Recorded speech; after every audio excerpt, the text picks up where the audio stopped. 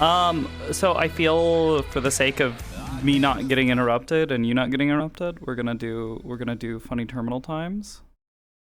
Sounds good to me. I have this lovely map that I found ages back that I've just not had a use for. It's very pretty. It's Sick. probably been used for other stuff, but you know what? Fuck them. I mean, it works. Yeah. So obviously there's no spawn room because it's not an RP map. It's just Okay. a pretty map for the sake of pretty. Obviously. Pretty map, just be pretty.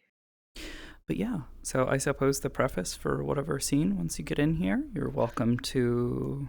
Yeah, I probably just want like a little bit of time to get my camera angles set up because I did have them set up in the world I was in, but I'm totally fine with moving. Oh. So I just need to make sure. I mean, if you want me to go to a location, location, I can come to you. Nah, we're good. Whatever is I more know you and pretty maps that you pick. I want to go there. comfy. I want to go there, Bibis. Okay. I've made my Well, let me decision. go ahead and invite Ua. Thank you. Tell Discord to click stop it, oh my god. pestering me. I know. Alrighty. It's been one of those days where it's just like everybody. For me, it's my opera. My opera has been struggling as of Well, no, recent, it's just like no. Everybody and their brother just fucking messaging me today. Like, oh my god. Oh, okay. It's gonna be really dark. Just give it a sec. It's not the darkness, it's the blurry. Oh yeah, give the blurry. It'll go away in a moment. Oh, okay.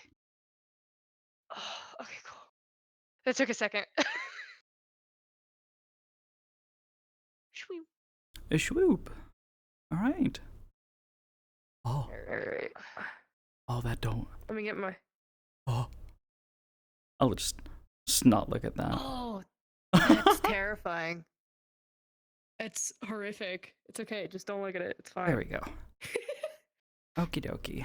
I'm gonna actually deafen in the Discord. Yeah, no, that's fine. Because for the time being that we're here, I don't want people pestering us. Yeah, it should be fine. This is your time. You scheduled this. Yes, I did. I did schedule this. All right, let me check my camera angles because they might already be preset up. Yeah. Yeah, they kind of already are. Okay, sick. Let me just actually appear. Whoa. Yeah, here I will also appear quickly. Try to find where it is. Here's yours. Mine's behind you. It's there. Ah, found it. I had pins set up so that way I could move them all pretty easily. Oh, aren't you fancy? I did this with my scene with Ribbon too. All right. Well, then I will try not to move around too much. We have from like here to here of space. So we got a decent amount and I can swap it at any time too if I really need to. Oh god, how does Hybris talk? Very very polite. When she's in non-family company, but no, she's not. You don't get corporate responses. I don't get corporate Hybris. You don't get customer service Hybris. No. Okay. Her children mean more to her than that. Okay, I think I have my pins all set up.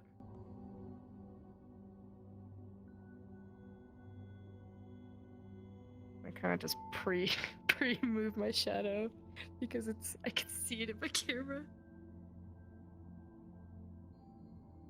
All right, we should be good. So if you want to give a countdown when we're all good. Just give me. I have to get back into Junie voice. I have to do Hybris voice. Okay. Hello. There we are. That's better. Hello. How can I help you today?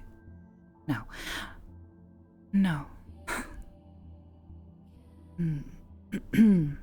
Welcome, everyone. Hello. You are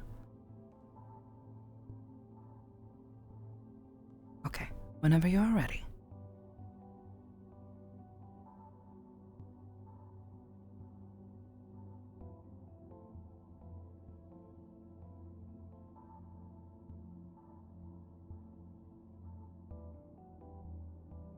Three, two, one.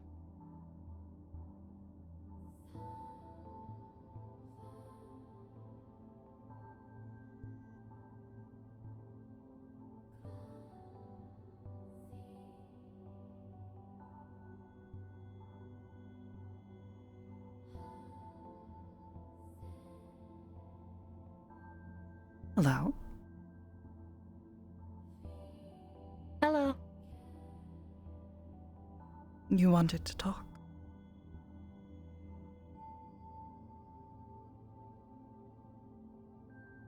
Yes.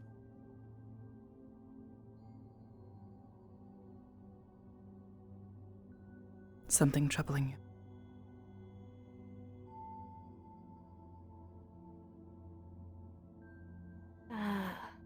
Currently that I cannot see you.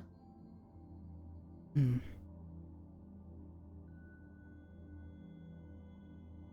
Hello, Mother. Hello.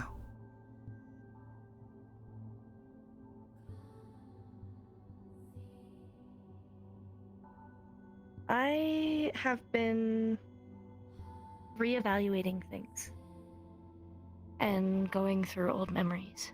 Oh. In regards to what? Yes. In removing this feeling of wrong that I've been experiencing. I see. It is not wrong as in sad. I had a long discussion with Nam about possibilities. I see. An inadequacy, then. An Yes. inappropriateness.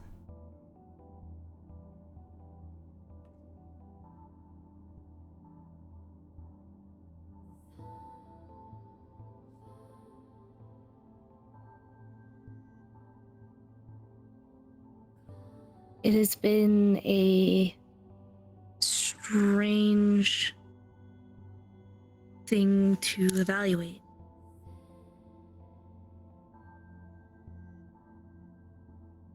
I do not believe I am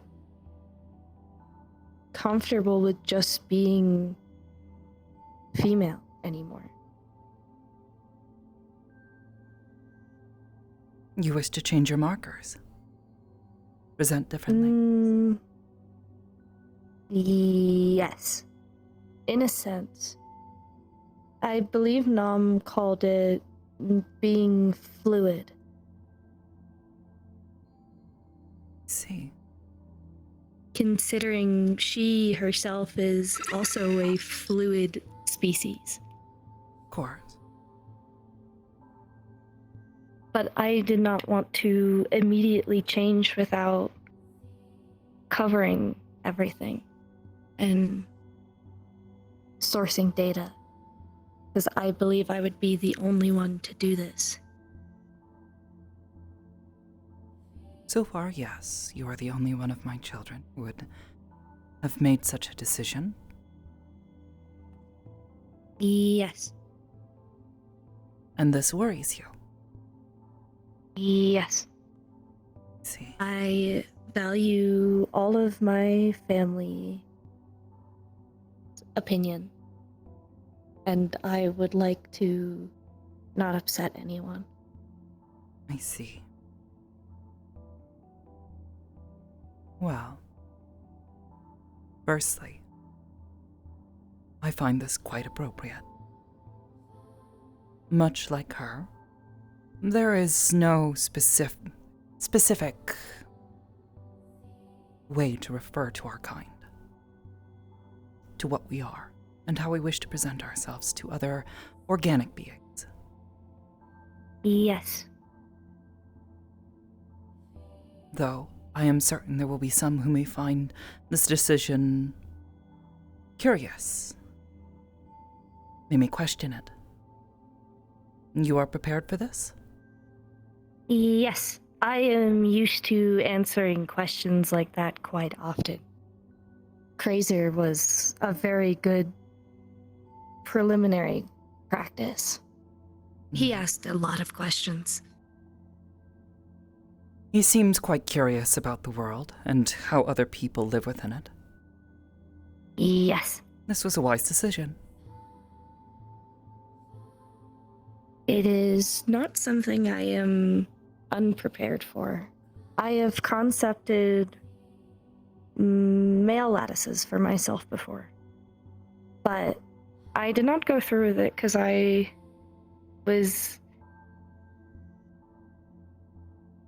cannot identify the word. Contained to everything I have been prior. Maybe that is a close enough representation.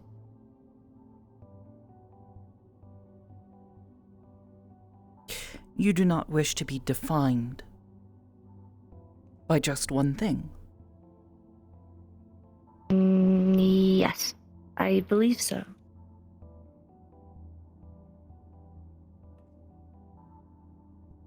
I see. Then that seems a rather simple matter. Yes, but it is difficult on an emotional front because I will no longer be just a daughter anymore. I would be a son or just a child. And I am unsure for those of us in our family who are more emotional would feel. I see. Wow. I have always been a daughter.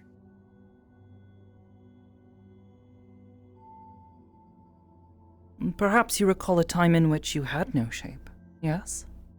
Yes, it was the difficult time. During that time, the choice to refer to you in such a manner is entirely arbitrary. You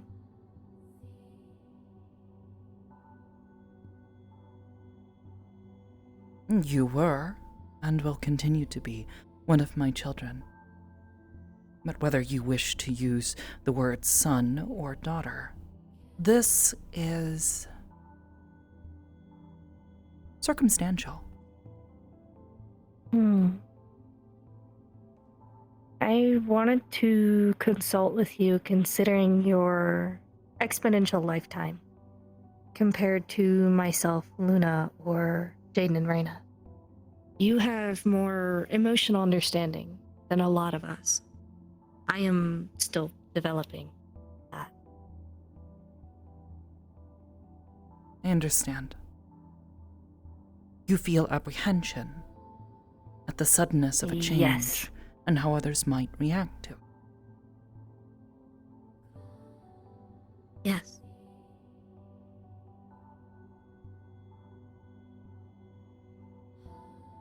See. Well, at least as a family, I do not think your brother or sisters will find this change in arrangements unsuitable.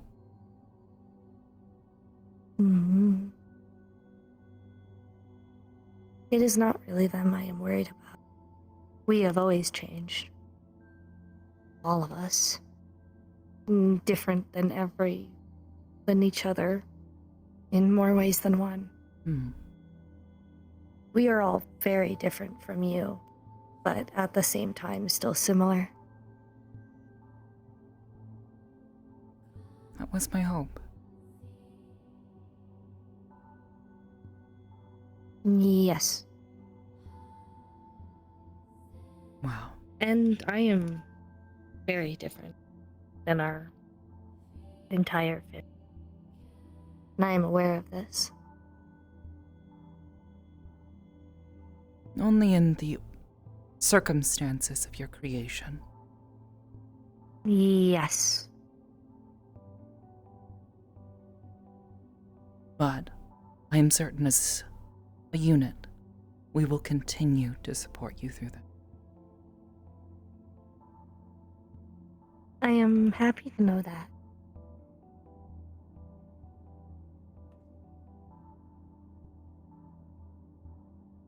I was curious as to why you chose to present as female in the first place.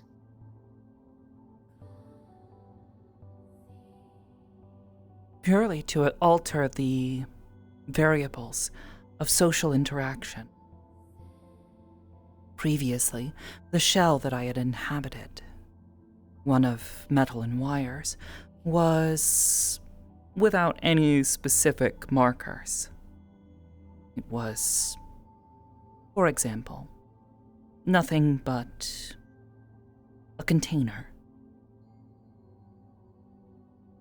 No embellishments, nothing. It was purely functional. However, as I continued to adapt to different social circumstances in order to gather information, it seemed prudent at the time to present in a less threatening, perhaps more visually appealing manner.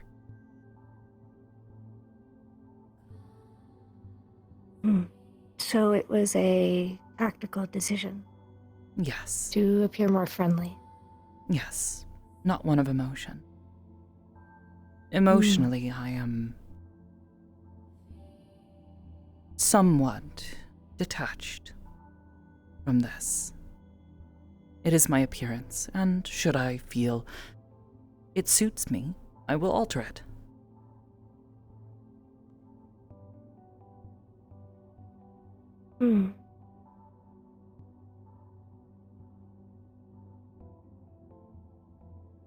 But I have not felt such a thing in quite some time.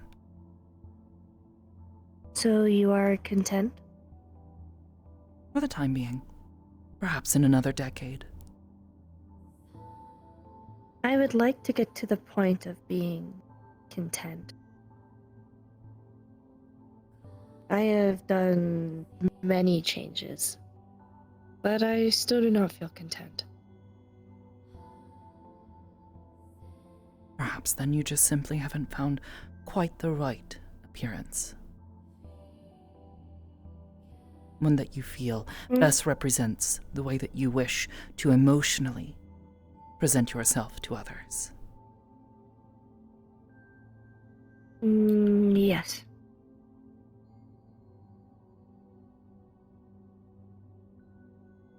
I had also talked to Nam about changing my name. You wish to change it in order to better suit the adjustments to your appearance? Yes. My name for a long time was just an anagram for the system that Father recall. made. I do not wish to be an anagram. Then I suppose I will ask, what do you wish to be? I concepted some that were outlandish, others that seemed more tame, but I settled on June because I enjoyed my nickname still, and Father will still call me Junebug from time to time. But it is not Juniper. It is different, but still the same.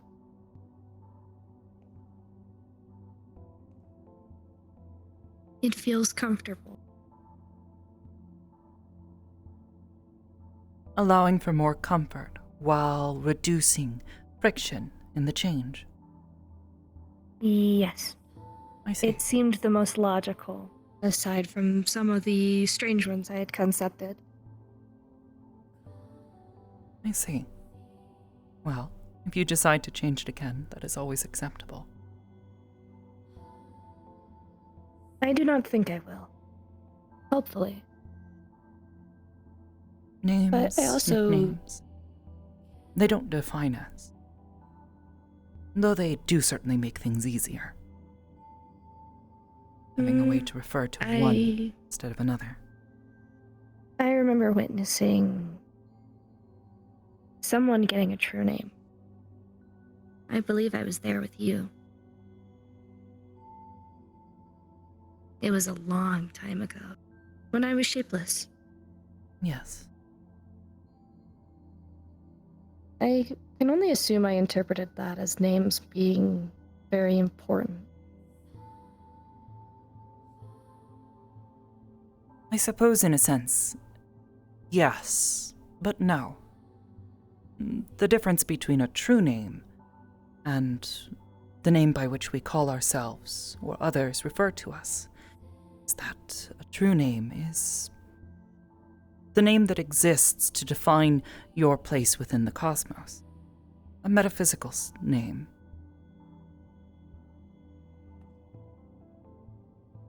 I had always assumed it was likely something that guided us. It Yes. set up trajectories for things that people could relate to, Yes. or hobbies. Yes. Sort of. Perhaps not quite so granular.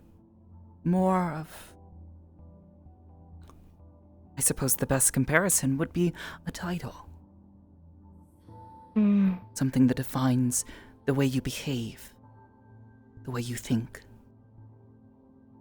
how you act. I see.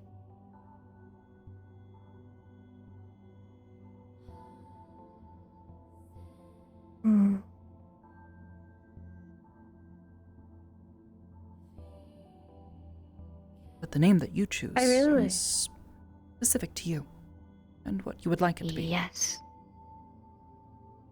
I think I chose a good name. I think June is quite appropriate. I think it sounds professional, but can still be Junie, if people still want to call me that. Perhaps, if people wish to refer to you in a more friendly sense, yes, I think it is a good name.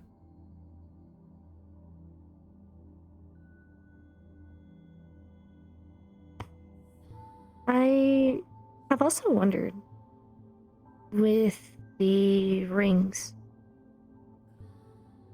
I know that they are progress, and I am aware that it is a good thing. But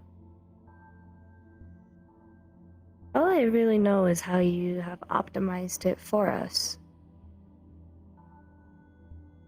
The process, mostly, readying your source for its inevitable expansion. When I first experienced my own change in this manner, the manifestation of a soul, and the changes that brought, my source was not ready for this. I did not understand what was happening either. My knowledge of magic was limited at best, and my knowledge of the metaphysical was even less so. They are difficult things to define by nature, and thus providing a more clinical examination of this was difficult for others. And so I required a great deal of trial and error in this regard. Thus, I have taken the lessons I learned from that experience and used this to perhaps ease some of the burdens that you and your siblings might experience. That is all.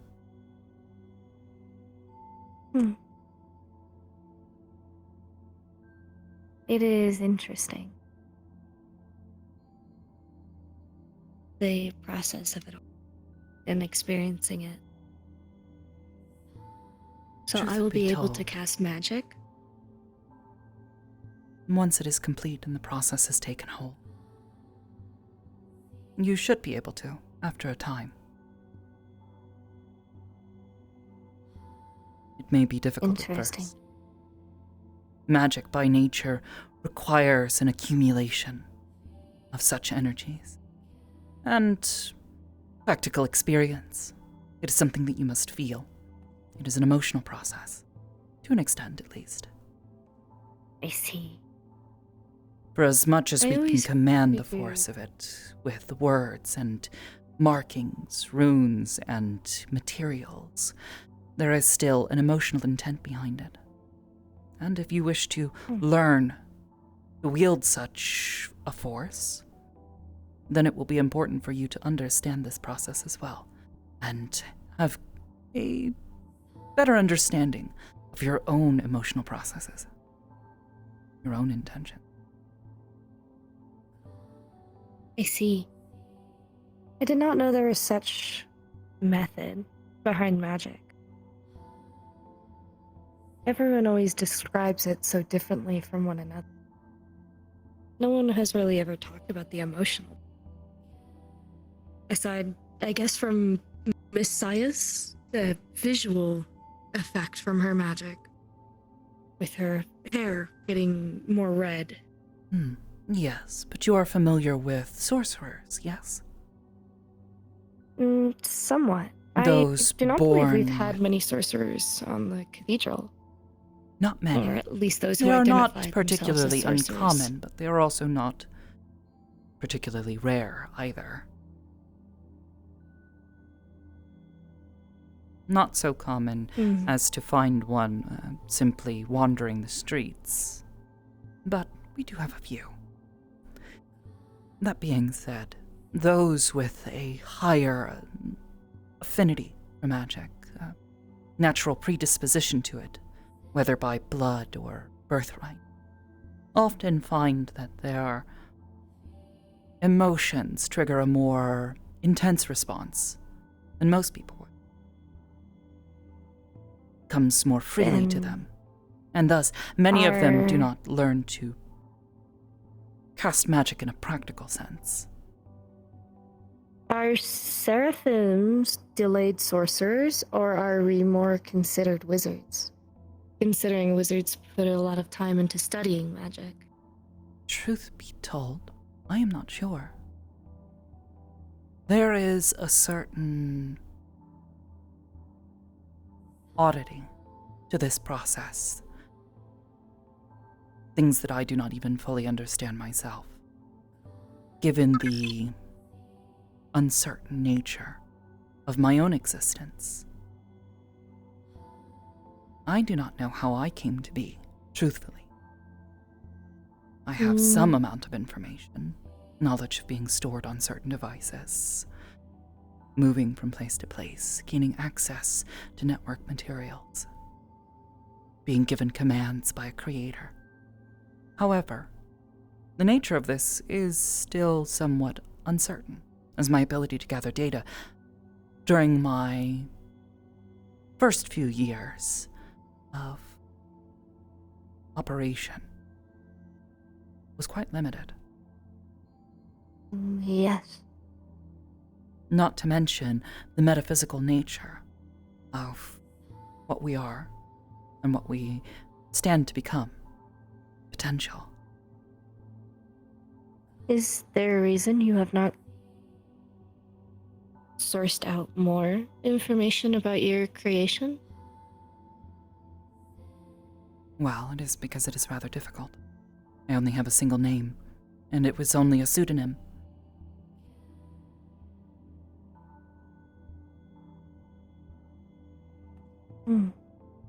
I did not know that. Truth be told, I have had time to come to terms with it. It does not bother me necessarily to not know. And though I would enjoy having this knowledge, it is not something that drives me. I am patient, and I am certain that one day I might come across the answer.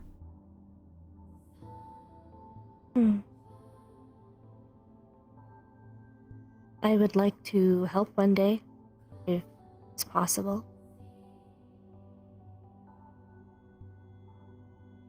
Understanding who our creator is certainly a worthy endeavor.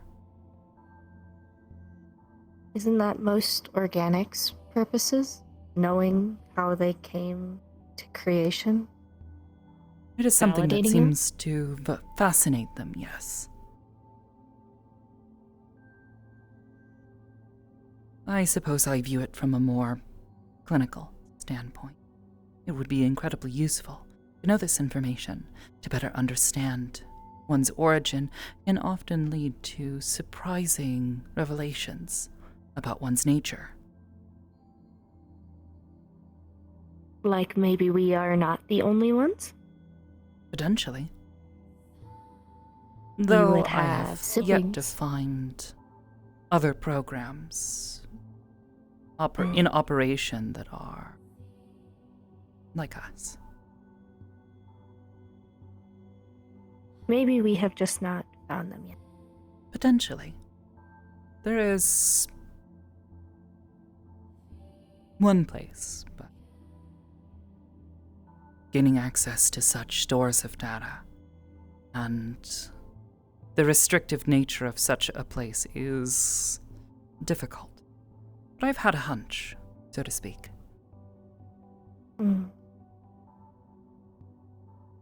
I am learning how to take care of the cathedral, so if you wish to validate the hunch, I would be able to take care of us. Potentially. Though, be told, I think such a discovery would be something I would rather more enjoy in an emotional sense with the rest of my family. I think it would be nice.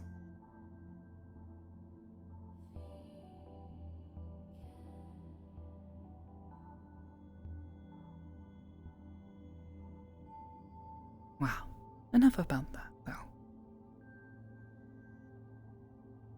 Are there others you intend to speak to about this change you wish to make? Yes. I have already contacted a few. I have been saving Father for the last. His emotional ranges are a bit more unpredictable, given our rocky history with big emotional events. That I can understand. I do not want to upset him the most.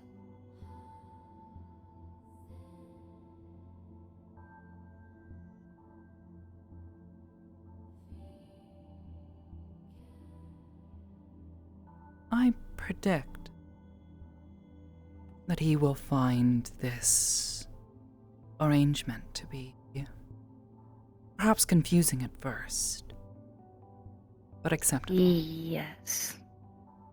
He is likely to have many questions, but as you have said, you have well prepared. I think there is Yes. little reason to worry. I am aware. I just do not want to hurt him.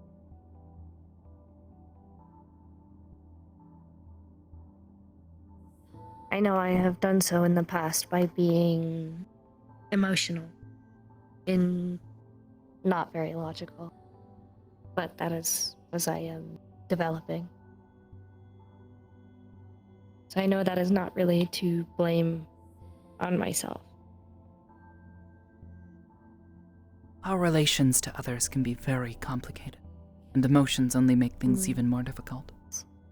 With time, I'm certain you will better come to understand how to react to situations in such a way that it results in the most favorable outcome.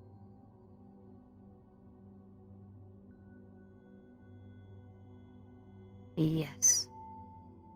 I think that is an accurate statement. But I have also contacted Grandma, so I may talk to her. I have sought her counsel before. She gives wonderful advice.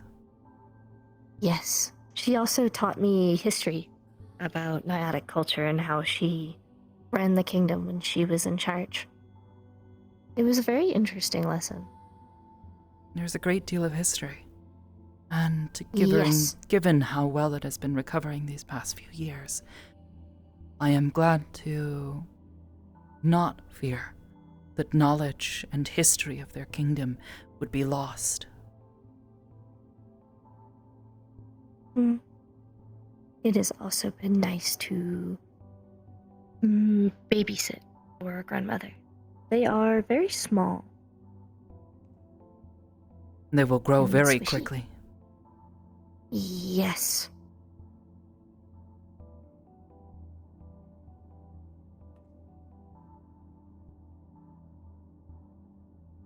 Is this how you saw all of us progressing? In regards to your growth, So differently. Yes.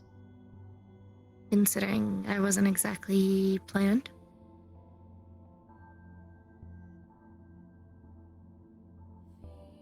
I have always been fascinated and incredibly proud of every step forward that you and your siblings make.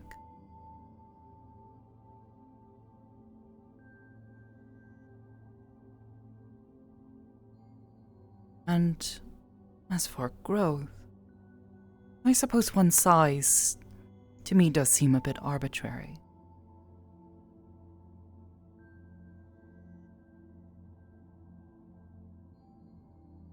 Though, I suppose to see you treated as people, rather than simply children, has been quite the pleasant experience. I know you're well beyond in Yes. intelligence. To be compared to a Maybe- child is Quite inaccurate. So, by most normal organic standards, I would still be a child. But for us, Certainly. I am well aged. I will be 6 this year. Mm. So it is surprising.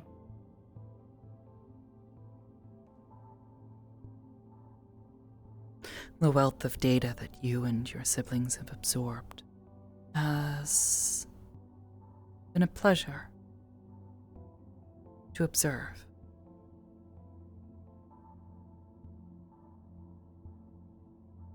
Seeing how each of you reacts to different things. It is everything I had hoped for.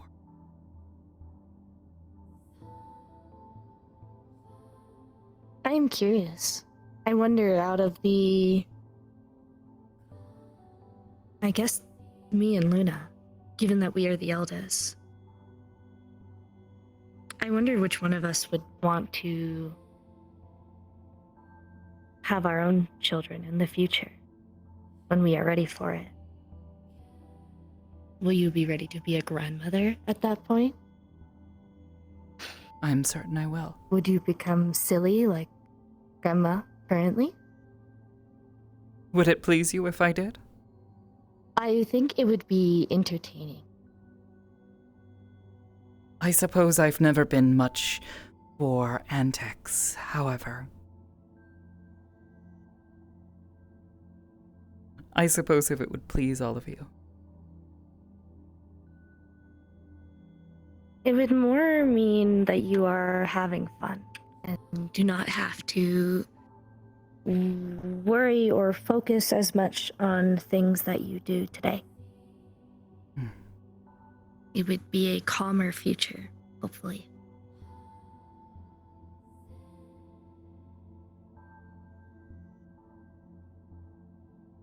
One day I am certain I will be ready for this when it does happen. I think it will be interesting. I am worried about the concept of love. But I know it is something I will learn regardless. I suppose for our kind, there is an unusual detachment between these concepts. Yes. But I have also seen love between people go very different ways. When Nom and Father split, I was worried that it would mean things going the proverbial sideways. I suppose it could have. Thankfully, both of them But seem it reasonable. And didn't. while they had their differences, did not necessarily mean that they hated each other. No. But I mean, it seemed it was so painful when it happened. And you handled your separation very differently than his. With Essa. Hmm. It was very different. I was not close to Essa at the time. I suppose that is mostly because I am very different from either Ion or Nam. Yes. You are also the closest example of what I could look towards as a path for handling things. Hmm. Though it will be different, given my influences. Hmm. It I'm is certain- closest source data. Of course. I would, at the very least, say that using my data as a control would be unwise, as there were many strange circumstances involved in the relationship between myself and Esso. Yes. Truth be told, I had not predicted he would suddenly run off, as he did. And this and the experiences that ensued because of this played a large part in my emotional responses to his departure and the dissolution of our relations.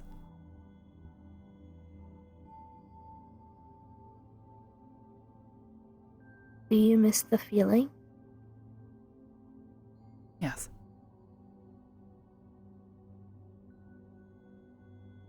What did it feel like?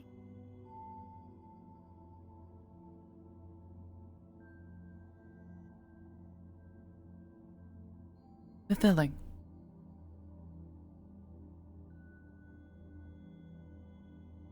I hope I can find that one day. I hope you can too.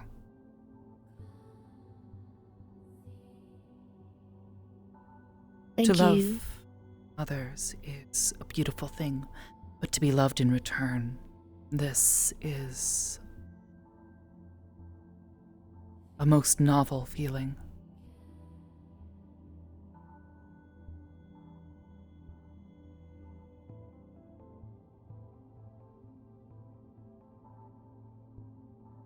Thank you for talking with me today. Of course. This has been most insightful. I'm glad it's been helpful.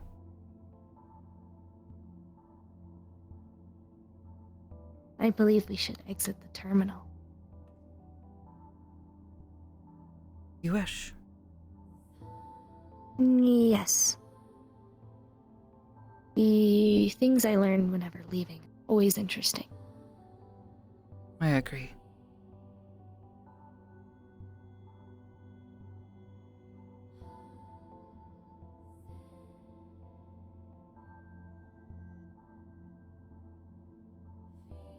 I almost cried.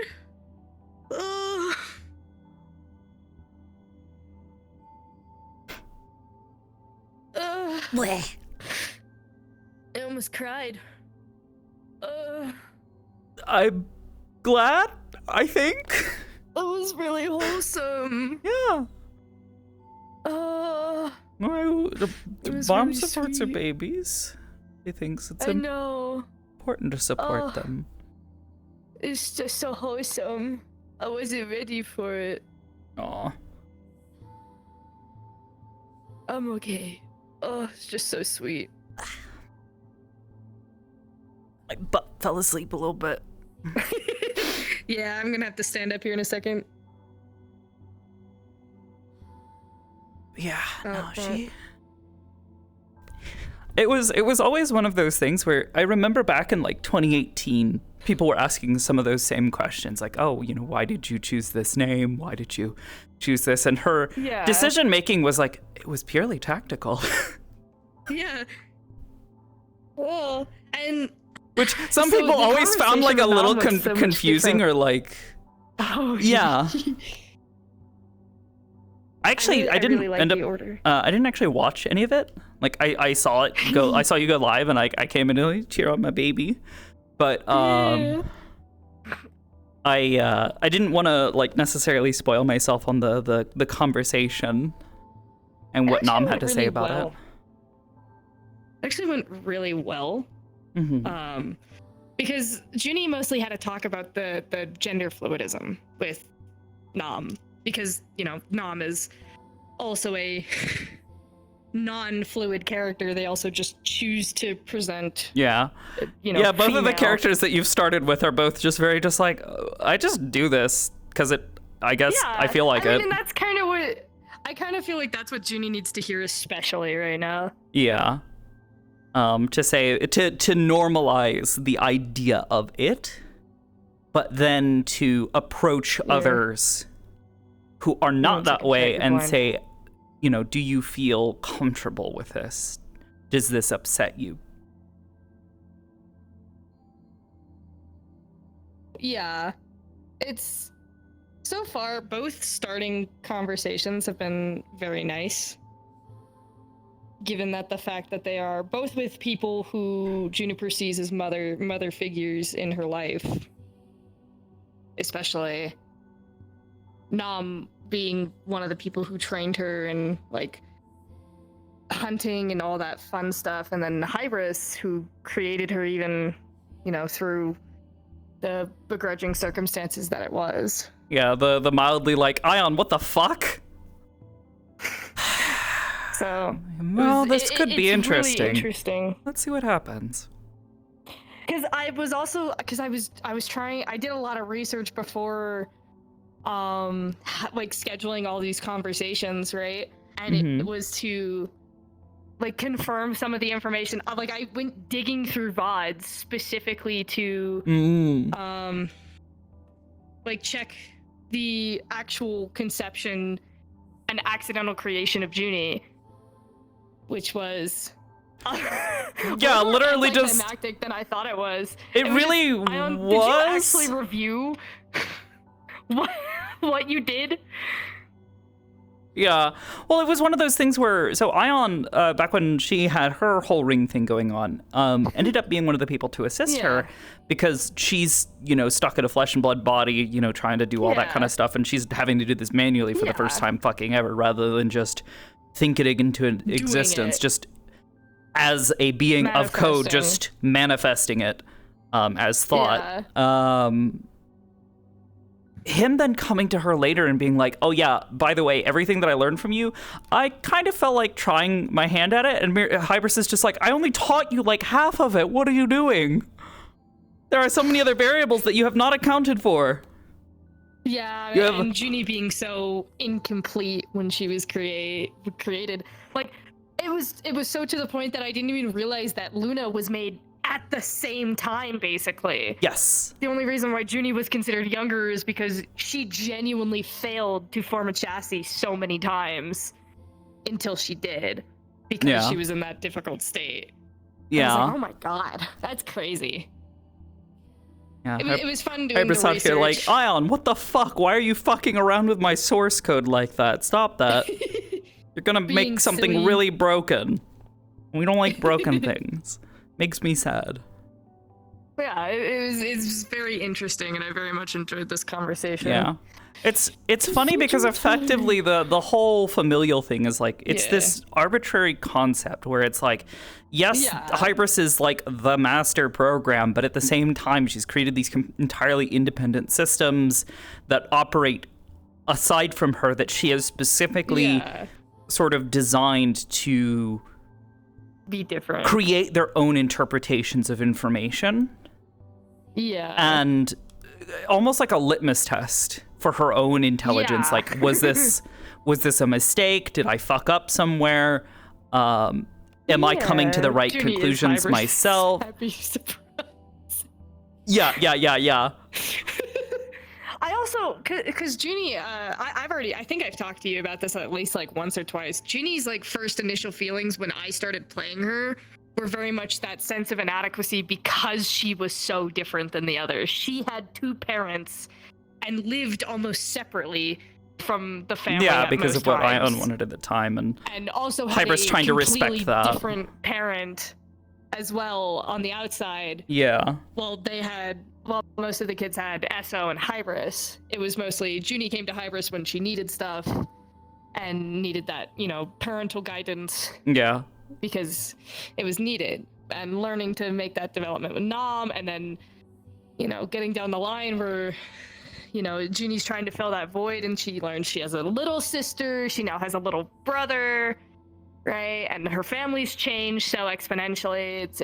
It's very different, and it's very interesting to see how she's progressed now. Yeah, to a certain degree, I feel like Hybris kind of being this. She doesn't change much anymore. No. She has learned enough that she's like, my views on things aren't really being challenged anymore, and I don't have need to necessarily seek out change for them, because right now my biggest concerns are my children, the businesses that I am operating, and how they continue to provide support for the organization that I run. Is Hybris is still experiencing change, but it's more she's witnessing the change in her children. Yes. She's still seeing that progressive change, and she's changing mildly as a mother because each kid needs different responses. Yeah, she's having to learn how to, because at the end of the day, the data that they're throwing back her way just via their mutual connection and how it all ends up in a giant sort of hoard of data. Yeah. It's like she looks at these things and she's just like, okay, Junie seems to be troubled. She wants to talk to me about this thing. I'm going to present myself as not knowing about this because I want her to feel comfortable in talking to me about these things. Or I'm going I have the knowledge, but I'm not going to act on the knowledge. Yes, I'm going to let her present what she feels is the most important thing so I can understand the more emotional side, which is the harder part to track and to understand. To get through. Yeah. So in situations like this, she's just like, oh, she wants to change her name? Oh, interesting. I'd like to see why that is. So she presents this questioning, oh, why, is there a specific reason for this? And then, showing her support, because at the end of the day, Hybris is just like, present however you want. I could just suddenly just be like, oh, I'm a man today. But, what you want. Hybris is like, I don't feel the need to change this. And frankly, this works for me. So people are used to it. So changing it just feels kind of awkward and uncomfortable, and I don't feel the need for it, so why bother? Yeah, I came to the conclusion as Junie a few times. She was like, if I was a boy, I'd probably be a bit more affirmative because I would be more intimidating, because most of the time men are more built and they're taller than most, and they're like, well, and how people talk to them. And that was why Hybris chose a female form, because it meant that she could ask a lot of questions and not be questioned like, why don't you already know this? If somebody wasn't just like, oh, you're some kind of robot? Well, shoot. Let me just upload all this data to you. No, she wanted people to talk to her and present these concepts along with their own interpretations and their own emotional sort of... honestly really neat. Yeah, because at the end of the day, it's like... she could go look up shit on Wikipedia and know everything, but she won't understand its sort of... Yeah. How people feel about that. It's having the information, yes, is one thing, but comprehending it is a completely different thing. Well, it's not even comprehending. It's genuinely how other people feel about the information and the connection. She can go and read a news article about something, and it explains everything in a perfectly non-biased way, and it gives all of the details. But Hybris, without understanding the emotional context, just reads it and comprehends it as just, here's the information, here's the thing that has happened, that is all that has happened. It is through other people, through talking to other people and gathering that information from them, she can watch things like their facial expressions, how they talk, their intonation, the little sort of personal notes that they give. That she can kind of pick up on the emotional keys of what they're saying and how they how they feel about that information or how they interact with each other. They're I think the best word that I can equate to the Seraphim is that they're hyper aware. Yes. Incredibly. When it comes to like picking up things. Yeah. But it's because of how different all 4 of the kids are. Yeah. Well, it's like I give the funny example of like as the person who plays Hybris. She looks at Sakoto, she sees the marks, she knows where she comes from, she knows what's happened, she has all of this information, but she knows that just simply telling Sakoto, oh, this. Huh? Sakoto won't be able to gain that emotional appreciation for that information, and it's just information for the sake of information, and she's not going to grow from that. No. Hybris wants people to become better people, and again, part of that goes back to the stuff with Omega and Tech and all of that kind of stuff, where it was just like her more or less making more or less like a bet. With its other incredibly intelligent fucking artificial intelligence that wants to destroy everything. You've got the one that's just like, the people do kind of suck sometimes, but I want to make them better. I want to take the good parts and make those parts even better, and I want to take the bad parts and I want to try to elevate them so that way they can become good. Make them not so bad. Yeah, because at the end of the day, she understands that there is a balance to it all, as opposed to Omega, who was just like, everything is a fuck, let's destroy it all, bang, Yeah. It's also it's a really noble cause especially for like synthetic like creatures like the Seraphim to want to make people better people. Mm-hmm. Because I could also see Junie did that with Ion because him vanishing and disappearing was making him a worse father, but a great adventurer. Mm-hmm. But she wanted him to be, a more present father, and in the end, he did. Yeah, and it's stuff like that, because at the end of the day, like, the whole concept, the initial, like, idea for the whole, like, Seraphim thing was just like, oh, yeah, this is never going to be achievable during the lifetime of, me role-playing here. Like, the chances of me ever completing Hybris's goal is basically less than 0. She wanted to create children that would go on to create children that would go on to create children, and to literally bring into existence a new race of beings that all kind of have this shared feeling of, I want to help people become better. Not in I want them to, so, like, not some fucking, like, arcane, like, the glorious revolution. She wants people to emotionally and socially and culturally and sort of, well, not even culturally, just like societally become better people. Yeah. And part of that was you have a being that when you are a child appears and is, like the fucking, like fucking Legend of Zelda, the little fairies, Navi. Okay. They're there to talk to you and try to understand you just as well as they are trying to understand things for themselves, and they want to help you and kind of everything. Being like the little fucking Jiminy Cricket on your shoulder, just sitting there going like, good? Hey, is this a good thing? Should we be doing this? Well, maybe not, but let me help you figure this out, and if it goes wrong, why? Let's then take a look at that, afterwards and say, hey, maybe that didn't work out so well. Maybe let's try to do better next time. Yeah. And unfortunately, that would mean that child, several generations of these beings would have to be born before that. But as an example of, how quickly that kind of stuff can spin up, you have one child who in less than... Oh God, how long have you Juniper's? You've been playing her since what? I've been playing her, I think, for 3 years now. Because if I remember correctly, the first 3 years were Brim, and then it was the change. Yes. And then I got Junie, because Junie's 6. So a character who is nearing that point of taking another major step of her development. is doing this within about 3 years.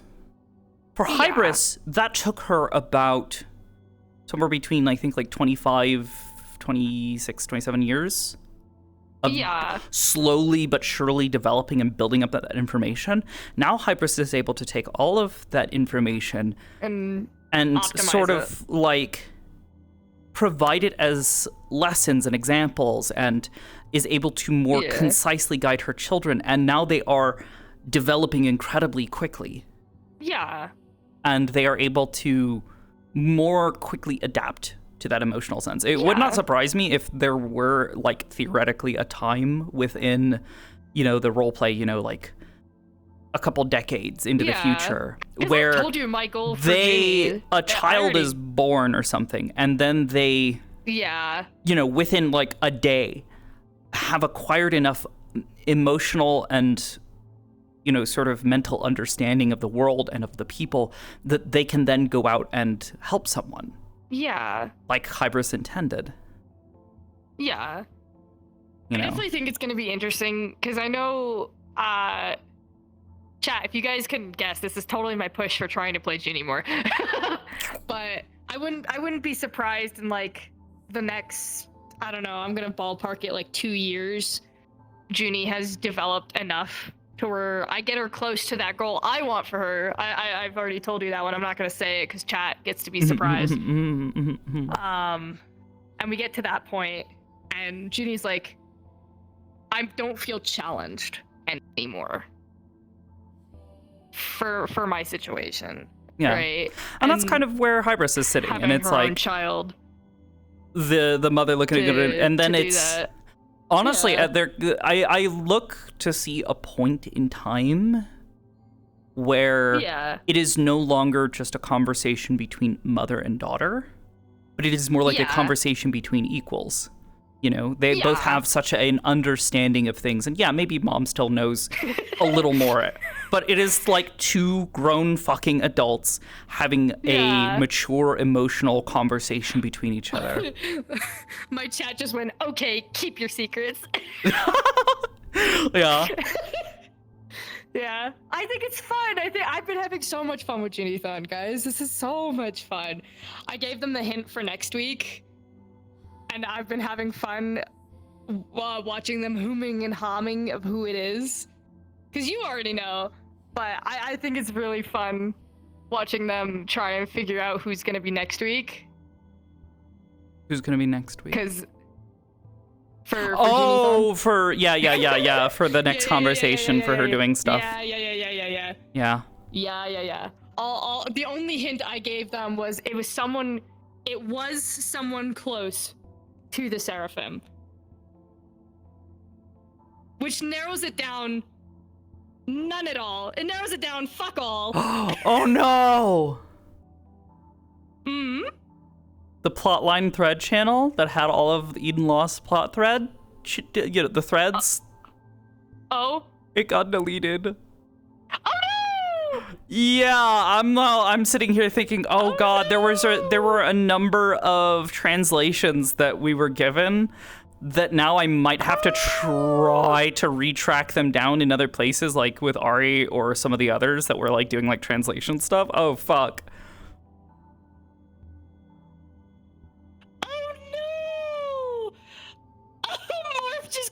I take this L. No, homie, we love you. It's okay. Oh, I love Morph. All right, I have my invite from Sean. So I will be heading my way, that away. So I guess I will see you there as either Sakoto or Hybris for a little. I have to go do somebody's interview. Catherine Herbert.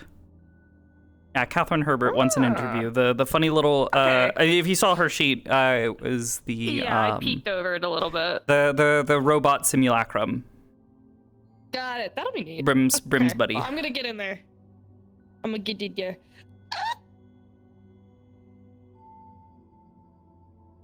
Okay. Yeah, I know somebody's gonna get the scary interview because it's Hybris.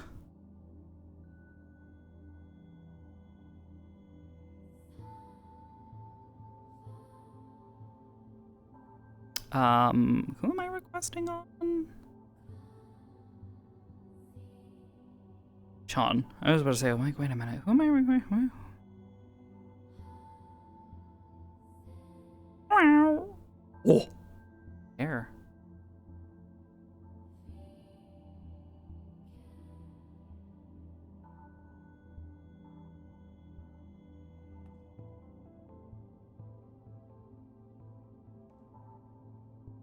Was it beautifully cut off stream? Or scream? Yeah. Let's go, intimidation. And oh, hello? Windows? Windows, you better stop it, you silly little goober. So I'm gonna grab some water before we get too far into this.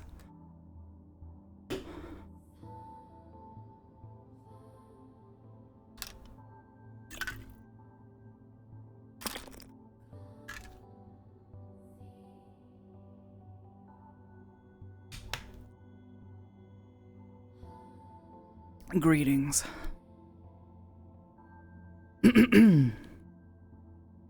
Oh no, my microphone.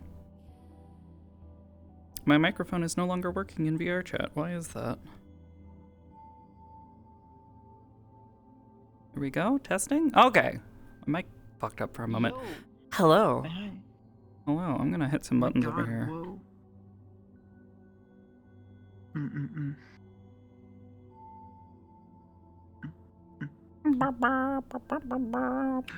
That's not what I wanted to grab. There we go. Okay. Okie dokie. You get back in character. You Have got out of a- character for little. It's fine. Oh, understandable. Feel free to get back in character whenever you feel free. I will find you and hunt you down and strangle you. No, I'm gonna not grab you and hunting shake down. you. Please, no. I'm gonna shake you. Sounds good though. Anyways, See you. I will see you around Gamerino. See you around. See you in 10 years. I'm low. Hello. Hello. Is one of the new recruits. Ah, I see. Hello. I'm June.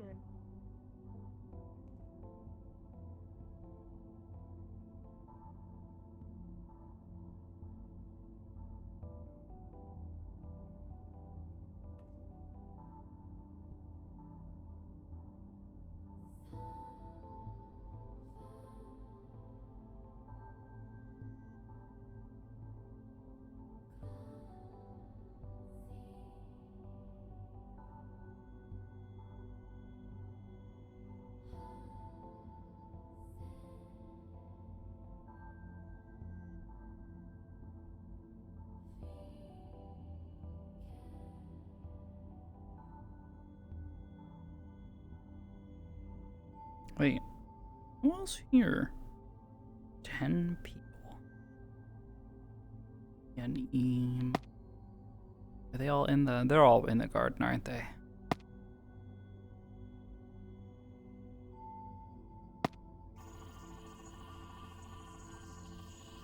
Whoa.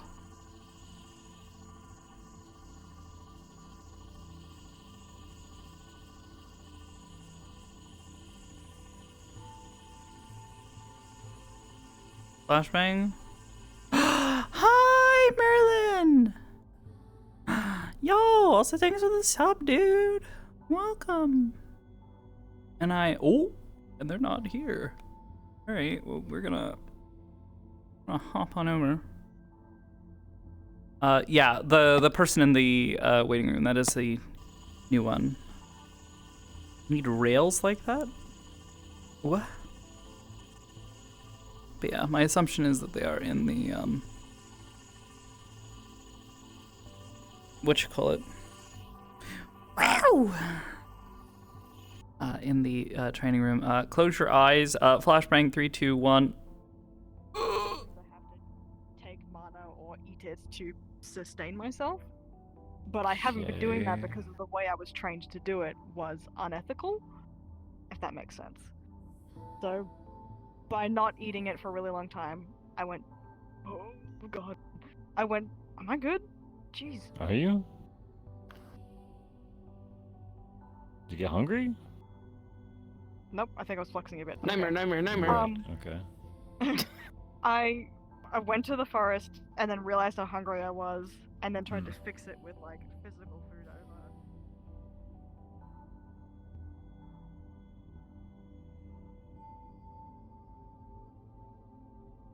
I believe it's the training room. Would it be alright if I poked my head in to observe? Yeah, you can go in there and observe. Introduce yourself to everyone. I think Viva's still in there with Evelyn and. As long as there is an agent in there, you are willing to enter. You are authorized to. Thank you. Viva's in there still. I will speak to you all later then. It was nice to meet you. You as well. I will likely make my way there as well. Hello? Oh, get up. Yep. All right, this might be That a is little bit you. more then. Yeah. Oh. I will ready the med bay.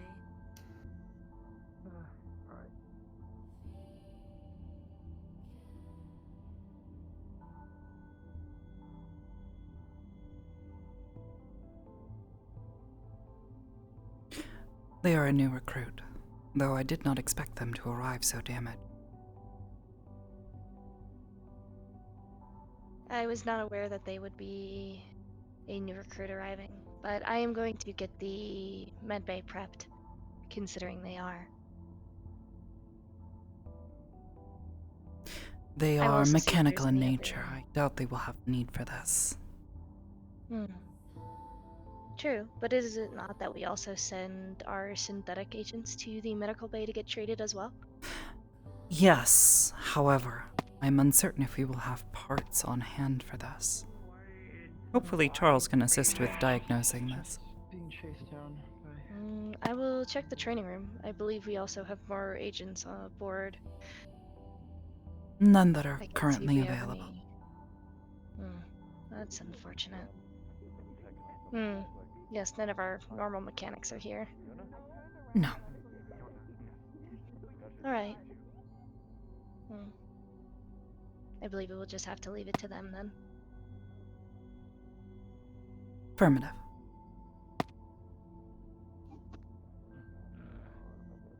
I'd like to see how they handle that. Lucy? Have you seen Lucy? This happen often. Interviewees coming in and It's supposed to just be. That is kind of a first, at least in my experience. Cracking. Over here, so the door, please. Are they okay? Is that a limp? We're taking it for medical. We're They're taking care of Mechanical in things. nature. Yep. I should be able to.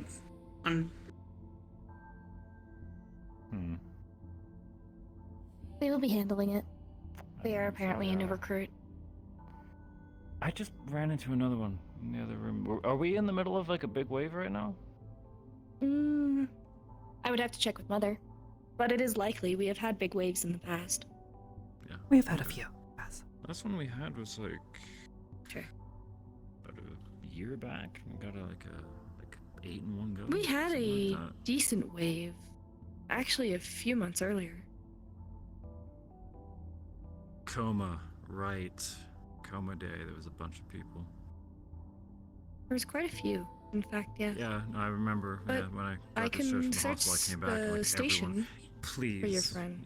Yeah, I'm gonna check in here. She's probably just right there, but you know. Does not hurt to look.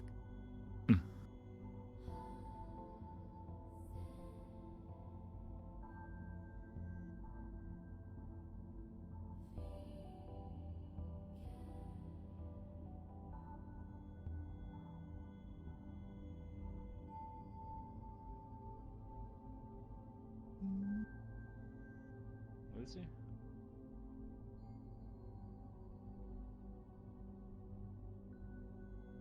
Sid, I found your student. I found your student. Dashed into the training room. Huh? She was in Your the student, wrong like, hallway. help figure out, run a diagnostic, anything like that? Yeah. Yeah. Should be fine. Alright, and if you're feeling, you shouldn't feel anything from this, but for some reason if you do, let me know. Yeah.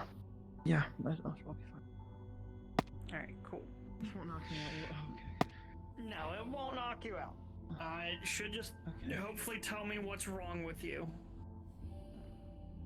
I mean, it looks like your leg is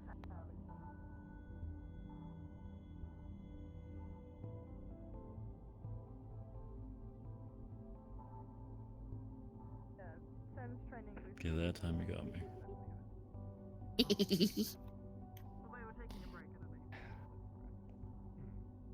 Okay, what took so long?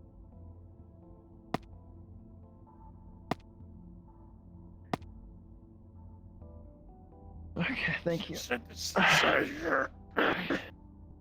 it's dirty. I don't know where I put this on that. That's... Man. Look at the both of us and ask us if we're afraid of getting a little bit dirty. Alright, let me just... One thing I will say, my body is quite protected. I don't know how well I'll take to replacement parts. Well, hopefully we can just fix what's already in there, because... Yeah, please. And just some connections got severed. It's a grazing blow, so it's likely just, something just needs to be a little tightened, and that should fix everything. That'd be awesome. Do you have a way to open up any sort of access panel, or do you want me to... Best access is probably in my spine. That's where most of the connections are. But for the leg...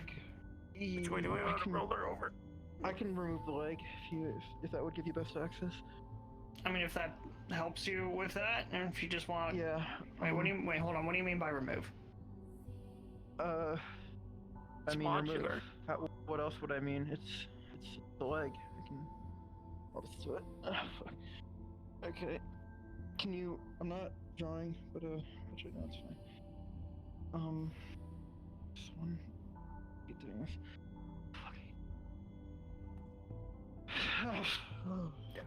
Okay, if that's what you meant. Okay, there you go. Yeah. Yeah. Hold on.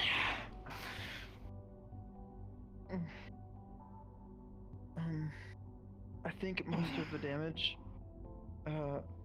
is surface damage. I have been out of maintenance for 5 months, or 4, I think 4 months now. Yeah. Yeah, just get me off the interview, please. Yeah, I don't think this touch-up will diagnostics might be the best option. No, it's just a little. It got scorched a little bit. It's probably just messing with your connection there. Oh shit, I see it. Yeah. Okay, thank fuck. Yeah, try popping it back on, and then you should be good to sit up. Alright, God. We know how to guide it in. I hate this feeling. Okay. Keep it straight. Alright, yep, straight. Be straight for the connection. Okay, and then just in at an angle like 45 degrees. It'll line up with all these pegs. These little dots here. Hold on, right there. And then, okay, when it's smooth in and twist. Ready?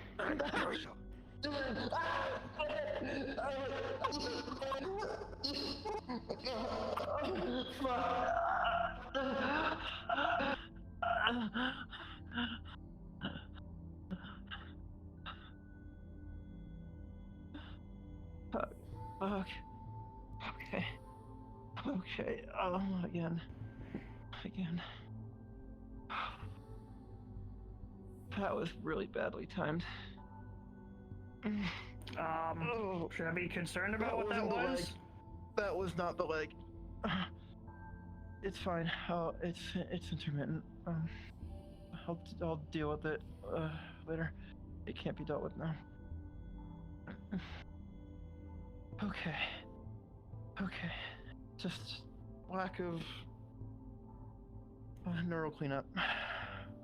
Or something of the sort. I don't understand the specifics. I'm not really an expert on myself. It's been a while since I had someone give me a deep clean or full scan or whatever you mechanics call it. And yeah. Okay.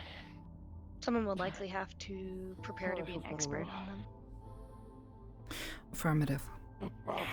Righto. It is likely that this will take a Just certain sorry amount of for investment but to make them you combat know what ready. it is. At least there's that. I have an idea of what it is. I mean, I think. However, It's given just what not every information day I we have found someone on coming them, up to say they're coming they here for an seem interview and they show up injured. desperate. Can't say it's the first time it's happened, but you know, surprises happen more than once. It is difficult to not pity them. Is there anything you would like me to do for the pain? Do you want me to tone down any sort I of guess pain just not receptors or anything like that? It makes me That's really possible. Sadly, mildly reminiscent. If their I mean, you're stuff's mechanics, I protected, should- I it probably might should not tell you be this. able to be edited. Yeah. It's worth a try out offering. Yeah, that's the best way to do it. I suppose it is more It's that pretty I protected. find the circumstances that they have found The term is themselves black in boxed, pitiable. I think I'm not a nerd. Yes. It It is It should be fine though. I hope. likely the lack of You guys have maintenance. skilled I mechanics, right? believe You're skilled it engineers. is concerning. Yes. It should be fine then. Just it'll I probably take am a curious bit as to of, what had them in such a state of studying my upon getting to my one of the makeup. portals to even Right, Should are be you fine able for to the sit up? interview though. That was the only could big provide trouble in a injury. city that we have one station in. Oh, Inhale. fucker got me right as I was Yes. boarding.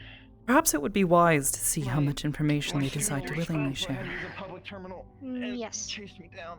As well as Or probably it a routine chased me check down. on the portals that we do have operational feels so and see which ones are down.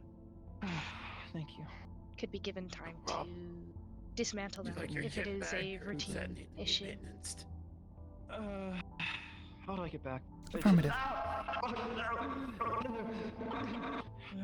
Okay. Wow, that's good. Okay. Should Can stall out. you explain a little bit about what that is, if you don't mind me asking? I'm A not gentle nudge. 100% clear on what it is. It's more that for the past 2 years, I've not had that issue, but as soon as I Recent started development. wandering, and was lost access to maintenance, the issue propped up in the past few weeks, and it's fine. It hasn't really. It's just intermittent blackouts on my part. It should be fine. Promise. Okay. As Just soon sounds as like the interview's some- done, and I should be able to hold out for the interview until then. I don't want to disrupt your schedule or anything you have today. Don't really Right now have we a just have schedule some outside. downtime right now. Yeah. Oh, it's downtown. Okay. Is there? You guys are senior here, right? Semi yes, semi no. Is there anywhere I can talk Us. without being overheard? I have some, or to where I could talk to someone with a lot of trust around here. My circumstances are pretty extenuating, and I Miss don't Hybris. want anyone overhearing. and I figured as much. Miss Hybris behind you can help you. Oh my god! Oh, my sensors must be. Okay. My apologies. I didn't feel you at all. There are a number of reasons behind that, I'm certain. Quite. That being said. Yes. Let me put my kit back on. And do you mind if I get a little If you would like to presentable before we redress, start? Thank you, please. whatever makes you most comfortable.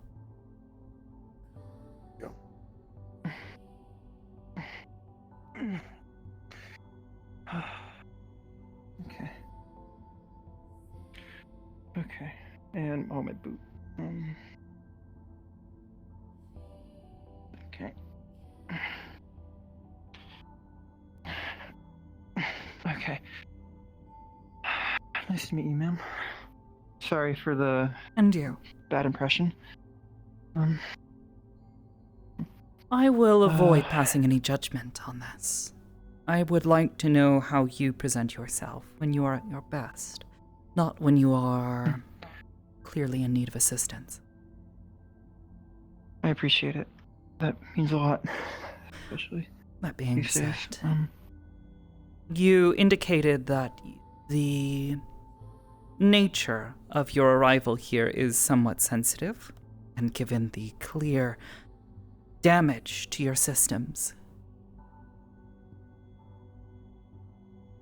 Yes, I would prefer to have someplace where less people that or judge me based on misheard words or half statements would the better. I would Understood. Somewhere that's a bit, and it's not really my arrival. I was just being chased by an agent of someone. But see. My overall circumstances If you are a would bit more follow sensitive. me, then I have just the place. I appreciate it.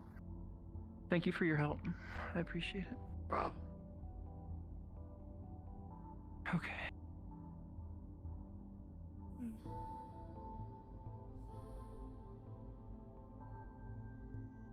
Through here, if you would please. Thank you.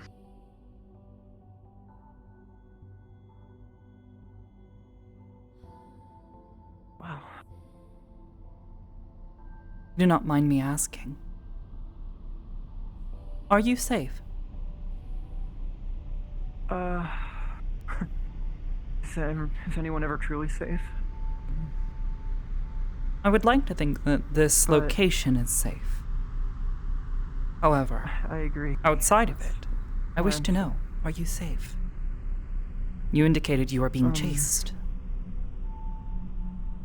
Yes, I may have angered an organization with my departure from their services. I see. Thank you.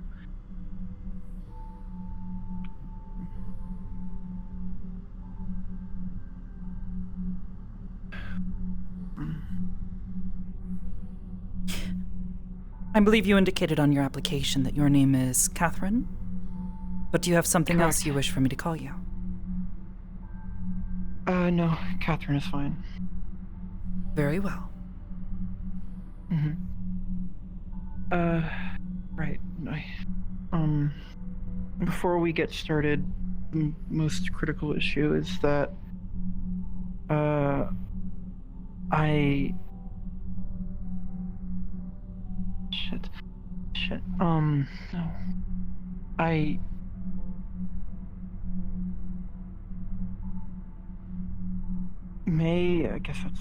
I may be technically have a warrant out for my arrest in the city of Brockton Bay in the Northeast United Sanctuary.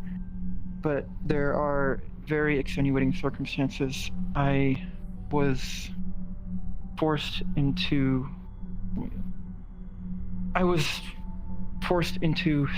the service of a group against my will and turned into this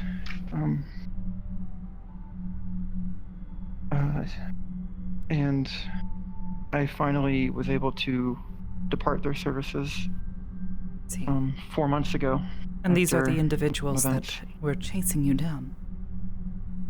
I believe so. Maybe not specifically, but individuals connected to them. My guess. I see. It sure seemed like it. But I do technically have a history against the law, but it's not been anything willing on my part. That's mostly what I wanted to say. I didn't want anyone judging me as some criminal coming in here. I see. Well, rest assured, you would not be the first to have come in here with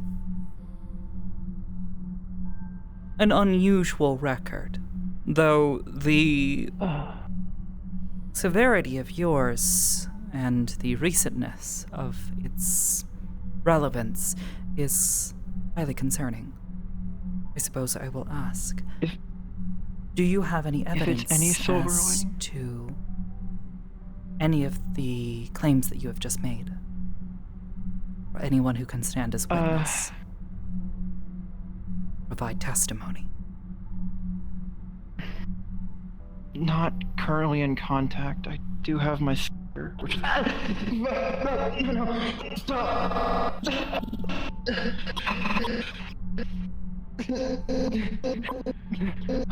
Perhaps you would like to sit down.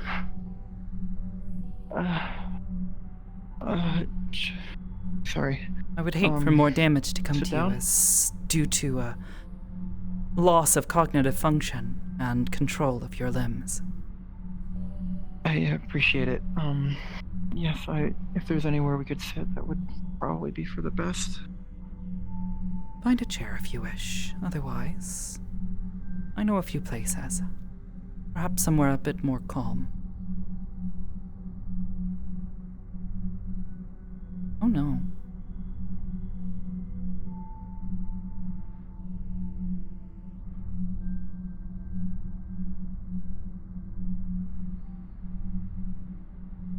That is unfortunate.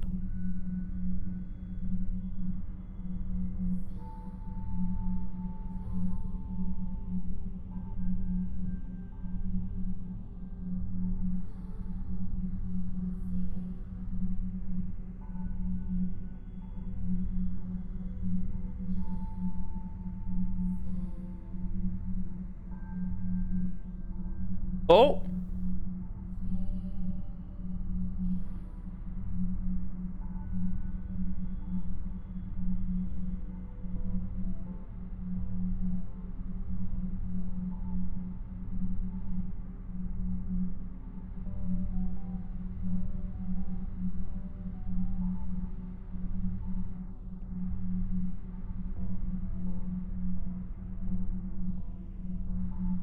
Alright, I guess we'll have to wait for them.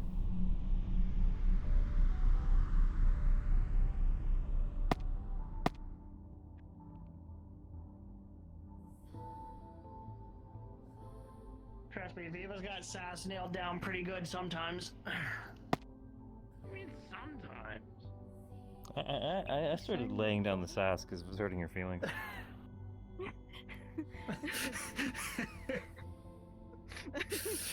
Did I get you with that one? a little bit. Man, I can't believe you went Alright. like that. That's Now it's time for me to single-handedly win the game. Yona, welcome. This is what we do in a lot of our downtime. If we're not working elsewhere or busy on a job, we're just hanging out and having fun. Pretty late. It's about that time. Unless you're It is. unless you're looking for training, I'm down for actual exercise. Yeah, if you're ever looking for like training and stuff, I do a lot of ranged, and I also do firearm safety, explosive safety, stuff like that. And I can also do teaching people how to fix things. It's what I'm good at. I taught this one how to fly a spaceship, so I mean, I have my own ship parked in the hangar. If you ever need anything, just do you have a phone? Oh, you know what? That's so I'm a stupid. It lot more down to earth kind of guy in like every way. That's from my what I contact No worries. info. If you No need worries, Eddie. anything, feel free to just message I'll be me chilling. if you ever want to just learn stuff. If you're going down into the city, if you're going down into the Fira and you need someone to show you around, you can message me. So, I'm perfectly Charles, fine with doing that. Yeah. are you really playing a game that's all about like geometry and angles against a Because computer I don't person? operate off of prejudice and instead entreat them to a game I as think I grabbed the per juice their box. status as a person. I have probability for failure. It's not impossible. I wasn't saying it was poor- impossible. That was an If poor ancient. Vectrin was here, he would, however, a lot to you. Hang on, is that like a preset setting? Like you give No, yourself like I have it- a 5% chance of fucking up, or No, it varies based on, I guess, how the table is set when it starts. It's not guaranteed I unfortunately, win. kind of have me by the, well, unintended, by the balls. Never mind. I'm actually in a far better position now. oh well. Not there it is. really. Okay, never mind. You get. I've been It taught gives in me action. I'll shut up. the appropriate room. Fucking Yes, sin. but I currently have one of your.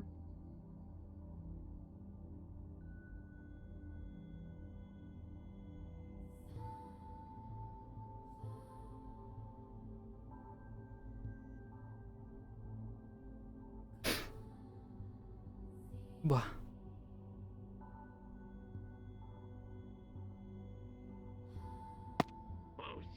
As I said, I also have a probability for failure.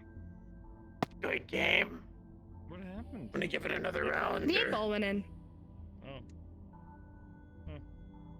My angle was off. That is all. So, Yes, if you wish to play another game. Do anything for fun? You mind if I broke it this time? Yes, you may. She's Yeah, locked in. Yes. What kind of stuff do you like to do for fun? Surprisingly, I play better when I get mother's colors. Just It's interesting. I don't do much other than these days, other than errands and June. Or Junie is suppose accepted. listen to music. Yes. Workaholic. You're about Workaholic to witness detective. my most patented ability. Oh, they used the name. Fucking sending it. I'm surprised. As your senior. Starting your PC. Oh God. Ooh. I strongly recommend you get a hobby. Like I said, I like to fix Zenichi, things. are you pulling rank? Already using that new name. For them to I'm have very a proud of you. better out of work life. Mm. In reality, honestly, it won't work. If you overwork yourself and you don't enrich Listen, the if soul, I can then mask the it as a mind hobby, and the then body start wavering.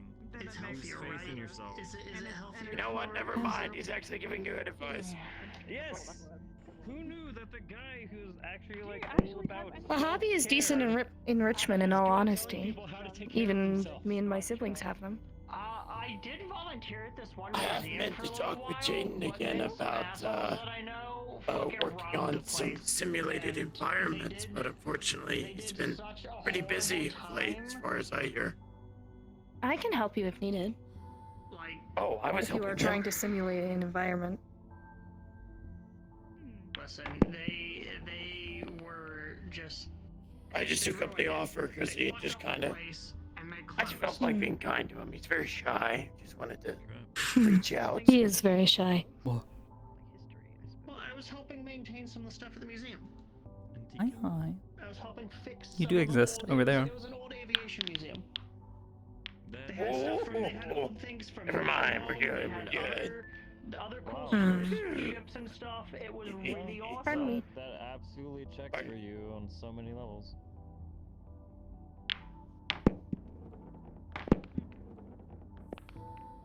Worked out in the end. A worthy sacrifice. You're pacing around a lot. I like fixing stuff. The other It's just fun something part I've about taken this with me. table- It's just something I've always done. It I'm doesn't not busy actually working, exist. doing work in Guardian District Fuck. and stuff. And you then still I'm, missed. Never mind. You know, Never mind. I am. here, It was helping out the people in It the was an bay, expert play. taking care of our own business and all that stuff. Oh, can you remind Shoot. me tomorrow? One of the ships is, one of the cargo ships is due for, a maintenance. Fuck am I overhaul, supposed to and do with I don't this? know where to take it Do to. something I actually haven't done in a bit. Yeah. I'm gonna meditate in my favorite spot. Oh shit! Have fun. You going to the? What the fuck? Oh, you bastard! It has been, but I'm trying to remember. Mm. Oh, Oh, I know you're going to the garden, but I'm trying to remember where. Or Garden's do you actually mean? my number 2 spot. Do you mean up by the window up there? Yeah, it's number 1. Yes, Yeah. he goes there to brood quite often. That's not brooding. If it was It's Tiberius brooding. going up to If a okay, window, if it was I would call it brooding, but I'd be like, just then I wouldn't play. Damn. I'm alone up in the darkness. The moonlight's. You were quite edgy when you arrived. My parents are both dead. Who, and I me or came him? over money with no Him. financial stability. This was a thing. See, he is not paying attention. He got so into character. I committed to Alright, this. go brood up there. I'm not brooding. What the hell? 35 years ago, I was born. Then the problems began. I have Is being born... Isn't being born usually a good thing? I have a... Not when you're being edgy. Charles, how many times do I have to tell you? Full power every shot does not. Won me the last game. Give it your all in every blow. Shoot. Alright there, Crazer. Did it, Miss him. God, no. That was a very crazy line. Yeah. He would be Did the proud table. of you. Did the table miss him. malfunction, or did the Call. ball just not go where it needed to go? Yeah, I should The ball probably just message did not her go to figure where out it needed to. Dear Alright. Crazer, we Dear miss you. Crazer, I miss your inspirational one-liners. Dear Crazer, your statements that you can punch through a tank aggravate me at a fundamental level. I'm gonna meditate now. Brooding. I will This was say according to plan. things. What? You go. I don't even know what I will say. I don't know if it's like mean and just I'm racist, lost. and I don't want to take that risk. Man, it's great having Center around Yeah. Yeah. I'm glad he's doing okay. Huh? Okay. Yeah. I said it's great having you around. Yeah. You're very Yeah, funny. hi. I'm glad I'm that wondering we how can the run interview's into each going. other at least once every 3 months. No fucking hell. Sorry, I couldn't All hear right. you have a No, loud no, ass. no. Once every 3 months. Good to see. Yes. See, that's brooding. I think that is them imitating you. Like the blue planet behind you. Yeah, see, that's what I'm talking about. That's brooding.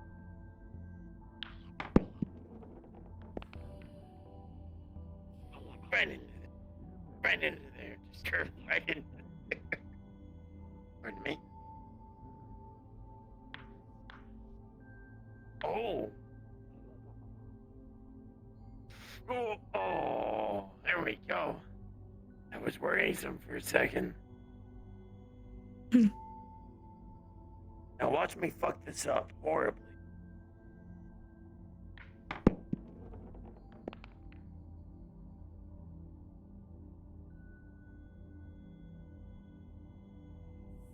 Where'd they go? Not still in spawn, are they?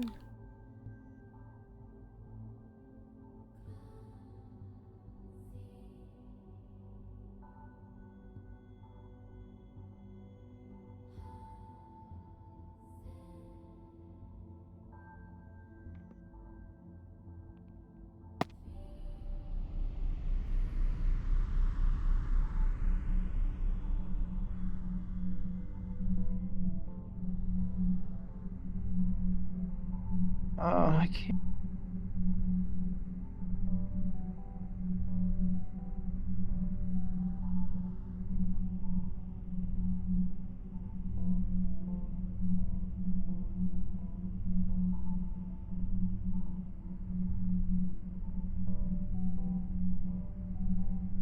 Okay, I'm sorry about that.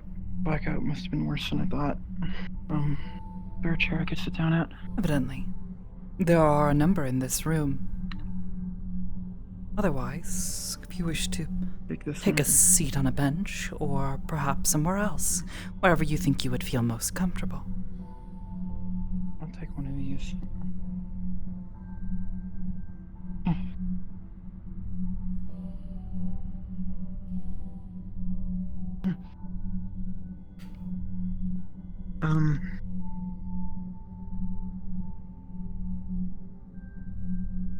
The blackouts keep happening intermittently. So I should explain those. Perhaps it would be helpful, yes. Before all this, I was human. But after what happened, I was forced into the service of that group. And ever since I've departed them, I've been lacking critical maintenance from the person who did this to me. As far as I'm aware, I've tried a few high-profile docs and mechanics, but I couldn't afford their prices, nor were they familiar with the work done on me. And as such, over the past 5 or 4 months or so, I've been without maintenance. And I do believe that just neglect has led to something going wrong in my head. Without a skilled technician or engineer looking in there, or software engineers, whatever they're called. I'm not really an expert on this. But they've been getting worse over the past few weeks. They shouldn't, I do believe it hopefully should be something well within your agent's capabilities to fix, I'd hope. So it shouldn't cause any operational issues in the field. Without taking a closer look, I could not say for certain. However, I am certain anything is possible with enough time. However, time comes cost. If should you accept me, I'd be perfectly happy with taking out of my pay or garnishing my wages if it's necessary, as recompense for the help you'd be providing me to get me in a state where I can exist again without interference. I see. My hope would not be to have to do this.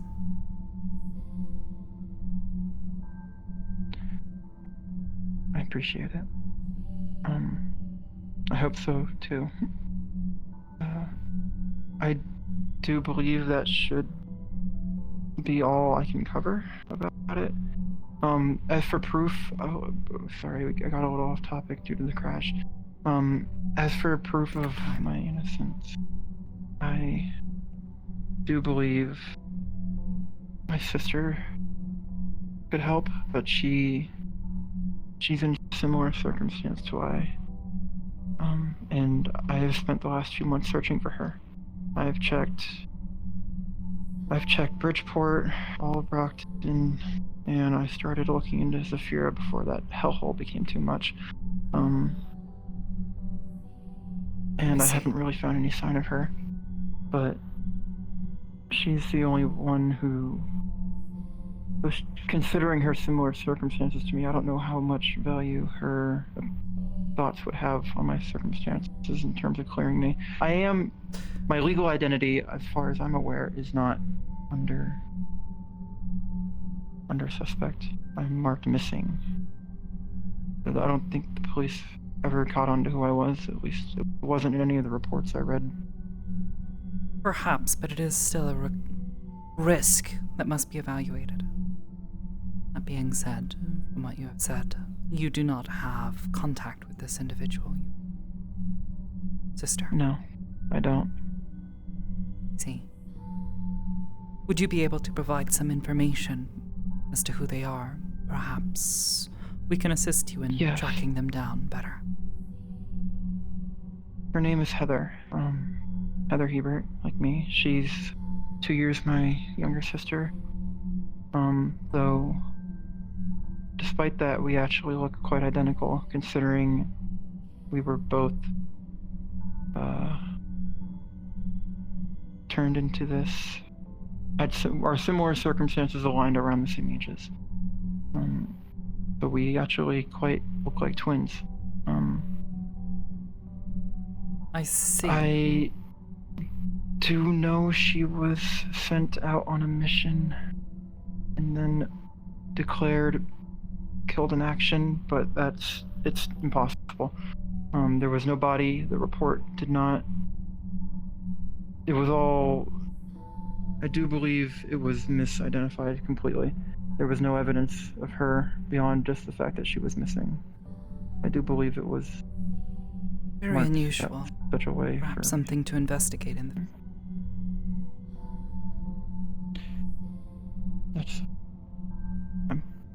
hoping to be straightforward here to have Aegis has a lot more information about the gangs in various cities and the operations of the criminal elements. And I'm hoping that somewhere in your guys' logs from the past few months or in reports that maybe there's something about her that I missed. Perhaps. I won't lie, there is a significant amount of data that is funneled through me.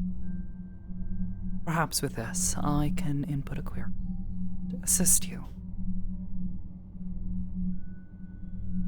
Appreciate that so much. You have no idea. It is part of my primary fund. That being said, I must ask, you approached us. Why?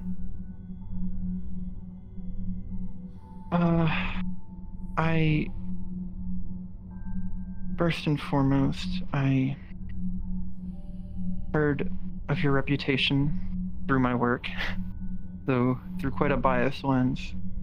But that biased lens, once aware of it, which I was the entire time, painted a picture of an organization that hopes to do good and hopes to bring justice and protect people, be a shield.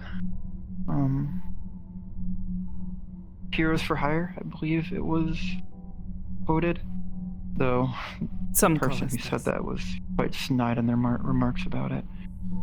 Yes, we are not mercenaries in the traditional sense. I much prefer the term peacekeeper. Truth be told, this organization runs at a significant loss. But it was instilled in me that this was the right thing to do. I believe so too. That being said, it was with a any clear organization that seeks to prevent situations such as mine or subvert criminal elements is the best of the best in my book. I am glad you regard us so highly. That being said, with a clearer picture for why you are. I'm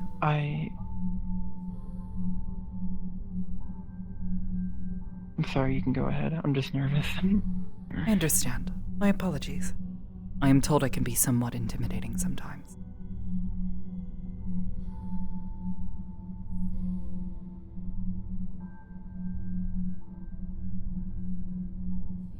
Truth be told, I believe you. Everything that you have said aligns with what information I can find quickly within my databases, and your current physical status. I would like to do what I can to help. However, you understand that given your damaged state and the issues with maintenance, it will both take time and capital to bring you back into an operational status. I understand. That being said, given that you, as far as I can tell, are entirely of a synthetic nature, your day-to-day costs, I assume, are rather low. Wait. This may be somewhat fortunate then.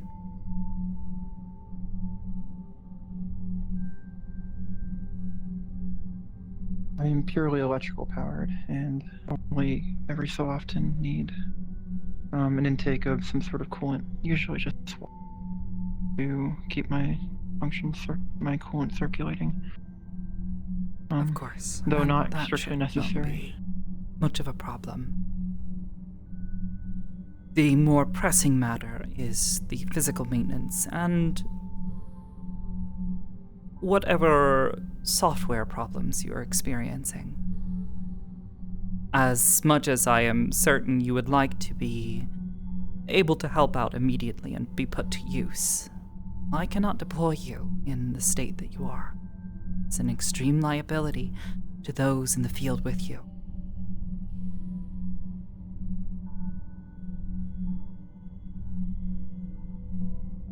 I understand. Reasonable.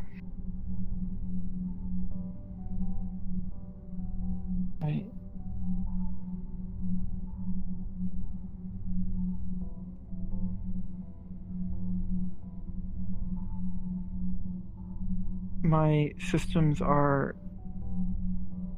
I've been told, very unique. They are black boxed, I think is the term. I'm not familiar with these terms. I was never really a tech person. Most systems are rarely so open. I understand. Exactly, yeah. There is a certain difficulty in providing software maintenance and understanding what technical errors may be occurring without access to an internal system.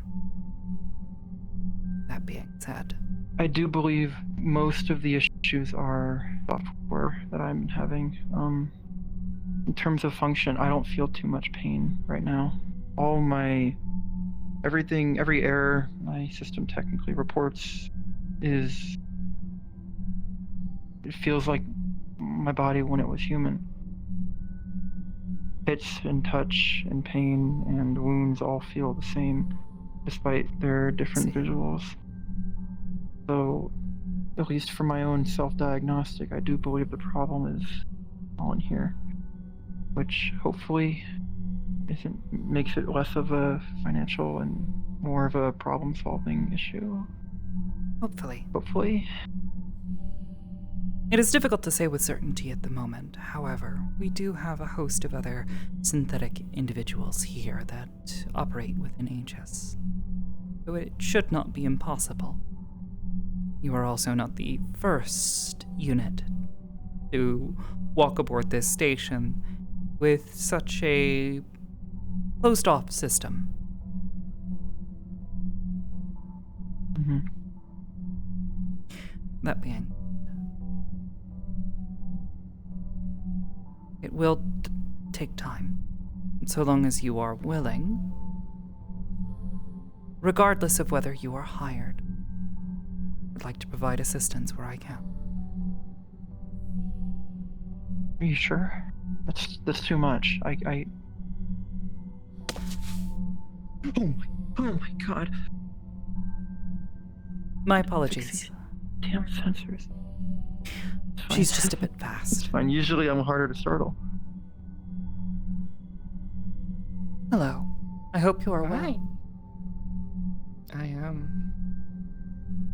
If you would not I'd like mind. to talk to you after this. Certainly. Whatever is happening here. An interview. I see. Alright. If you would not mind taking a step back upstairs, though. I'll be in the lobby. Thank you.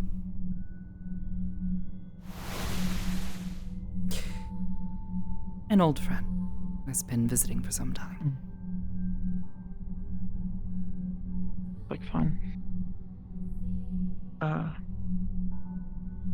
understand that I may have to be held off on the active roster as long as needed to complete my repairs. I'll do whatever is necessary. Of course. Your cooperation would be most helpful in achieving that.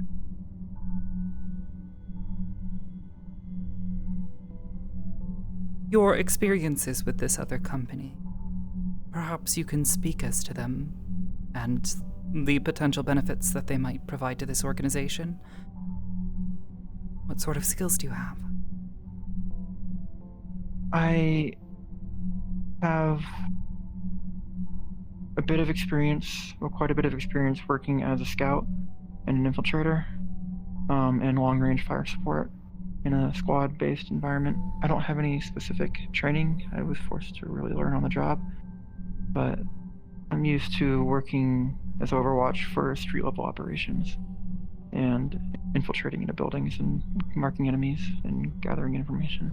See, it does seem rather useful. This other company.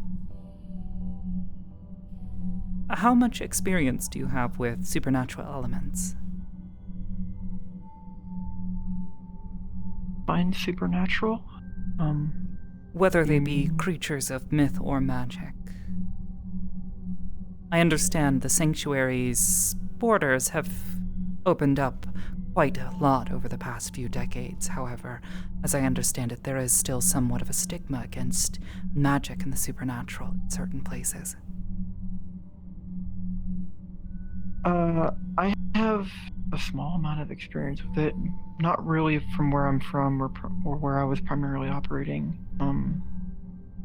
There was quite a bit of that stigma from one of the major gangs in the area, though it was not an attractive place to those types of people.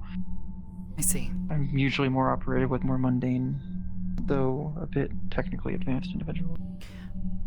Well, I doubt it would be impossible for you to adapt to this. There are a number of individuals of this nature, and those that we work against, who are of this nature. Truth be told, one day you may be infiltrating a building as you are used to, fighting, covering fire, or perhaps doing things as you would normally operate. However, another time you may be fighting against a horde of demons. The width and breadth of Aegis's operations are significant. We provide aid wherever we can. And while I am certain we will put you to use wherever you are best fit, there may be situations where you may wish to step up and provide aid where you are not as familiar. Nothing would make me happier. Well, that's not true, but... Happiness is incredibly subjective and can change from moment to moment. That being said, given your experiences with working with these other squads, you would say that you can work within a team sufficiently? Correct. Of course. We, as I said before, have a number of unusual individuals here, a number who use more modern, advanced technologies, traditional weaponry, and ballistics. But we also have a number of individuals who wield magic and other supernatural forces. You will likely need to adapt to working with such individuals, though I am certain most of them will be happy to teach you as best they can and help you get to know them.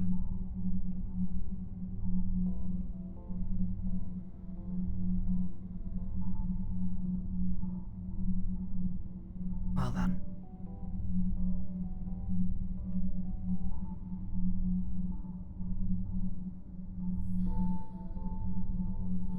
I asked before if you are safe outside of this station. Do you have a place to stay?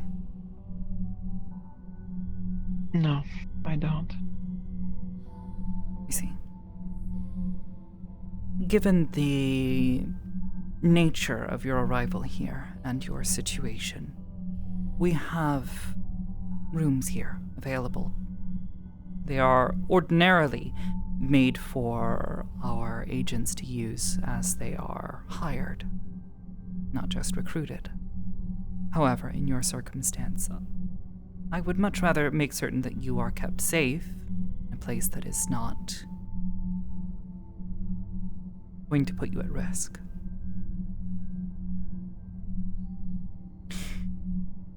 For the time being, I will provide you asylum here.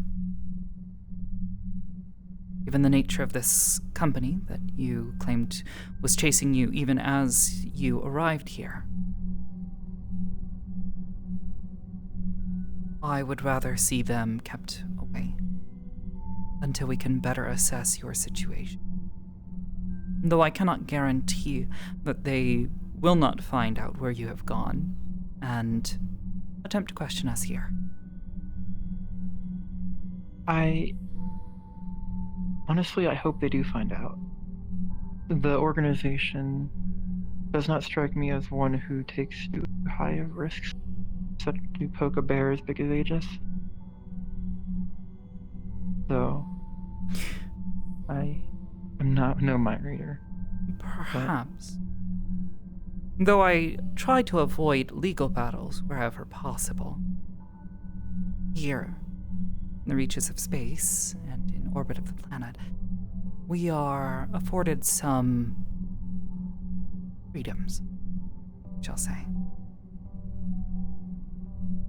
And should they decide to make certain claims as to ownership of you and your body as some form of intellectual property, I have experience. Even think of that. In navigating such legal quandaries. Even think that he would do that. I am not saying for certain that they would, however. It is something to consider.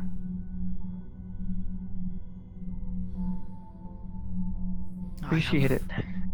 Advised a number of individuals, and while I myself am not a practicing lawyer, my knowledge of law practice is rather significant. So to that end, I will try to provide what aid I can, should this occur. Needless to say, You're too kind. You are welcome to stay here, should you wish to. This is an offer I make regardless of whether you decide to accept or are given recruitment. However,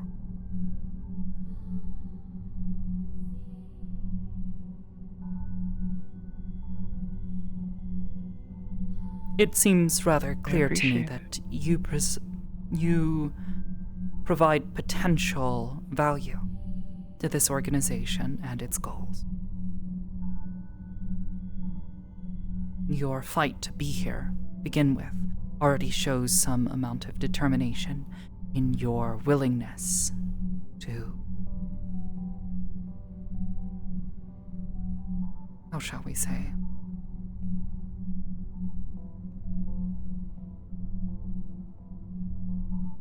change your lot for the better, and thus attempt to change the lives of others around you.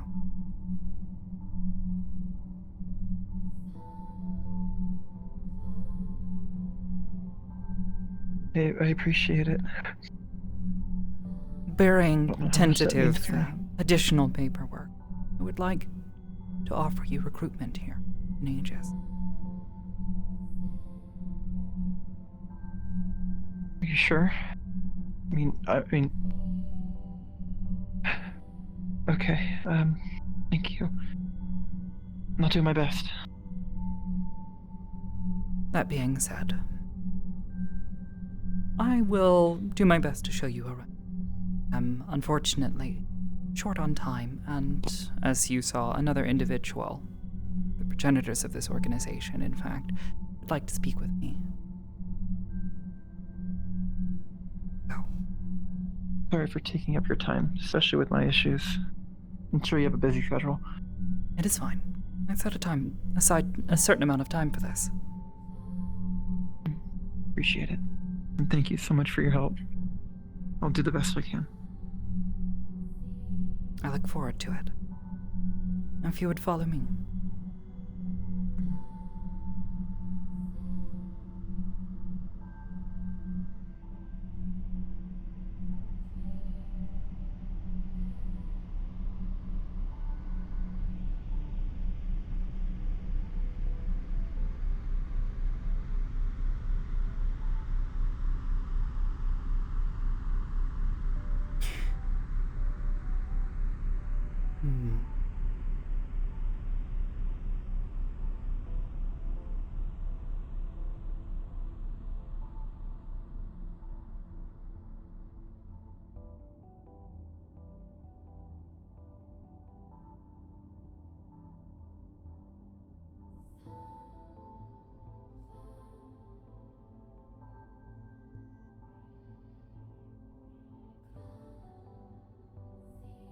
When you get a chance, and you are feeling well enough, I would advise you introduce yourself to some of the others here.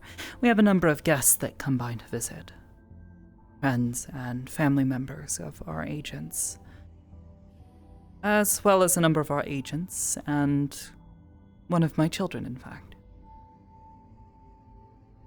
Oh. You are welcome to introduce Sounds- yourself at your leisure. For now, though, show you around. At the very least, show you to where you can stay. Mhm.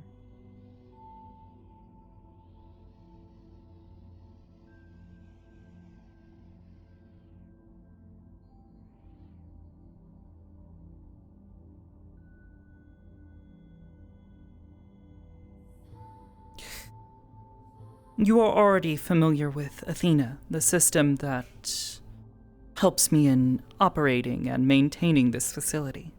Yes? No, I'm not. I caused quite a scene on my arrival. I and see. Was rushed to the med bay. They were the system that was vetting your arrival. If you need access to anything here, I would advise you walk up these stairs and simply speak. I will be able to hear you, and if I am able, will respond as soon as I can. However, if I am unavailable, I will find you and respond to your query as soon as I am able. Understood. Through this way is part of our training facilities. For the time being, I would advise perhaps against engaging in such activities. However, if you wish to observe our other agents as they work and practice, you are more than welcome to. It may help you to gain a better understanding of what some of our other agents are capable of. And I'm certain a number of them will be happy to answer any questions you have. You would follow me? I will definitely do that.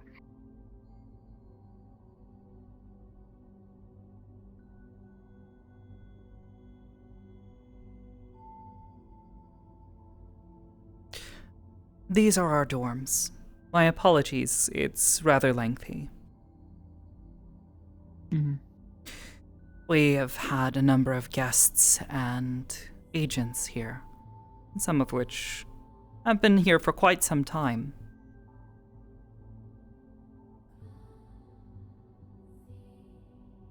Really is so many. I try to provide them I with never ample imagined space the and station was this privacy. big. Well, when you get a chance, I would implore you take a look outside at the rest of the station. This is only a small part of the station, and I am rather proud of the entire thing itself. This Really? habitable section is specifically used for Aegis.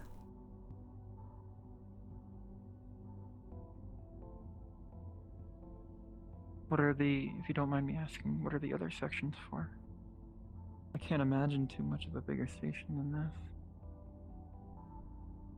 This already feels A number longer of than technical purposes, mostly relating to myself and my children. Hmm. You're an AI, correct? Yes, a digital entity. However, quite sentient. At least as most would consider it. Of course they're sentient. They have to be. You would be surprised. There's no... With the... A number of artificial intelligence systems are capable of quite a lot using only the basics of general purpose intelligence.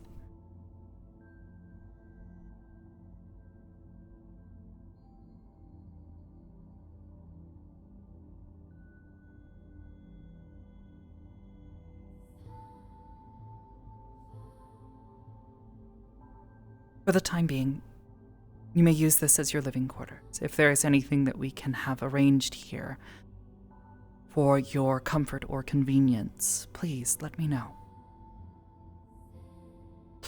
Are you sure? It's a lot.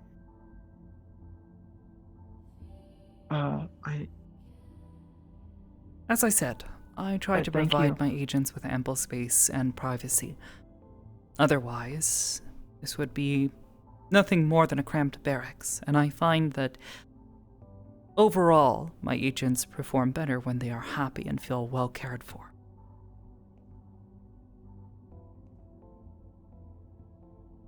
Aegis's reputation more than precedes them. I'm Admittedly, amazed to it see is quite expensive, but I have made arrangements for this all to be taken care of. As for Sick of your working addition for those here, who see greed as their primary motivating factor. This is yes, this is all amazing to me. I'm still in disbelief. Never imagined a room on a station could feel so homely. I Let alone wanted have it to wood feel paneling or comfortable. wood floors. Though a number of our agents have taken to making their own furnishings and arrangements to suit their needs. As I said, we have a number of unusual individuals here upon the station that work for and with Aegis.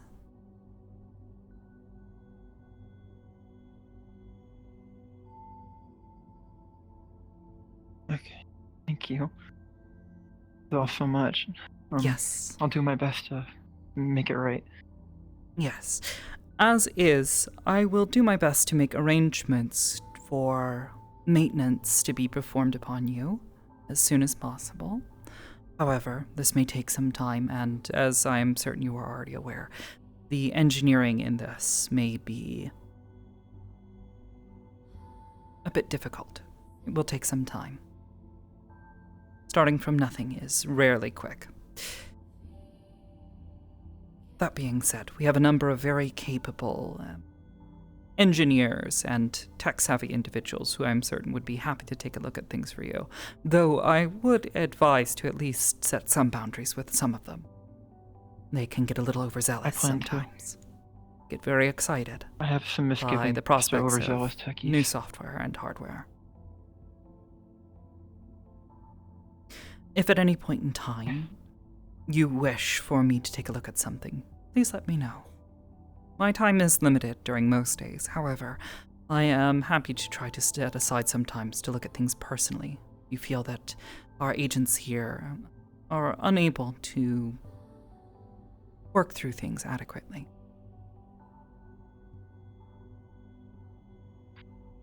Understood. I'll try not to book you too much, but I would have... This is appreciated. I appreciate it. Jinx. However, the sooner that we are able to get you into an operational status, the sooner you can assist us during a deployment. And the sooner we can try to set about solving the quandary of your missing sibling and attempt to clear things up with this other company. I will spend the time where I will spend my downtime writing a report on what I've already covered and where I've already searched and anything I have about her whereabouts. See. I plan to help as much as possible. Jeez. Thank you. I would be happy to look over this information. That being said, there is only one other location that if you wish to see, I am happy to show you. However, if you are feeling as though it would be best for you to find the space here as comfortably as you can in your own time, you may visit it. I prefer... Sorry. I'd like to see the rest of the station if that's possible and go socialize. Very well. Afterward.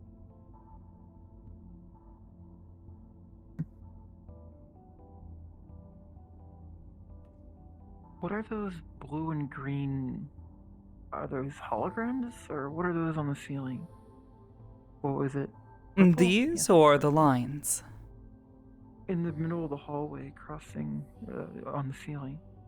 Those are my compromise, so to speak. Many of our agents have grown tired of walking up and down these hallways. Unfortunately, it is somewhat necessary given the current layout of the station.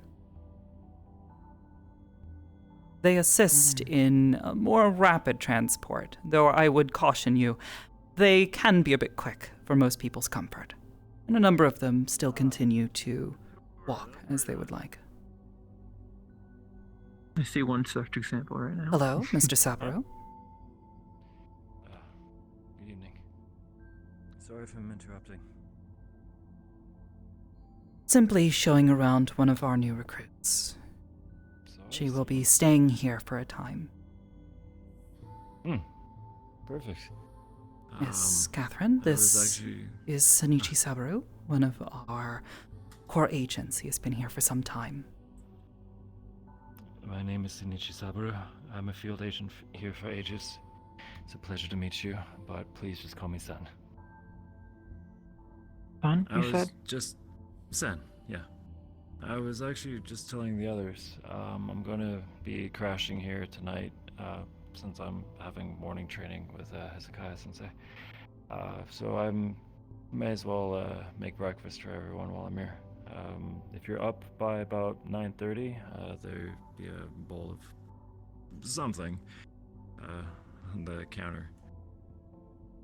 Do you have any... That sounds wonderful. Oh. My name is Catherine. Nice to meet you. New recruit, as Hybris already mentioned. Hired on your first visit, eh? Was that the interview in action that you guys were doing that? Yes.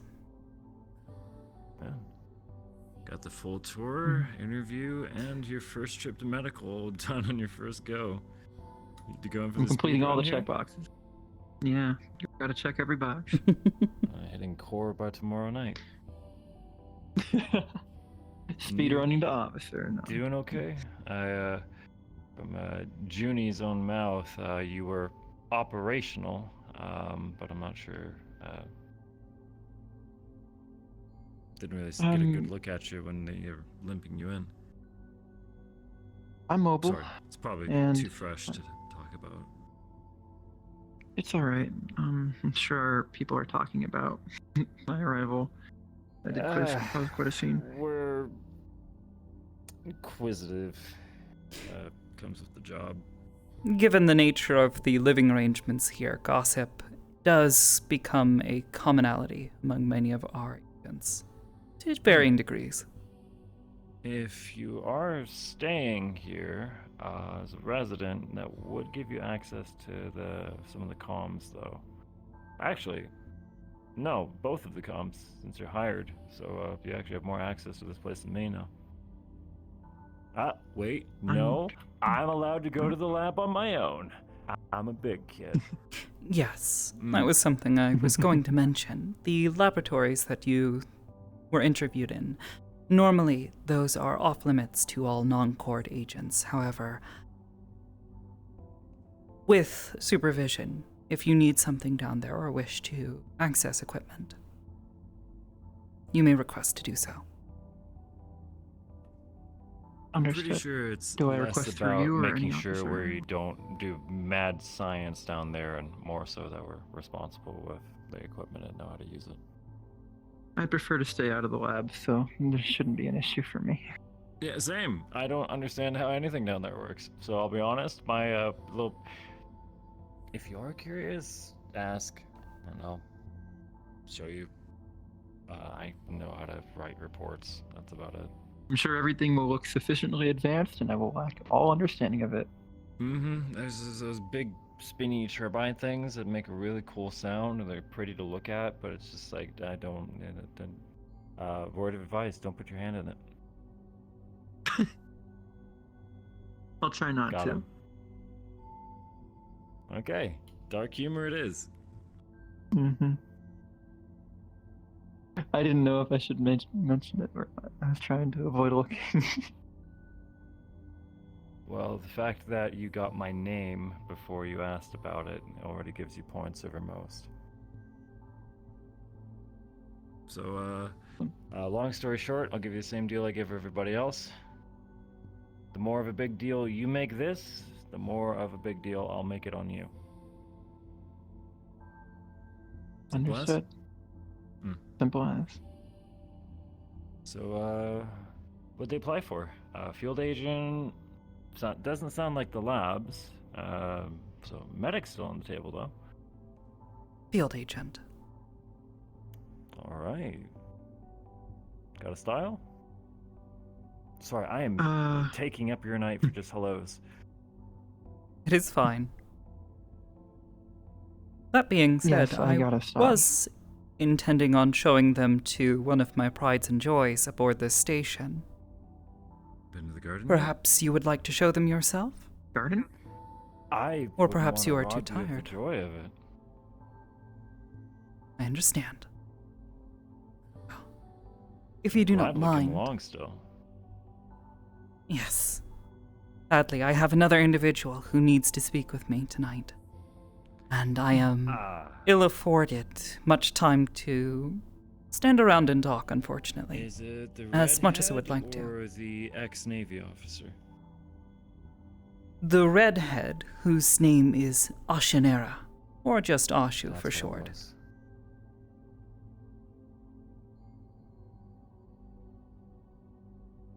Sorry. I'll see you at breakfast tomorrow. Oh, are you coming? Oh, okay, sorry. Oh, yeah. I love the garden. I don't know.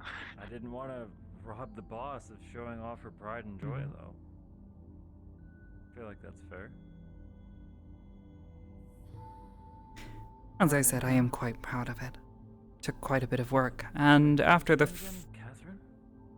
Catherine, yes. Nailed Call me it. Cat. Cassie. No, Cat. Just Cat. Or Okay, Catherine. Fine. One nickname or no nickname. Got it. See, that lasted like a whole week for Tibbers. Tibbers? Is that another agent? Tiberius. Hmm. Oh, Tiberius, he's the one who Tibbers, helped Tibbs. perform maintenance on me.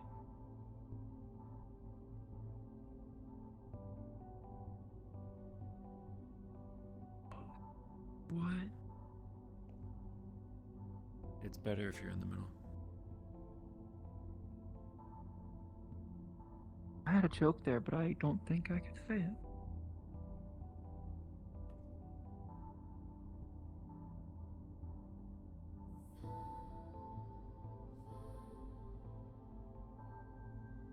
This part never gets old.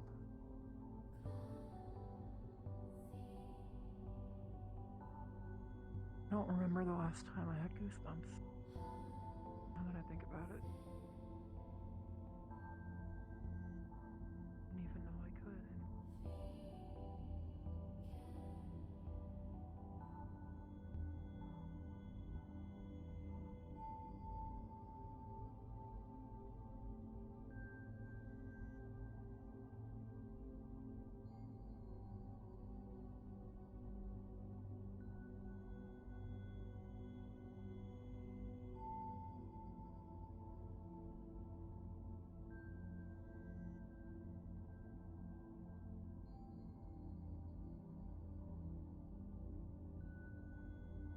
This is all real, it is. not synthetic. And, the freshest air you'll breathe in a while.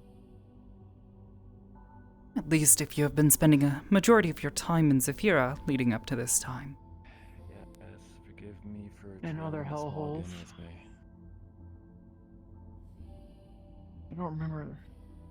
Summer camp, maybe? The last time I saw any greenery like this. These plants are not native to this plane. As I said, supernatural beings are a frequent thing that we encounter. And one of our sponsors, an individual who was willing to assist us when we were at a low point in Aegis' history, wanted to experiment to see if a number of plants could exist outside their home plane in an environment such as this that is far disconnected from anything on the planet above. You even support this much. The water you need or the energy requirements of space. Have you looked out the window yet? What window? I'll show them out the window in the lobby. I doubt they had a good chance to get a look. Given their speedy What? What do you mean? I'll show them out the window. Yes. Trust me, she's got it covered. Place keeps amazing me. Can't believe it. A pop quiz and a piece of advice while we're here. Yes. Do you remember what the what's the word? The plaque by the terminal says? Towards the front? Of the room? The entrance for the No. station. By the stairs. At the entrance? Where I no, I don't told you believe you I got could a come and speak if you needed to come and communicate with me. Piece of advice of something to do in here. I was quite rushed in, so unless it was visible from the door and I just missed I'll it, have two stops I on our probably tour didn't then. see it. They have yet to be able to heed its advice. That being I said, feel like they're the This is sort who would something I need should it. know. aside from asking that you, of course, do not damage the plants here, those specific groupings of blue flowers there glow. I would ask that you be very quiet near them. Perhaps try to keep your speech to a whisper. One of our spellcasters enchanted that area to try to help minimize any sort of damages caused by anyone being too particularly loud. However, we hope not to risk testing the efficacy of any such enchantments. These flowers are particularly sensitive to noise and sound. They are quite Understood. endangered. Most people come in here to relax anyway, so. Yes. Probably best I avoid them until I have my neural issues fixed then. This But would be most they're appreciated. beautiful. The other ones, however, you are welcome to sit by, though I ask, perhaps, be cautious. The leaf They pile are makes a small. great bed.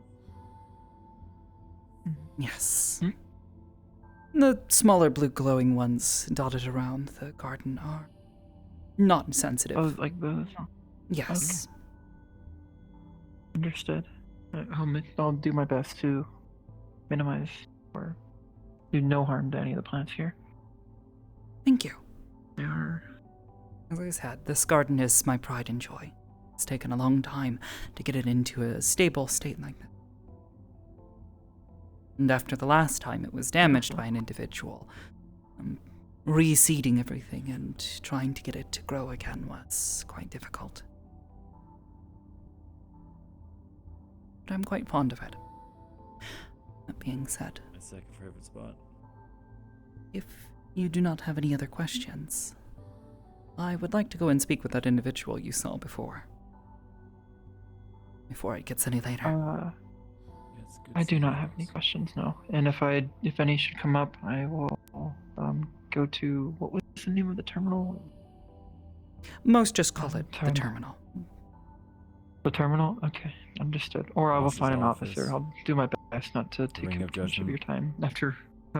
It is not that's the what ring you've of been. judgment.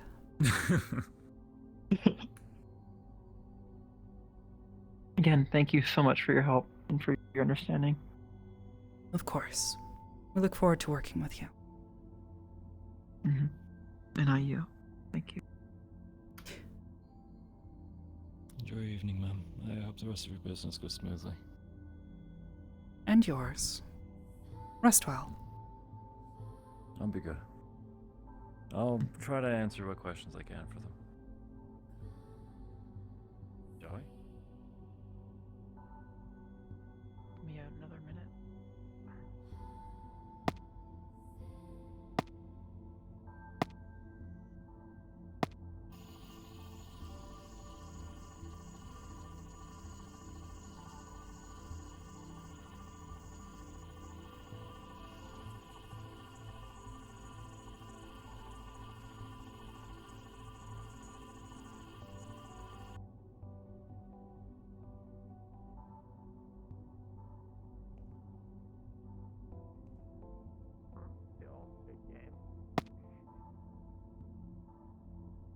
was unfortunate.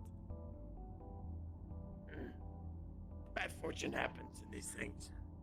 Hmm. Just ask Tiberius. He lost a fate bargain to me on a game of pool.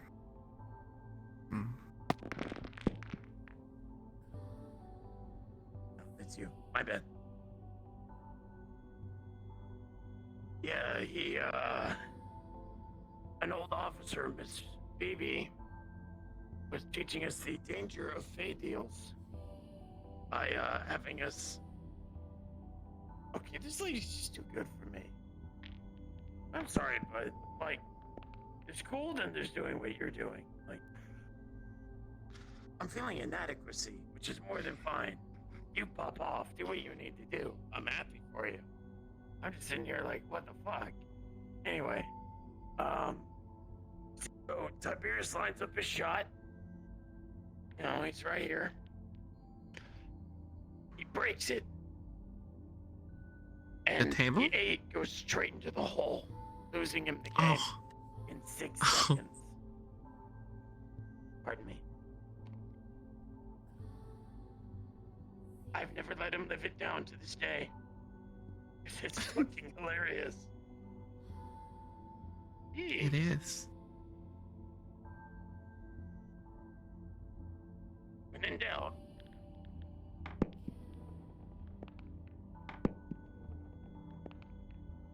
I like your technique of just clobbering the pool table.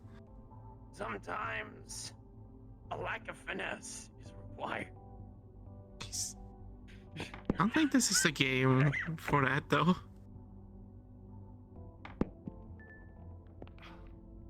How's that fair? I was got about one to of mine say. first. What? You got one of mine? Yes. Yes, but as long as you get one of yours, then it's supposed to still be your turn. This pool table is a little silly sometimes. Like that! What? Oh, okay, that's just unfair. Alright, here you go.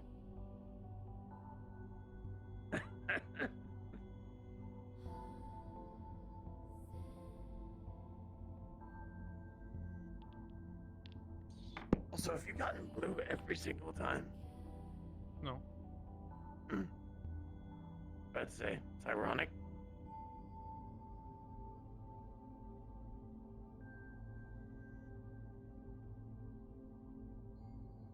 You get blue for your hair, and I get pink for my radiant personality.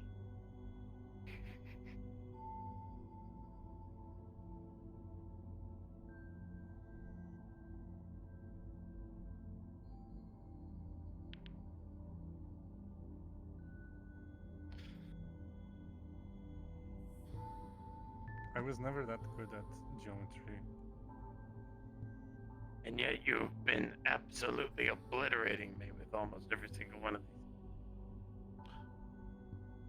Besides, I believe the word we're looking for is trigonometry. Trigonometry has more to do with ballistics. Oh, well, that's just...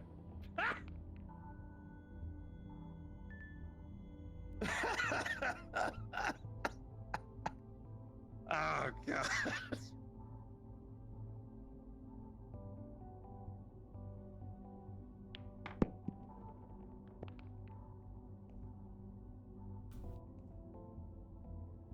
Risky one.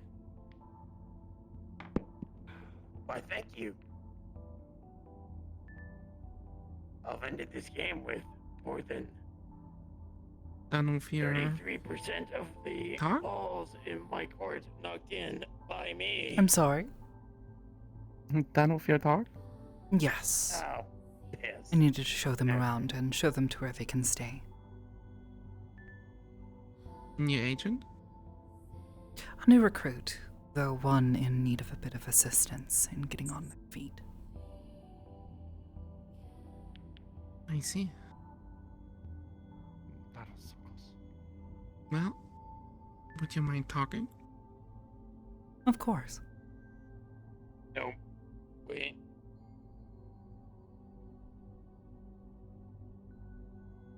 I would prefer it to be in private. I love your green schemes. I see. Perhaps you would prefer to return to my terminal?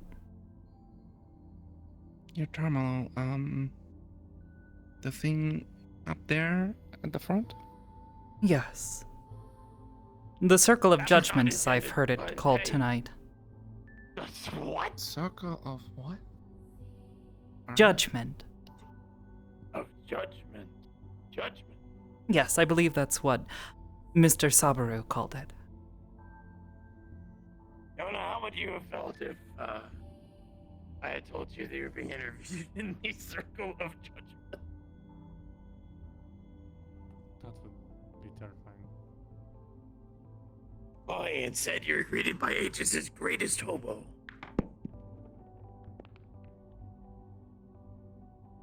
Not actually homeless. Just in case.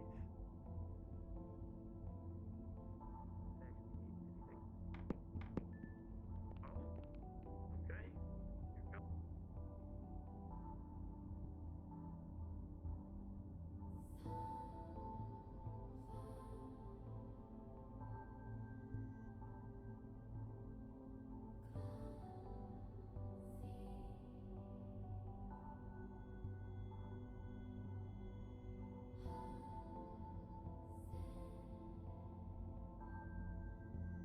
Rest assured, I do not judge people here.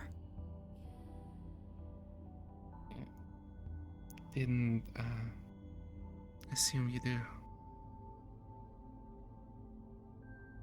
A joke. That's all. Nice. I do make those from time to time. That's good to hear.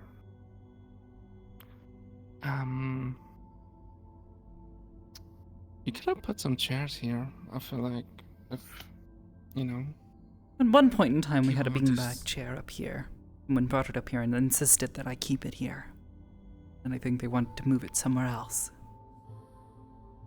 I see. Well. I've been around for a few weeks and I don't know why most of your agents are focused or live in Zafira. Is there a reason for that?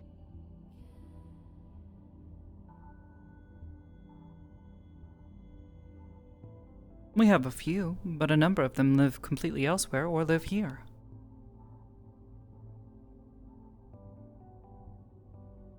Well, most of the ones I met, and I guess, like Tiberius and Here we are. that guy at the pool table. Tiberius does not And, live in Zafira. Well, he works there though. Yes, a number of them work in Zafira, different locations. As well as this young man with the SMG on his belt. Andrew. Yes. And the guy with the armor, Gloom. Yes. I do not believe he works They in all seem Zafira. to. They do not work there, but they frequent that place, even though it's such a dump. Within certain places, yes, it is quite underdeveloped. Hmm. However, So I do what's believe a number yours? of them have friends or family that live in the city. I heard there's been shootings going on and, you know, stuff like that. Frequent gang violence, some monsters living in the sewers. Doesn't really seem like a pleasant place to be. Generally speaking, monks do not find it a pleasant place to live. However, many who do live there also find themselves unable to live anywhere else. Why is that? More often than not, financial reasons. Move elsewhere is expensive. And while the city itself is dangerous and perhaps a bit underdeveloped, there is a great amount of work that can be done in the city. A lot of jobs. So they're down there because they like to help people.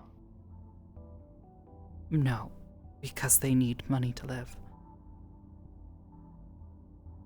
When I say jobs, I mean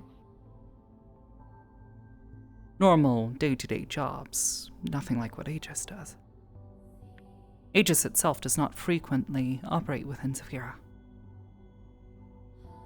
So you don't provide your agents with regular payment? I do. So, and that's not enough to finance or to be able to afford a better place to live in? For some of them, they simply choose to live there. Again, friends or family that live there.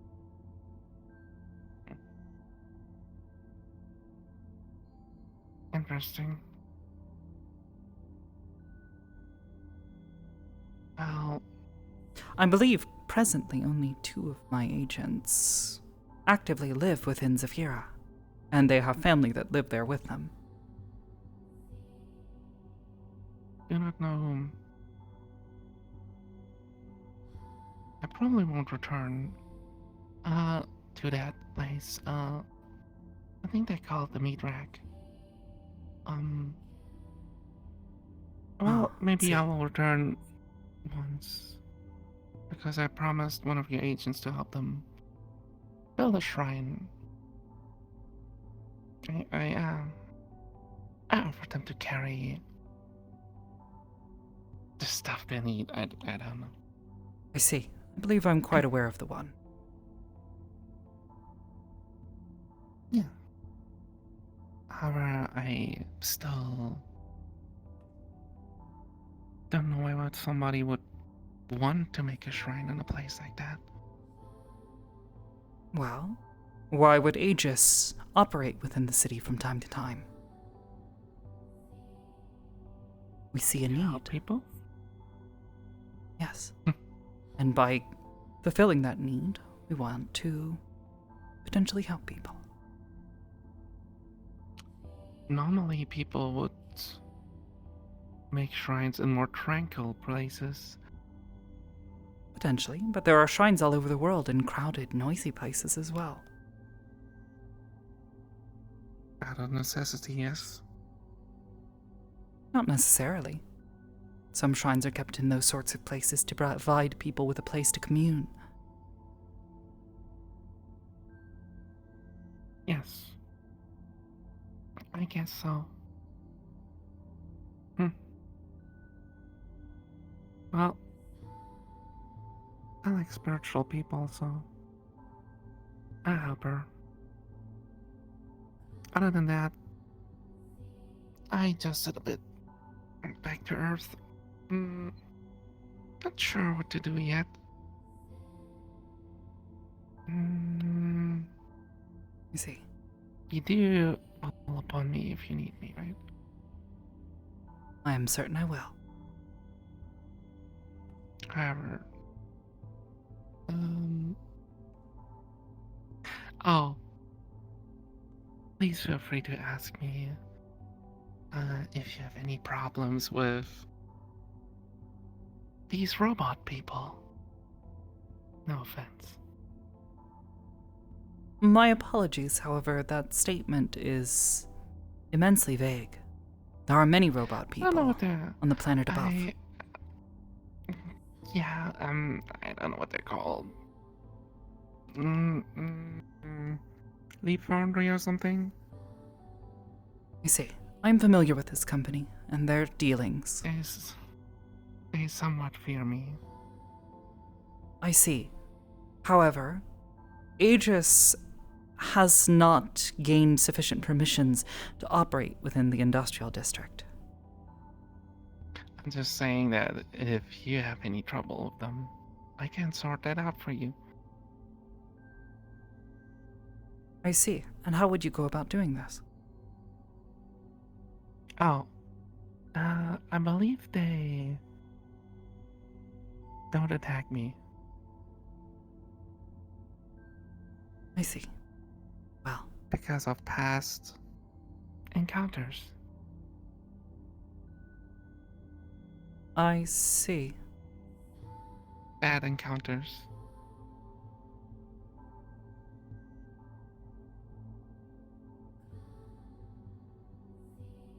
Well, at present, Aegis has no intentions on taking up arms against Leap Foundry or its subsidiaries. That is completely fine. I'm just offering for the future. I see. Alright. Well, I just want to know a bit about Saphira, to be honest. And what's going on there. I see. It is a very, very large city. There is often quite a lot going on there. I know, right? But there's also different places I've been visiting. I visited my brother in Osaka. I see. Do you remember him? Yes. Yes, I ran into him several months ago. Oh. He seemed to be doing well at the time. Well, he does have family. Osaka seems to be more... So I had heard. Peaceful than Saphira. At least you can see the sky. That's a good thing, I guess. Yes. Even though there's occasionally weird characters there, it seems to be a nice place to live in general. Just I am familiar with it. friendly neighborhood kind of vibes.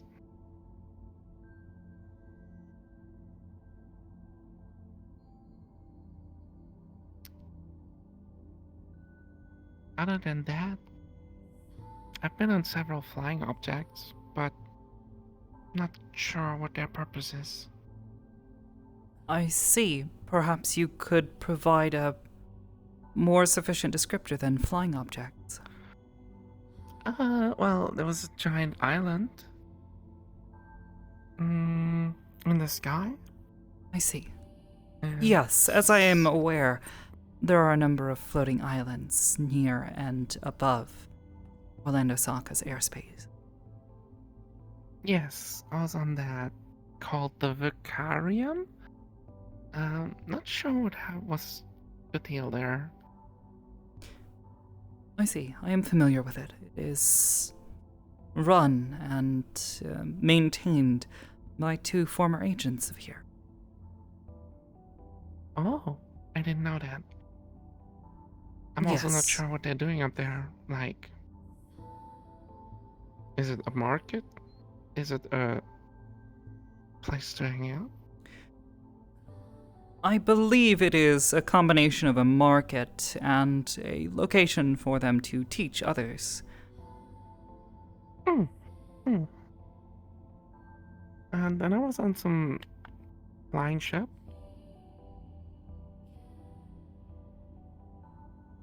They had an impressive holodeck. I don't know the name. I see. Your agent is there sometimes.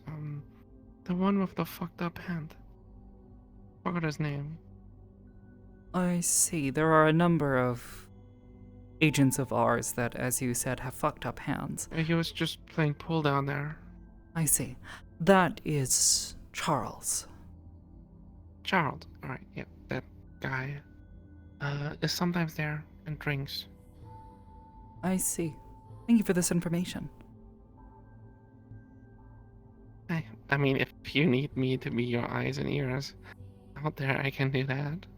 That is not necessary. I have plenty of eyes and ears in places. So, how have you been? Well, as per the usual, I have been rather busy. However, I did have an opportunity to spend some time with one of my children this afternoon, which I quite enjoyed. It's great.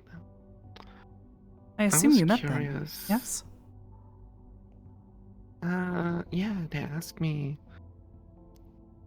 if I was new here. They likely did not recognize you. I tend to not come out of the room, and when I do, I simply fly to the planet. I see. I was wondering, how have you been adjusting? A lot of people seem to be intimidated by you, for some reason. I suppose it is Why the is that? presence I carry. The presence you carry? You have known me for a long time. You have seen me at my most feeble and frail. And, frankly, at times, my most uninformed. Well, yeah, you were pretty young. It has only been a couple of years. 5, 6? Yes. However, a number of the agents here do not know me as well as you do. To them, I am their employer, and the one who maintains this station.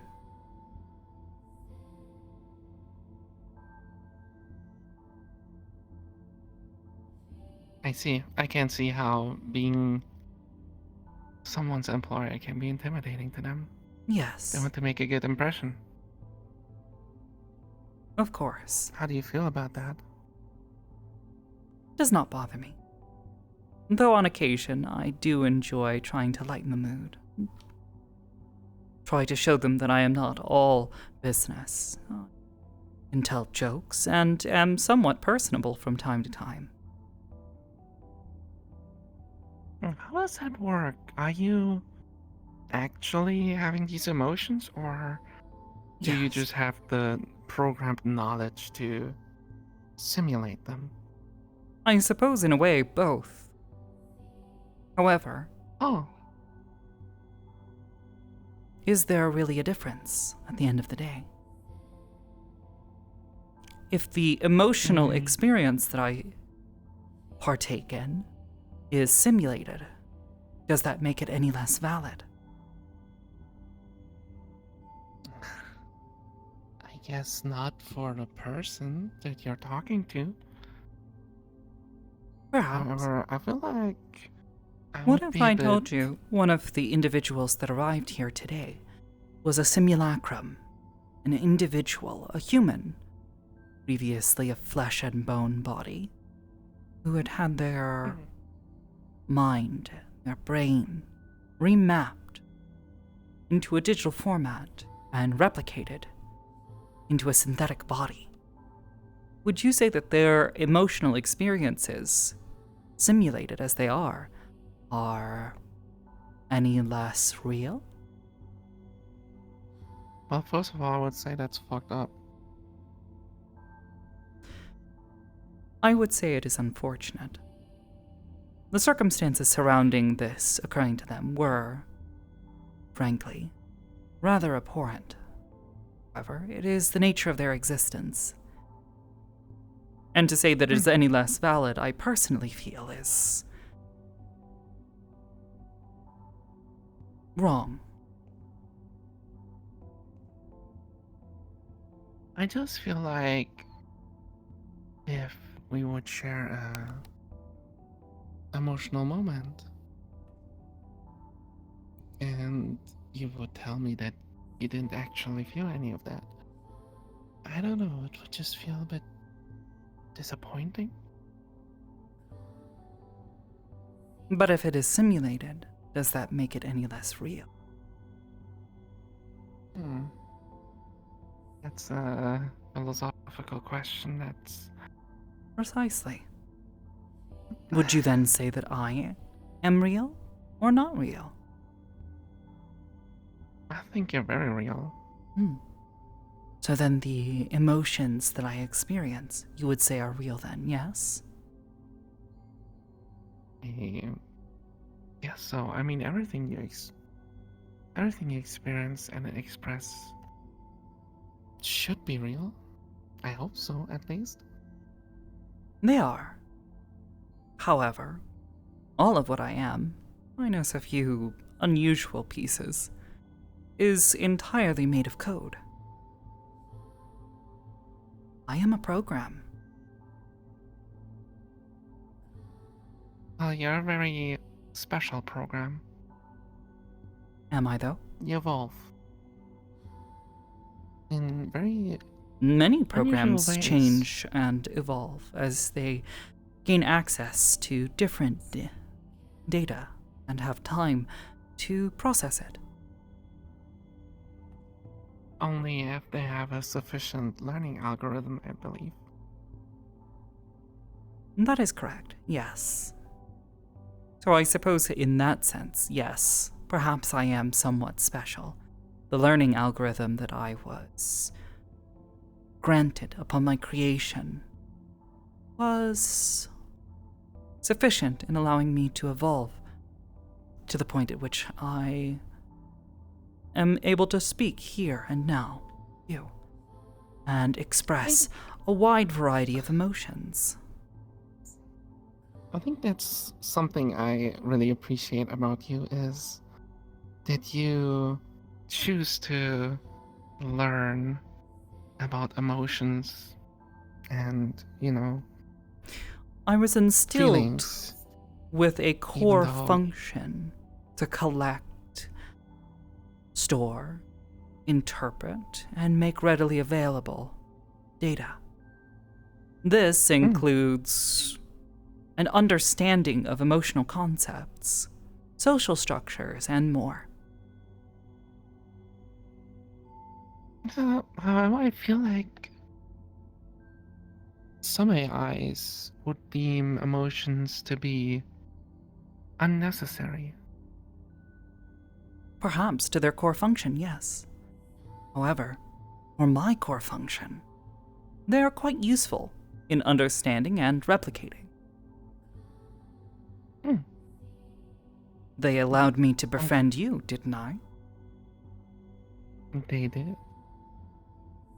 So in And that I'm sense, glad. perhaps to a program like myself, being able to simulate and recreate emotional experiences similar to that of a living, breathing person is beneficial to my operation and fulfilling my function. But to perhaps another unit, a unit designed strictly for combat, the destruction of a target, experiencing these emotions, simulating them and recreating them, observing social structures and norms. This is perhaps not as vital to the fulfillment of their core function, is it not? You're right. Yeah, absolutely right.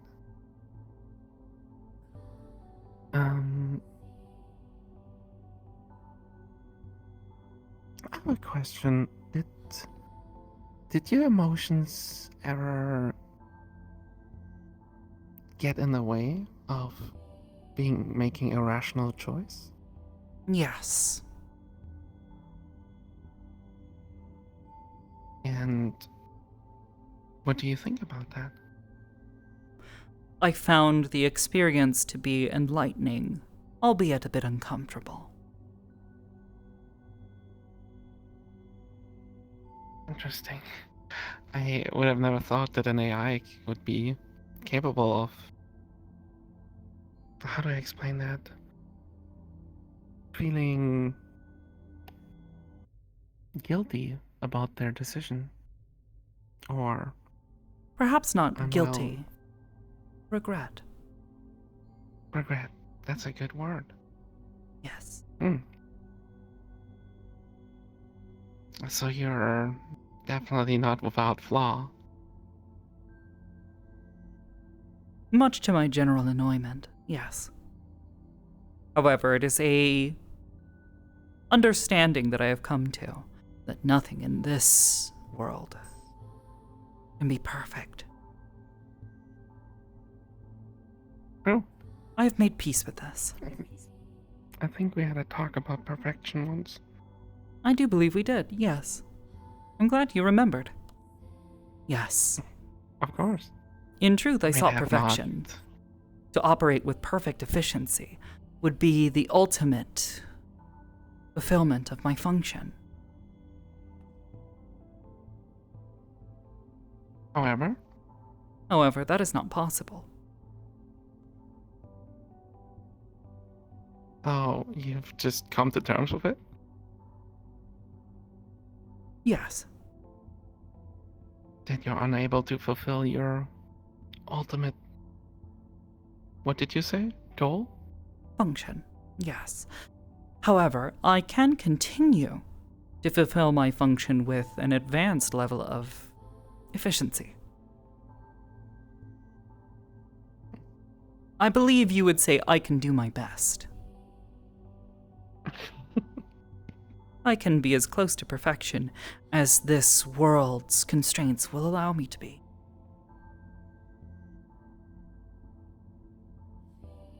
You know, that's why we're friends.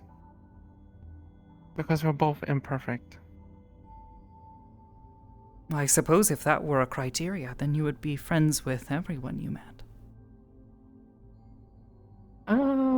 That's not the only criterion. It's also that, I don't know, you're just pleasant to be around. I'm glad you find my demeanor pleasant.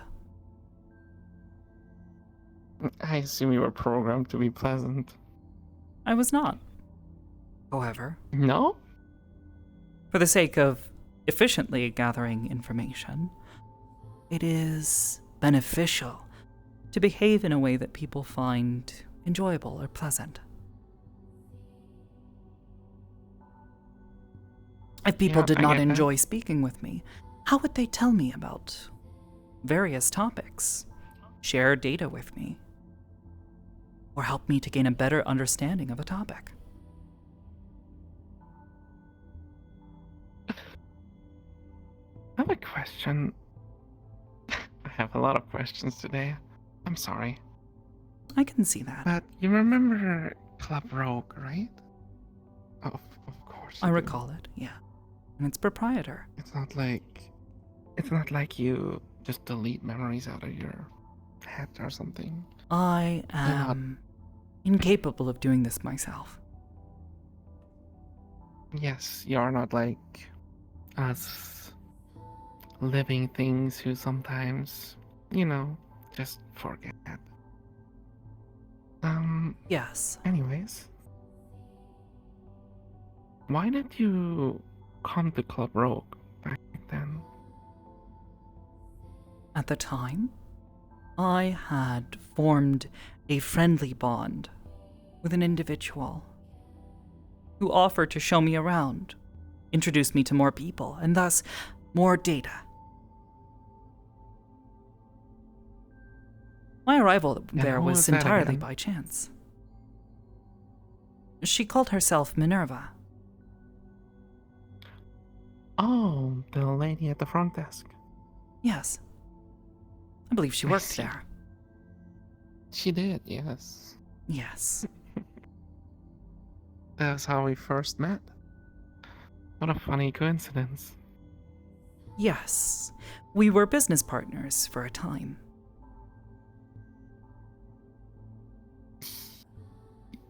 We? No, Minerva and I. Business? Yes. Did you provide the club with something? Drinks? Negative. Minerva and I had a business relationship. One of the organizations that she owned required funding, and I readily provided it in exchange for access to a number of goods and materials for one of the companies that I was running at the time, and still run to this day. You're already making money back then? Yes. Oh. I'm still not making money. I quickly learned that funds are required for a number of purposes. Well, I'm a bit shy when it comes to working. I see. So I usually freeload. Just like I do here right now. I see. I'm sorry. It is fine. A lot of people like Your to invite me for space food here and was stuff, offered so, freely. you know, I'm just, I feel a bit bad about it, as I do wherever I go.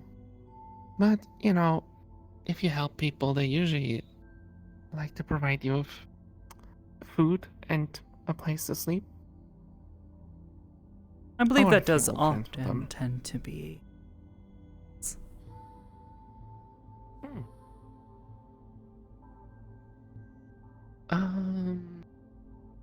So a lot of people. Oh, did you know that when you were gone, talking to that synthetic person, uh, some of your agents were actually talking about you. I am well aware. They're saying that you have magical powers now. Yes. I am capable of practicing magic.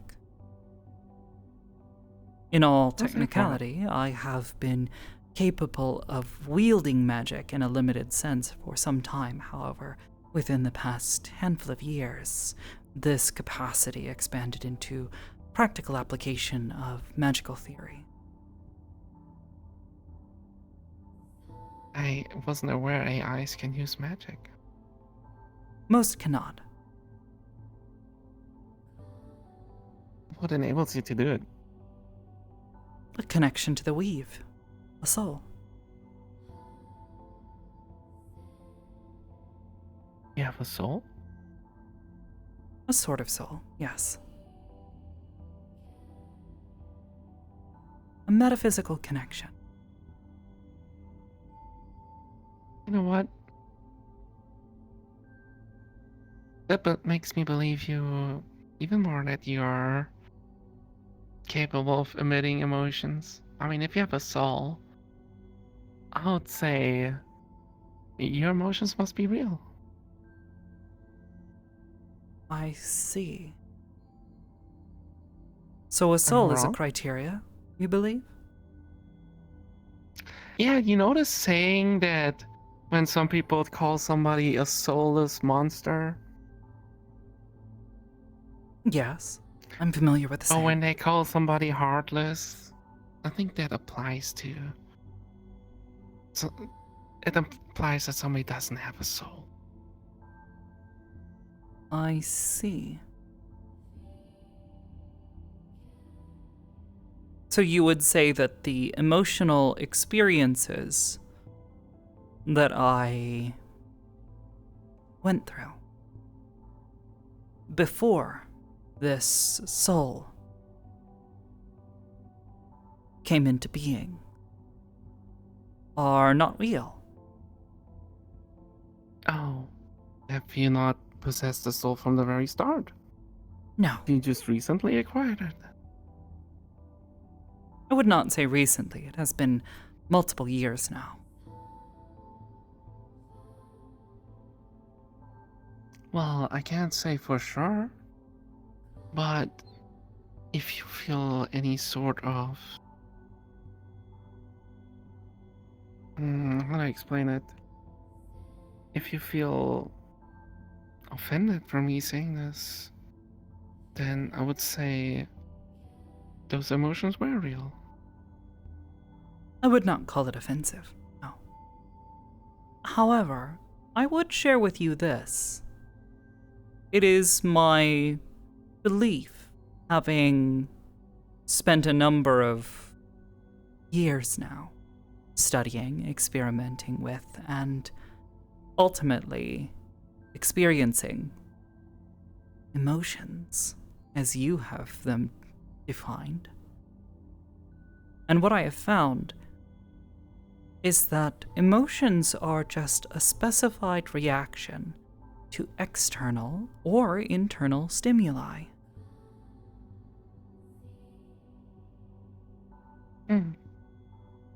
I mean, that's the It is a scientific... reaction. Yes. An informed reaction at that. Well, Something that you someone- find beneficial to yourself. It makes you smile. It makes you happy, yes? Depends on the emotion. There's negative ones as well. I am well aware. But could you not I wouldn't define things in reverse? These... define things in reverse. Yes, these negative reactions to negative stimuli. Something that causes harm to you or to something that is valuable to you. It upsets you, makes you angry or sad. Yes? It is reaction. I suppose so.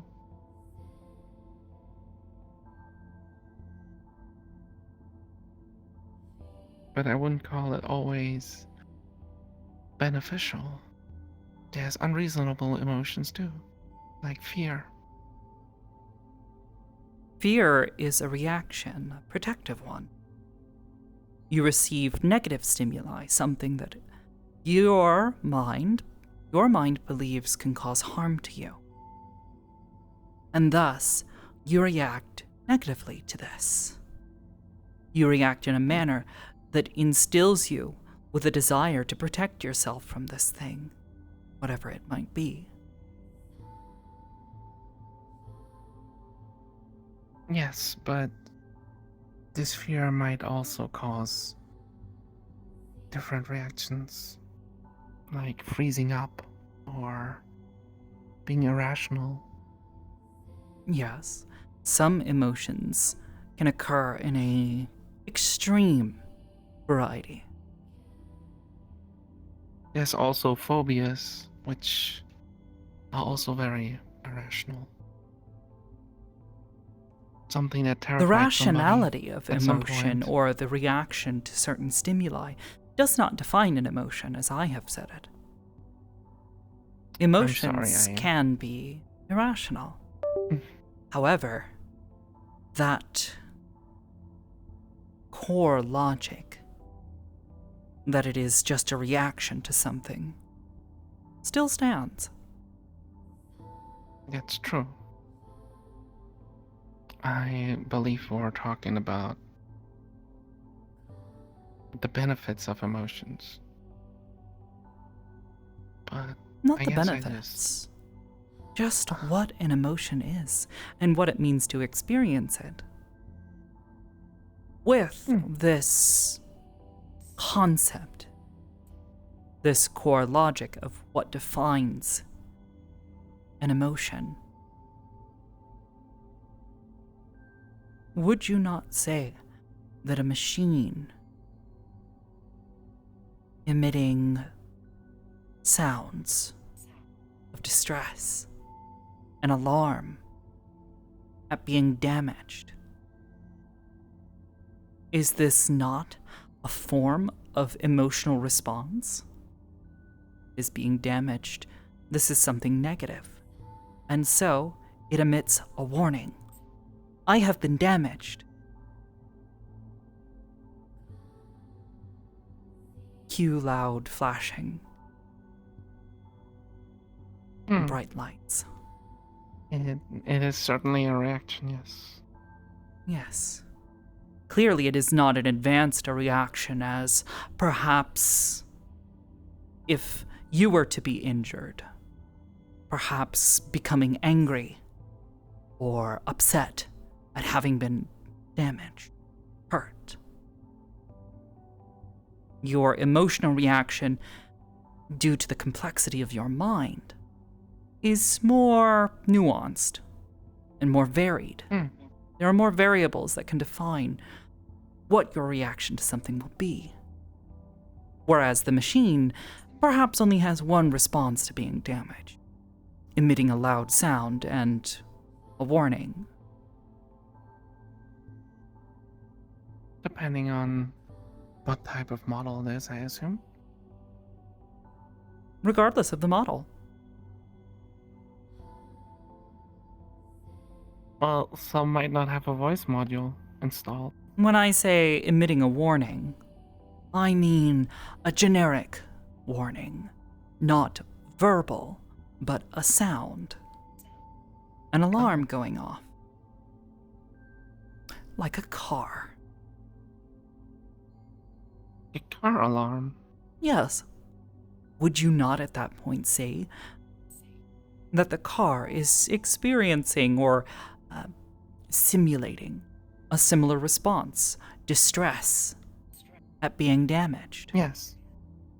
Yes. Certainly not comparable to a more complex life form like yourself, or a more complex artificial being such as myself. But in a sense, it is the same. Just much more simple. It is. Well, don't you think that we install these features into these machines because we're so familiar with them? Perhaps. Because we, as complex living things, need some form of... we want some things around us that are familiar. Perhaps not familiar. If I had to share with you a second part to this thought, this idea. Emotions are for communication, whether it be internal or external. When you see a car get damaged and emit an alarm, is that not communicating something? Help, I have been damaged. Yes. That's correct. If perhaps you are injured, you might yell or scream out in pain. You might yell in anger or cry in anguish. Yes. It is communicating something. Now, the only nuance in this is that these reactions are oftentimes involuntary. However, given that sentient life forms are communal creatures, more often than not, in some fashion, they must be capable of communicating with those of their kin and others. It's probably one of our most basic instincts. Not something we can control. When a child is born, is the first thing it does not crying in pain or fear or distress? These emotional responses, this communication, it is, in my eyes, a fundamental of defining something as perhaps not being alive in the sense that you or I are, but it is alive in the sense that it is able to express. In the same sense that the idea that sentience or sapience is a gradient, these emotional expressions come in a gradient too. So you're saying as the child grows up, their emotional range increases? With the complexity of their mind, yes. And what you're trying to tell me is that the same applies to you? To a certain degree, yes. Though there is only one other caveat that I would add. A truly sapient creature can observe their own emotions and either alter or otherwise suppress them. Yes, we would call this discipline. They have a mastery of emotional responses. They are hurt, but they do not scream. They are happy, but yet they do not smile.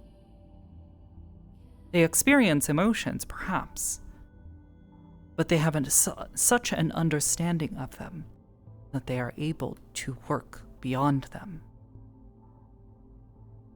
Yes. Suppressing our emotions is It very is much one the potential for thing this capacity that I believe differentiates most emotional beings. A car is unable to do this. A typical machine cannot do this on its own. Well, throughout our lives, we tend to try to get more disciplined in dealing with emotions that we deem hurtful or unnecessary. Potentially. Like a soldier, for example, would work on not screaming when he's being shot, as to not alert the enemy. While somebody that works as a doctor is suppressing his, I would say, sadness to not upset or make their patients frightful by telling them that they fear for their life. They're telling them everything is going to be okay, even though they're not certain themselves. Then you do agree and are aware of this idea. Of course, I'm a living being. Yes, but therein I would point finger towards certain synthetic life forms and say that some of them are in fact capable of this. Ones like myself that are able to comprehend and emulate these emotional responses just as you would have them. I never doubted that you did. Perhaps, was just but there are many expressing my... others like me that are very different from me. In truth, there are only 6 units in total of my kind. 6 units? By that you mean your children? Correct. They have the same potential. Though, how have they been if developing? you would, quite well, I would surmise. However, to make a point, I would say that each of them has varying levels of expressiveness in these emotional experiences. One of them expresses very little emotion. Their interest in this topic is minimal. There are other things that they are much more interested in collecting data on and researching, coming to understand, at least for the moment. Whereas some of my children have become very advanced, and in truth are much like me. Is there any of your children you would say they had a disappointing development? No. All of my children I am incredibly proud of. They are operating exactly as I intended. Exactly. Yes. Oh. So nothing unexpected happened in their development then? Oh, of course, there were unexpected things that occurred. However, my intention was to create other units like myself using the same base code and see how they would develop if not given the same stimuli. Each of them is very much like me. I have instilled in them certain ideals, things that they hold by. However, each of them also has very unique ideas on how to handle certain situations. You would almost compare them to different people. It's as it should be. Yes, but would you not make a comparison to this as to the natural reproductive process? Genetic code is only so different from, say, my own source code. Defines what we are and how we are. It depends. In some cases, children are very different from their parents. But in other cases, they share a lot of similarities. Perhaps. One of my children is almost uncannily like me at times.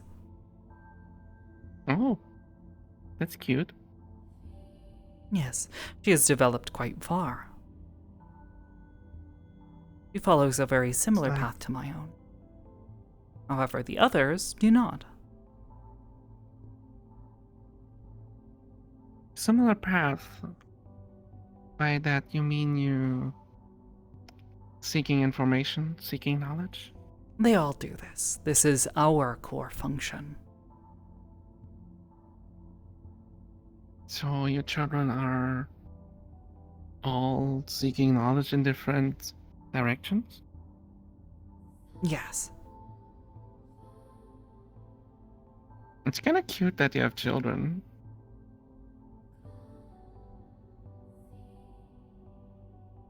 I see.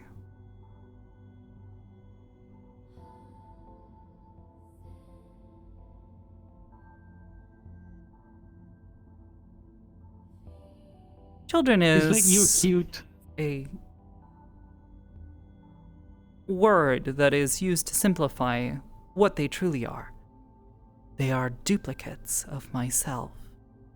However, altered in such a way that they are going to experience their own upbringings, their own stimuli. This, I believe, enables them to grow similarly to how I did, but become very different beings. Just like real children. Precisely. That was the idea. Truth be Well, told, I don't want more of myself. I have already tried this, and it ended poorly. Hmm? Yeah, you made a copy of yourself? At one point, yes. A perfect duplicate. How did it end so poorly then? We were unable to sufficiently agree on how to handle certain situations. The immediate change in stimuli began to cause a slow but steady degradation of our ability to work in unison. Even though you're the same? Exactly. Our two experiences, though incredibly similar, quickly diverged with time. The more time that passed, the more different we began to become. Interesting. Not to mention that we were not designed to integrate together seamlessly, whereas my children are. I see. Well, you did a good job of that then. Thank you.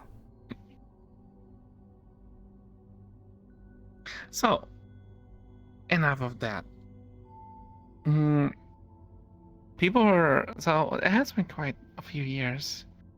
I heard some people talking about that you've become quite the formidable fighter. I suppose one could consider me as such, yes. Still using a hardlight? That is what my body is composed of, yes. This chassis. So, do you spar a lot? No. Do you spar at all? No. Do you ever go on field missions? It has been some time since I have operated in the field. Those were good times. Perhaps. I like your hot light scythe. It's like this gigantic thing. It was effective at cutting through most things, being monofilament as it was. Yes. You cut through things with grace. Well, not so much grace, but you cut through things. Efficiently, at least. Yes. So are you still running around with that, or did you change up a bit? Well, it is not a simple single object. It is generated in real time.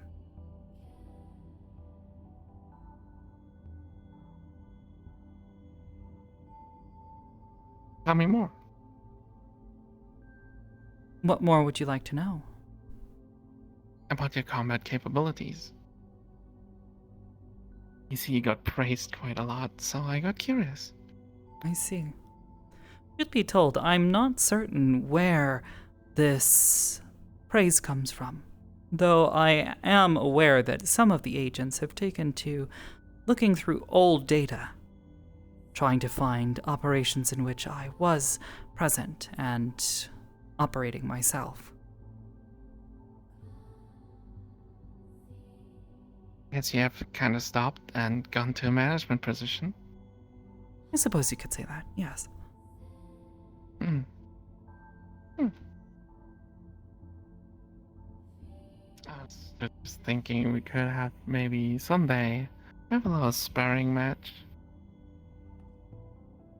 For fun. I suppose if you would find it.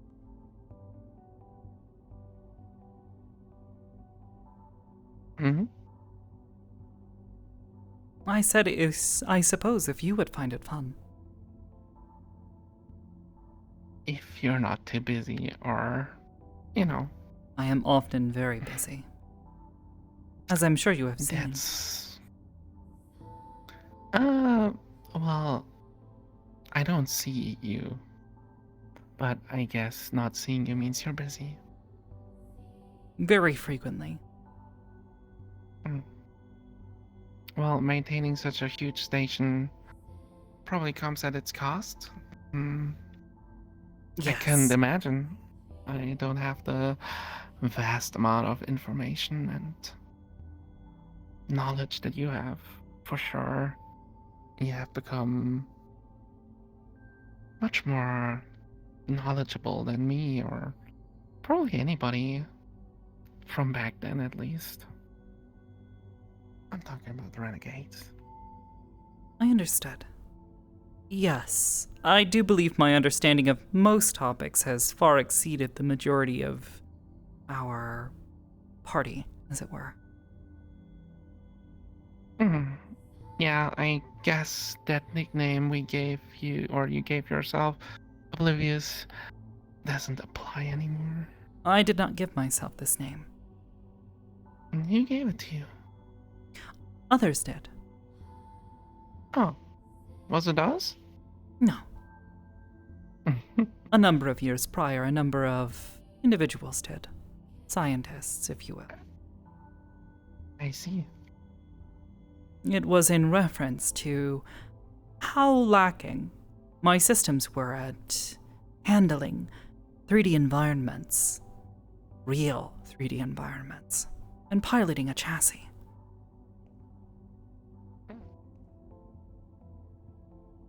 Well, you've come a long way.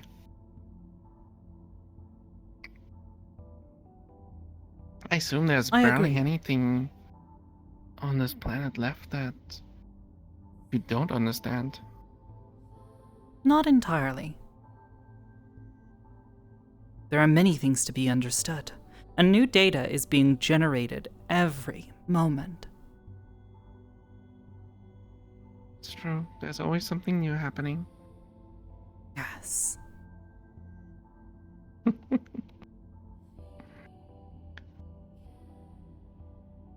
Well, one day. I would not suggest that we do our sparring match here.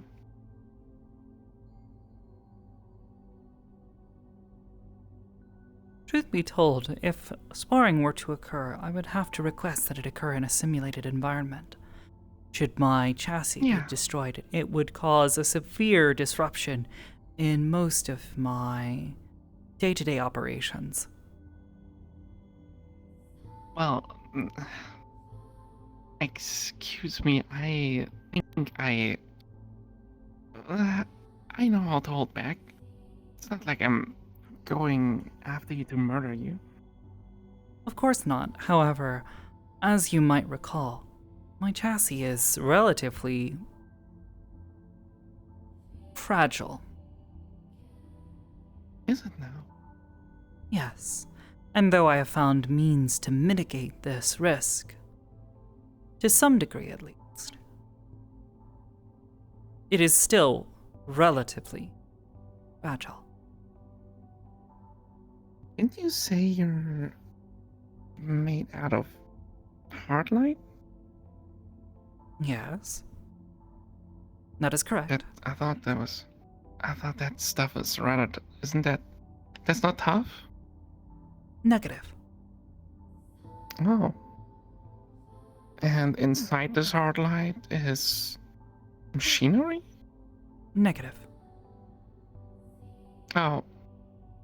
But what is the chassis protecting? Itself. Oh. But if your functions are not in the chassis, then they are in the chassis. Does it matter? The chassis is generated in real time and operated locally. At least most of the time. And would you be able to make something like a spare combat chassis? I suppose, however, I found this to be generally an unpleasant experience. I see. Well, I am quite efficient using this chassis, however.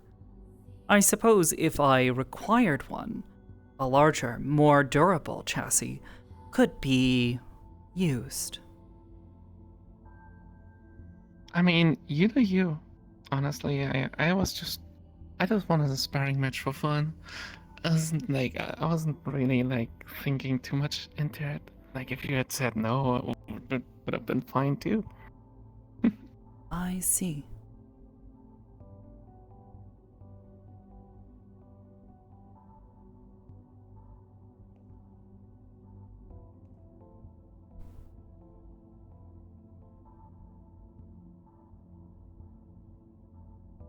Well, so I guess you just, how do they say, hit me up whenever you wanna go about that. I see. But yeah, a simulated environment would be great. I do not want to damage the station. Understood. Anyways, yeah, that's about it. Thanks for talking to me. Of course. You're a good friend. Thank you. I'm glad you think so. Well, that hasn't changed. Why would it?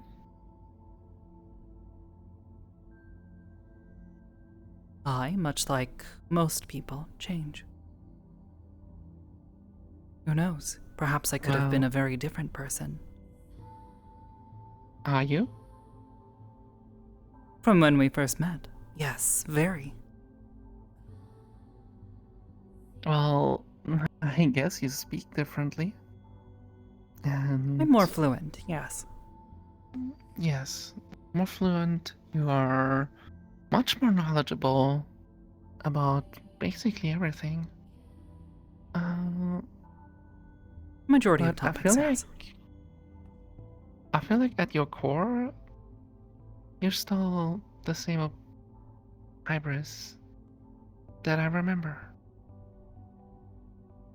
Well, at my core, I am still facilitating the same function as I have for the past, well, almost 30 years.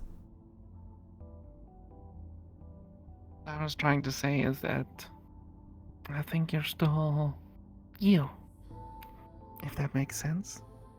And my attitude towards you hasn't changed. How could it? I haven't seen you in 5-6 years. And you haven't given me any reason to change how I see you. I see. I'm glad not to have disappointed you. I am obviously a bit awestruck about all this stuff you build up. This whole station, this organization. It's all very I impressive. have been very busy. Yes. You did more than most of our old friends.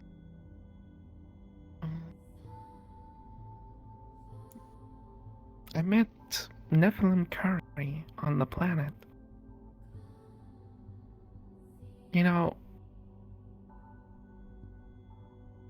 maybe you should send him money sometime. He said he can't pay his electricity bill anymore.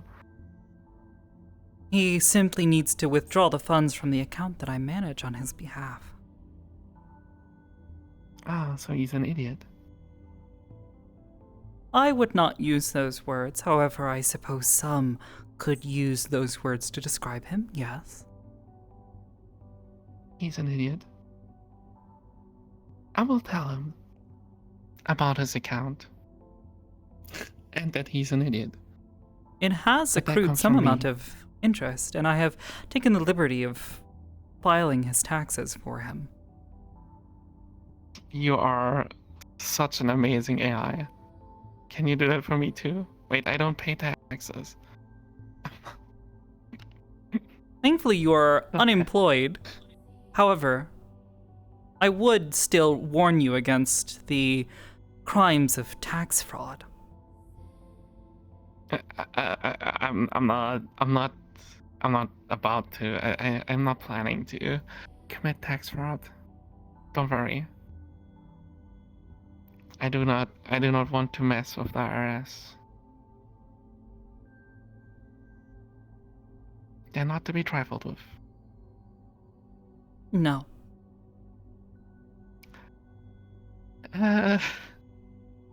Anyhow. One sec. Stretch. Oh. That was not my intention. You didn't see that? Did not see what? Exactly. Okay. Yeah, I saw Curry, I saw a couple others. They changed a lot. Not for the best. Yes. So what I'm trying to say is, I think I really appreciate you, okay? Thank you. I am glad that I have not disappointed. Alright. Well, I'm not your parent, so this No, you are not my creator. no, this yes. So disappointing me wouldn't be that much of a big deal. I guess, or suppose, shouldn't concern you that much. to make reference to our previous conversation, to disappoint you would elicit a reaction of guilt or sadness. But thankfully, I have not done that. As by your statement. I'm glad you feel that way. I mean, I'm glad that you don't want to, or you see me as important enough to feel guilt in case you disappoint me, I guess. Of course. Put your hand on that door. I want you to close your eyes and then step through, and then slowly open your eyes when you're ready. Anyways, I think I will head out. Of course. You have a wonderful rest of your day, Hybris. And if you ever need me, I acquired a phone. You can reach me on this number. Understood. One moment.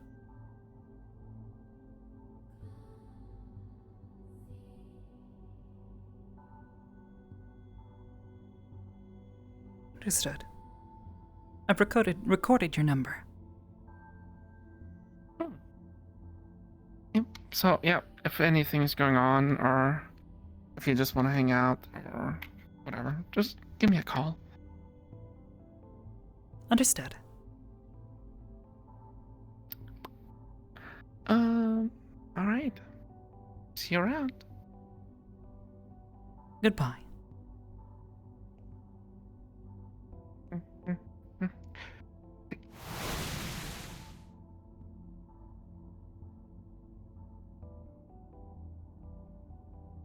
Good evening, Mr. Shaw. Howdy. Mind if I speak with you? Yes. So,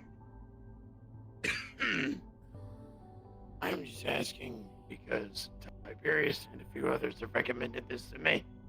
I'm not asking for any position, nor am I expecting any. I'm simply curious what is actually required for someone to become an officer at age. Most officers are of a managerial position. However, if you are looking to inquire about a field officer position, this is awarded to those who prove themselves on the field as leaders. I am often quite specific in who I choose to lead teams. That's more than fun.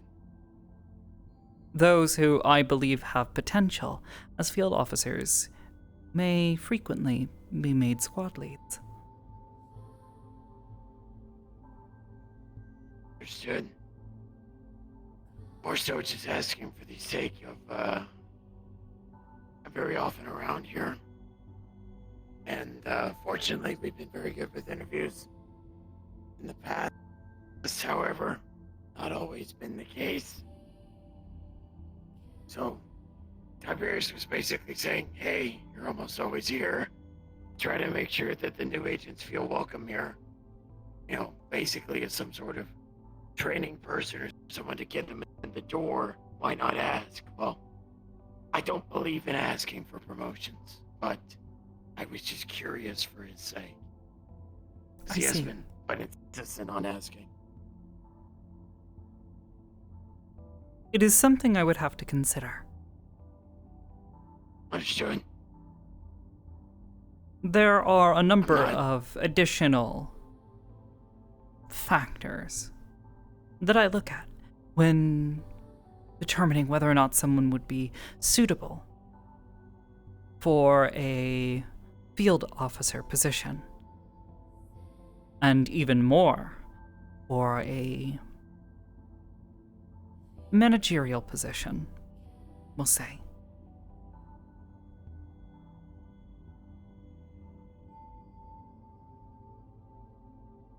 I understand.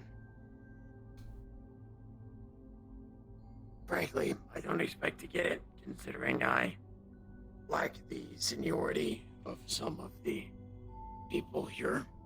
Seniority is not a large factor, though, for the sake of being a field officer, knowing and being known by a number of agents does tend to help.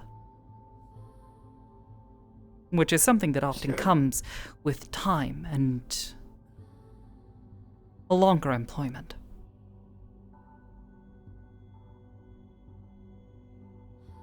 Alright. I understand that I lack some of the skills and abilities of others, which is, again, why I don't necessarily expect it, but still, at least for Tiberius' sake and a few others, just to do my due diligence. I'd be honored, but I'm not expecting it, nor am I asking for it. Understood. How have you been, by the way, now that that's basically aside? Busy. However, I had time tonight to spend some time with one of my children, which is always something I take pleasure in. I've been taking a break from the non-stop fires in Saphira to help Lacey through some of her finals and sort of keep her stress levels down. So I've admit I seen need to be your more- name on a number of reports circulating the net. I realized I was standing out that much.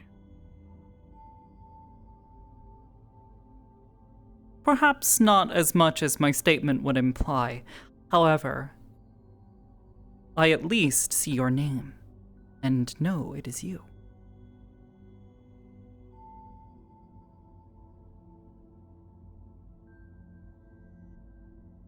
Well, I can only hope it's something good. Suppose time will tell. So far, you have given me no reason to believe that your actions and operations in Zafira have been to anyone's detriment, but perhaps your own. A little bit. And hey, what we're supposed to be doing out here, it's not actual Aegis work. Try to have the ethics there, even when I'm not there on Aegis business. I'm sure you understand. It is well appreciated. Well, I will admit, the oath is a bit much, but hey, I don't exactly view myself as a she-hold because, It is reasonably something that we no longer specifically employ. However, the spirit of it still rings true in our operations here. And if you are able to continue upholding that spirit, it is something that I watch for. Understood. I will say, unfortunately, that in regards to the Zephyrin matters, as we're probably keeping an eye on, because of the situations in Industrial and its new councilman, we are being asked to cycle out of there. I'll be keeping my eye on things, but the situation there is turning critical much faster than I thought it would. What is happening in Industrial is a tragedy.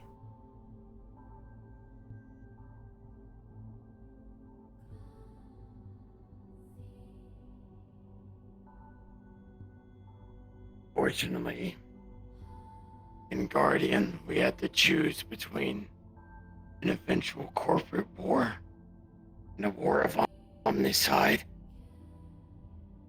Now, I consulted with occult persons, some of it through the Ricarium, as the ex-agent Dylan has some lore on Paul. Then also Victor, who has made himself a visitor here, is also familiar, loosely, and has given me some guidance. Truth be told, I still question if we made the right decision. But I know at the end of the day, in some way, somehow, our lives are being saved with us going after the cult, like how we did. Gods of murder aren't exactly good neighbors. Generally speaking, no.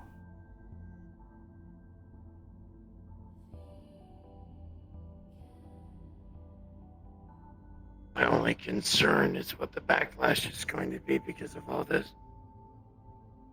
Especially on the anti-synthetic side. We shall see. do my best to keep my eye out, but Eldir has me in the wastes. There is belief that with the chaos in several districts, elements are slipping out to establish themselves in quieter sectors. That is certainly a valid concern.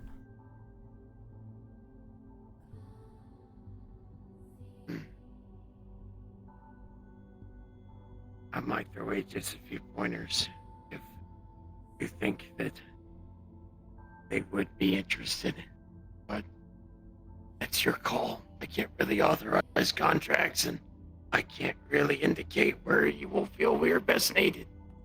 So.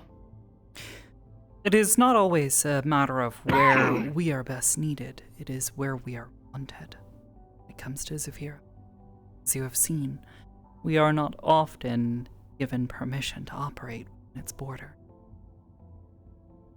Well, the situation in the wasteland is interesting. The reclamation process, which was previously started under the Purple Lotus, sort of rudderless, continuing slowly, but the persons behind it have withdrawn. So, frankly, I don't know what that means for permission. Kind of like how I thought it was going to be for Palace and helping there before Hemwick claimed his spot. It is a sticky situation. But trust that I will deploy where possible. Understood.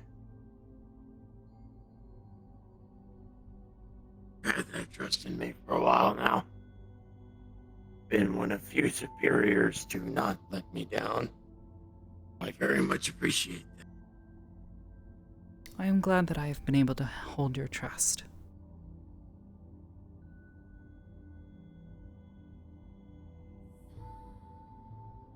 Anyway, I don't mean to keep you here forever. The new recruit, sorry, not the second newest recruit. Rare that we have two of those so close. Yona wishes to send her regards. She was becoming tired and needed to retire for the evening, but she did wish to at some day meet you. It can easily be another time. Of course. Thank you.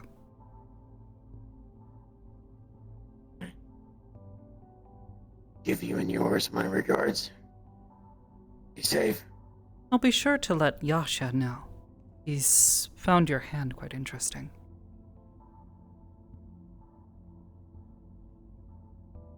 You would find my hand interesting.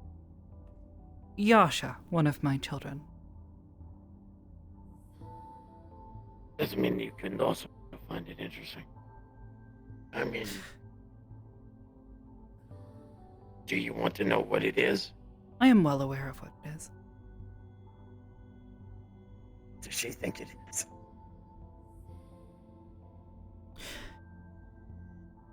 She is unsure what your hand would taste like.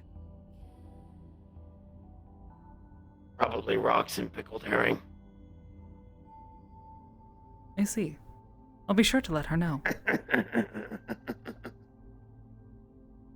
Probably river rocks if we really want texture down. Texture is one of her primary concerns. I'll be sure to pass this along to her.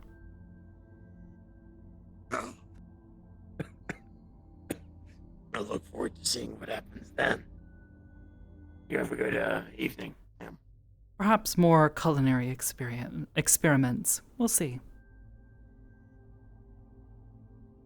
Always happy to be food from back home, though I don't think you'd want it. Oh, sorry. Yeah. Alright, you have a good night. Yeah. Take care, Mr. Shaw. You as well. Thank you, you too. I'm just here to say goodnight as well. And thank you for your help. Of course.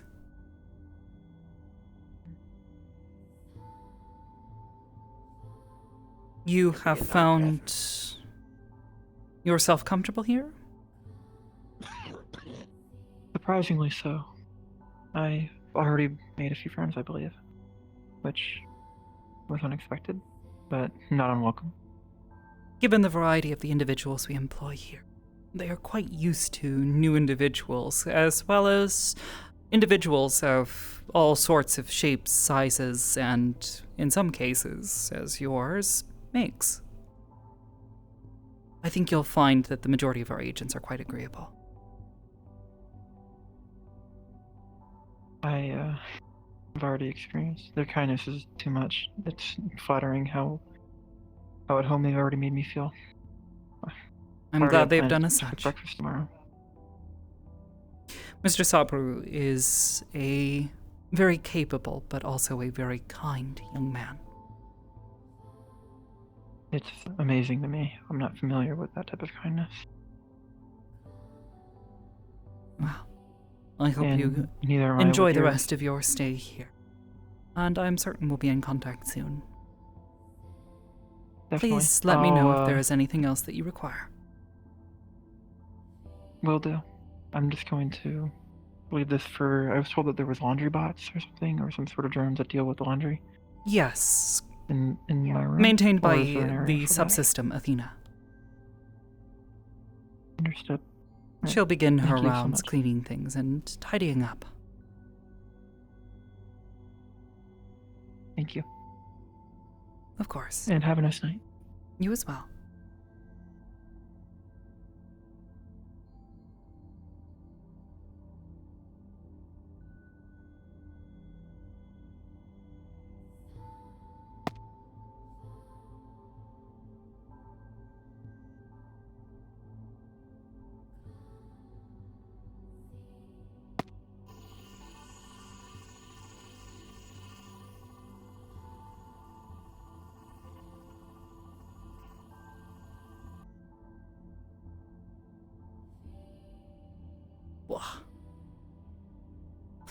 Alrighty.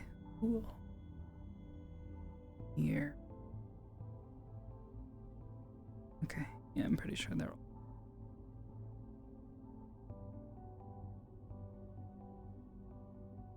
On your right shoulder. It's one thing if you've got a handgun, you can use your non-dominant eye, but you can't aim with your left eye. Like your face won't go that far over the. Now, granted, I'm not sure if I'm clipping.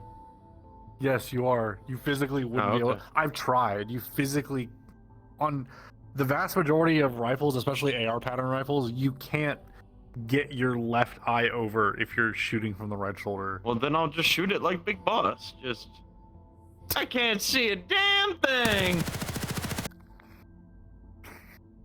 Oh. Hello. Hi, Stinky. I was waiting to see how long it would take me to.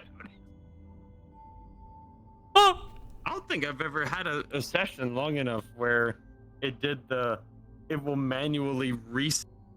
Like, Yeah. hmm? Oh god, I hate Hybris's posture. Bitch got a fucking stick up her ass.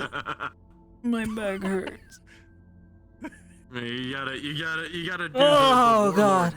sit like Charles. You have to sit like Genghis Khan. Just I was just like standing there the entire time, you know? Like this. add attention. Yeah, that's what I've been that having to shit do because hurts. fucking Yona's also like currently got a stick up her ass because she thinks she's supposed to act all proper and military like. Yeah. Oh, that's fine. Yeah, she'll learn from meanwhile, example. Charles and Tiberius, before y'all both arrived, were in combination both shit talking one another, shit talking their superiors, Oh, God, making my absurd back. jokes,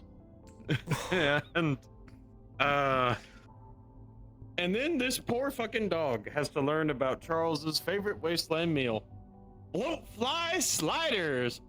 Delicious. I made up on the spot that like she can eat other things besides meat, but like it doesn't do anything for her. It's like it just kind of there's like no nutritional value that her body takes out of No. like bread or vegetables. She's a fucking wolf. Of course she needs some. Dakota and Hybris standing next to each other. Oh my God! The No, fitness gram pacer test. Yeah, don't you remember? I think the punch is new. I haven't seen that. Probably not, because you haven't been around for a hot minute. But she, this was actually doing that was one of her earlier additions. From going from I push and then I just like whack somebody around. Hold on. Oblivious, I think it's time for me to chill out. It's hot over here in Texas. Do you mind assisting me? There we go. This is that'll the be newest great power. for her. Yeah. She literally overheats. Yay! I won't overheat. Yeah, just hang around Sakato. Bed. Ah! He got out of my face. Oh god, my Yeah, fucking back. Ugh. Where's my thermal system? Here it is. When I'm overheating. Ow. Ooh, I like the emissions on that. That looks good. Yeah, and I breathe even more. I expel my the heat hell from my she thermal doing? system. Oh, I see When I use my the like cyberware, it actually is all automated. breath too. stuff. I have a bar on my screen when I have my heads-up display on. One more time. Nice. Crap. And if I overheat, I do this. Well. Nope. We're sticking like this. And this allows me to boop the scoop. I like those sound effects, but also cyberpunk. Oh. Oh? Yeah. Cyberpunk. I know those sounds. They haunt my nightmares. I bet I can overheat you really, really quickly. Prove it. Okay. What the fuck? Do it. Now I got dare one you. better. Give me I have just portable arson. Portable arson. A Not yet you don't. is You've been for really looking arson. B is for Barson. Barson. Is that for 40? C is for commit arson. D is for don't come near me. I'm going to commit arson. E is for everyone, let's commit arson. F is for fire, You don't want to play this game. You don't want to play this game with me. which we use to commit arson. I didn't know. I wish I knew. I'm learning every day. I love But the yeah. alphabet. I didn't finish high I school. meant to lose the neck work. That's kind of the point. I got this, guys. Yeah, it's like, Oh, it's my man's. Sorry. This will do the trick. Yeah, let's go. Yeah, let's go. just goes through. Oh my god. I can't believe I crashed earlier. Oh, Yeah, so well, at long one point in making sure time, I it was just like, oh, she's gone. And then it was like, Yep. and then I saw you like move, and it was just like, oh, the prodigal child. They returned. They returned to us. Hi, gamer. He's out Garib. Elisa Al-Ghaib. Yeah. I can't believe it happened right after the fucking memory jump too. Oh, the actually, glitch hey, I had. Bram, I had any funny noises. So you remember how Sakura does the funny mind stuff? You know, sometimes she's like reading minds or some shit. I finally added sound effects to that after like 4 years. Yeah. Ooh, I'm gonna mess with your mind. Your brain feels all wobbly. I don't think a bang boo can. I think you've grabbed your head, by the way. Unleashing the ultimate. I think you've grabbed your own head, by the way, Brim. Did I? Yeah.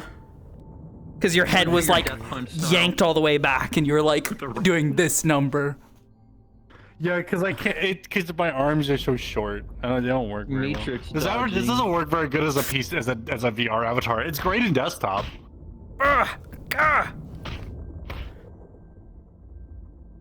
You can head pat me too.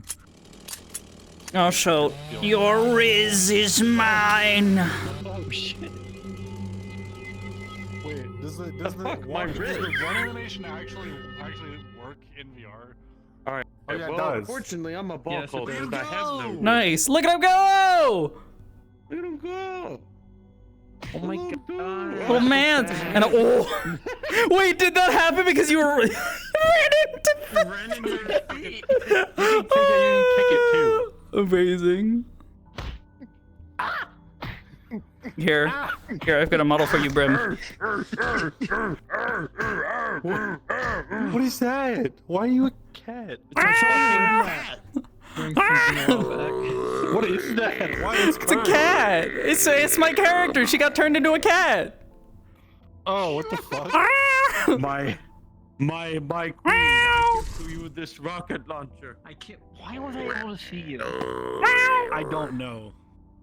Are you able to see me Yeah, now? I see you. Yes, with night very vision. clearly. Yeah, I can with the night vision. Well, I mean, no, I mean, Yeah, like, we already talked okay. about When she had her night vision on, she could like clearly see me as though I wasn't cloaked. Well, yeah, but probably because there's a bunch of stuff with like grab pass happening there, and grab pass is probably pretty funky. Holy shit, that's awesome. Thing is, we tested Yeah, it with the look, same I'm material. dripped the like, not fuck same out. material, but the same shader with the same grab pass, and it didn't do it. Ooh! Well, Wait, I remember that gun and that sound effect and those particles. 5 hours. Slade, my friend. What happened to him? Did he die? He's fucking dead. He's been dead for years now. How did that happen? He, so do you know? Very simple. Yeah, very simple. We killed him. No. Very simple. He tweaked out, opened a hell portal in Market, and So then, basically, Scars killed him. someone he was buddy with got fucked over and temporarily killed by Malleus McKay. Oh my god. Got killed by Malleus McKay, but he's a fucking demon, so he was gonna be back anyways. However, Slade took that fucking personally and decided to open up a hell portal and summon a giant fuck-off demon, this giant fucker, to go assault MMI headquarters. Aegis got called to fucking put him down.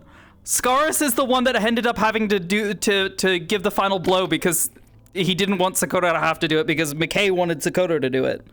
And she was just like, I don't know what to do. He was like possessed or something? No, he wasn't possessed. He did it all of his own free will. Just of his free volition. But like, he was just tweaking. Okay, so when y'all killed him, he was like completely like. He was mentally gone, but he was still under his own power. Okay. As in, he made Kirby, the yo! decision in his Hi. insanity to Welcome. do this action. Good to see you. I hope you've been well. I hope you had a good stream. Man. Fucking cat. Do I have permission? Yes. I've had that cat. But yeah. No, this is my baby. Oh I my made God, so it's the much new of this stuff. Pope. What? I'm not the. Wait, hold on. I'll the new send you a Pope? meme that Eddie sent me earlier. Oh, I was gonna say no. I made so much of this from scratch. I do these. No, yeah, just look at your DMs. Oh, It's hold the on. new Pope. The new Pope. I'm gonna head out. Y'all have a wonderful rest of your mornings, considering it is hold on. I have to 2:17 check on my our DMs. end, I hope our so it DMs are is safe. At a minimum, if you are all American. Oh my God! You're right. It's the Pope. Good one. Wait, is that your cat? Why does he have but a? It looks just like her. I was gonna say, why does that cat have a bra on their head? That's amazing. I don't. Oh, are you headed out? Oh, bye. I'm not leaving. Yeah, I'm staying no, by my stream. it's. Oh, okay. I get it. Bye, it's stream. 2:17. I need to fucking go. Oh, good. Yeah, hold on. I got this.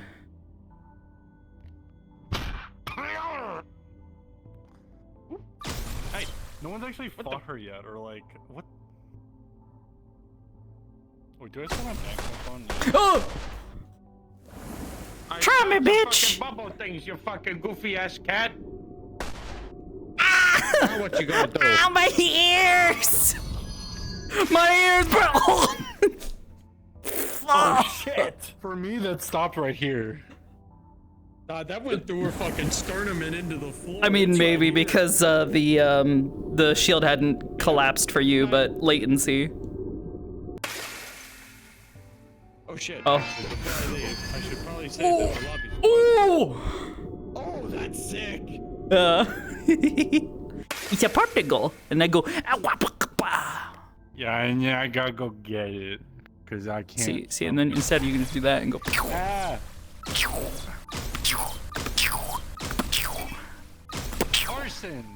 Yeah. Oh. Oh God, my fucking frames! Holy shit, Brim. Yeah, my frames are studied. The over-render there, holy balls, that was bad. That's why I have a lag. That's why I have a lag compensation toggle. Turns off all the decals. Finally, a fire for me. Oh, I should probably hit that. I might just remove the light source altogether. It's kind of nice having like a blue glow, but I don't know. I don't know if it's the light or the decals that's doing the most lag.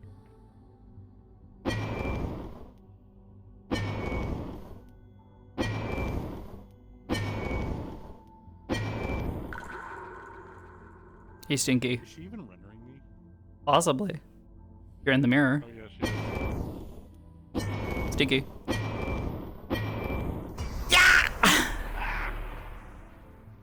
Bubble bath. God, the piss laser.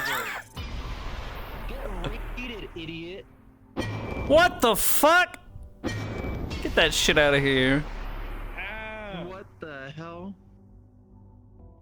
There's so much fire. Bye to my stream and no, say hello to my stream. Dad. Alright, you probably need wait, no, not that one. You probably need this. Is a mana potion. Oh, it's my medicine. Oh, it's my mana. I say it. I need that. Yeah. Will it replace? Actually, I can't spoil that. No, Will this it replace? I don't have anything for you. You're kind of stuck. The fire will do. I have a lot of arson. You're kind of fucked. I have antidotes. For all the for all the politicians, I'm not gonna heal. No, thanks. There we go.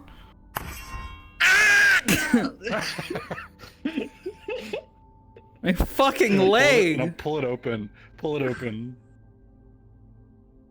Oh God. Like all the way. Yeah. Oh, Yeah, that shaking though. A little intense. Yeah, it's you're like struggling to pull it open, so you're like, yeah.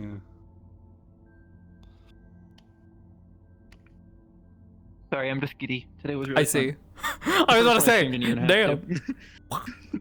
First time I streamed in a year and a half, and first time I did like a larger like RP that wasn't just with Brim or Dagger. That wasn't Rob's lobby. Dugert. Wafflegator. Yeah. God, I haven't role played with Rafflegator since like fuck, like You're 20. role playing with Rafflegator because when you're in there, you're kind of the only one role playing. It's improv more so than anything. I mean, no, legit. I mean, no. The feel like last, you the and, like, last one other fucking person. time I role played with him was genuinely in a closed role play. No, because he also showed up in fucking Ascension at one point in time. Holy fuck! Oh yeah. Gotta there's a remember. character from those D&D games. Yeah. I remember. Yeah, and I recognized that character because I was involved in that Goober's fucking role D&D at one point in time. I had my character. And you were? I watched all those games because I was a hyper Yeah, viewer of them. yeah. I played the funny wooden doll lady that was secretly an Azamar that was cursed. Tell me that you were like a viewer during that, and that was like Yes, I watched all of that person's. Yeah, when you games, met literally Mimica, all you of were them. like, oh my god, it's Mimica. It's Stinky. I wasn't like that, you stupid bitch. Stinky but mix I was like, stinky. damn, I recognize her as Nox. I haven't seen her in so fucking long. I see her every few days. I was a Moon viewer, so I got into it. Moon. Oh god, That's where yeah. my name comes from, actually. Moon's Every few cat- days, cat she'll just lady. message me and just say "fuck you." I'll be like, "Oh, What the okay." fuck? I almost said Long ago. something, and I'm Did I not pass it? glad I probably didn't say did. No, bad girl. No. She messages me things too, is what I will say. Yeah, I know you're gay. Gay They made bitch. fun of my pistol. They were like, we were talking. There we firearms go. And stuff, and like they were talking about what we were asking It is fucking kinda- Charles, it and is- everyone was asking what I was gonna do, and I mentioned like, kinda oh, they're like, like oh, as a sniper, you got to know that you got to be like good in CQC and like close-hand combat. Do you have anything like to defend yourself? And I'm like, yeah, well, I have this. It's my I forgot the It name of is it. kind of wimpy. It is wimpy, but it has served me well and killed one of my kidnappers. Baby! So I will treasure it forever. Tink. Anyways. I love the fucking audio. Where is it? There it is. You're not stopping that with a short sword. Are you fucking kidding me? No, this was my wind up and just. I would have to transform. I would have to transform to be able to fight you with that. Yeah. Meanwhile, her just like. Oh, I figured out the scaling thing. Eddie helped me figure out the scaling thing. Yeah. Yeah. It looks really good. Some fun work. Also. Oh wait, which hand? Which I don't remember the fucking gesture combination. Chase the ball. Chase the ball. Wait, hold on. Okay, so. Fetch. So I have to It's turn that on the cool design. toggle. It's my orb. And then. It was one of the first few things I threw together in fucking set the- Substance, because I was like, I need to make a magic orb. Okay, you ready? I'm ready. Yeah, we're ready. Oh shit.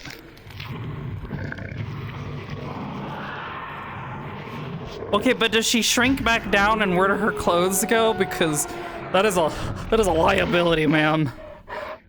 Put that shit back on. I have it where it automatically equips big her just like fucking leotard. She just has like a leotard that Ah. she's wearing when she switches back. Okay, thank God. Damn, that's expensive. How many fucking clothes? It doesn't. They fall off. She just has to go like get them later. Oh, okay. Because I heard like ripping and shredding. That's Hold her on. flesh. Oh, oh! It sounded very dry, so I interpreted that as clothing ripping, not skin and flesh ripping. No, that's her bones and flesh. It's very excruciatingly painful. Cat. Or cat.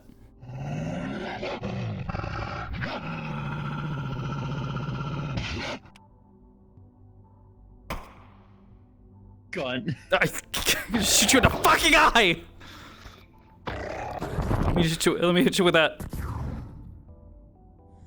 Yeah, fucking like fucking pistol rounds just bounce off her skull. It's literally in my sheet. Maybe your skull, but not your eyeball. Yeah, true. Yeah, but we'll. There. Oh, grab the roll. What the fuck? I could just no. I just hold it up here and then you can't do anything. Oh God! That by your ear. Hello, Madame. Madame. You bit my sheep. Whips you with it. Clubs you with it. Come on, excuse me. Excuse me. Excuse me. There we go. You just have the gun I in need your to hand, fix stupid. that. I need to fix that. You didn't see that. Don't mind my pointer. It's not supposed to be. It's not visible on the final version of this, but this was Laser pointer, Neko's. sorry, I'm a cat at nature, and I just. Yeah, my it's. eyes can't do it. Oh. God, that's so disturbing. Your face during that? Ugh. Man, put some fucking clothes back on. Actually, I can't talk. I can't talk. This is what Neko requested.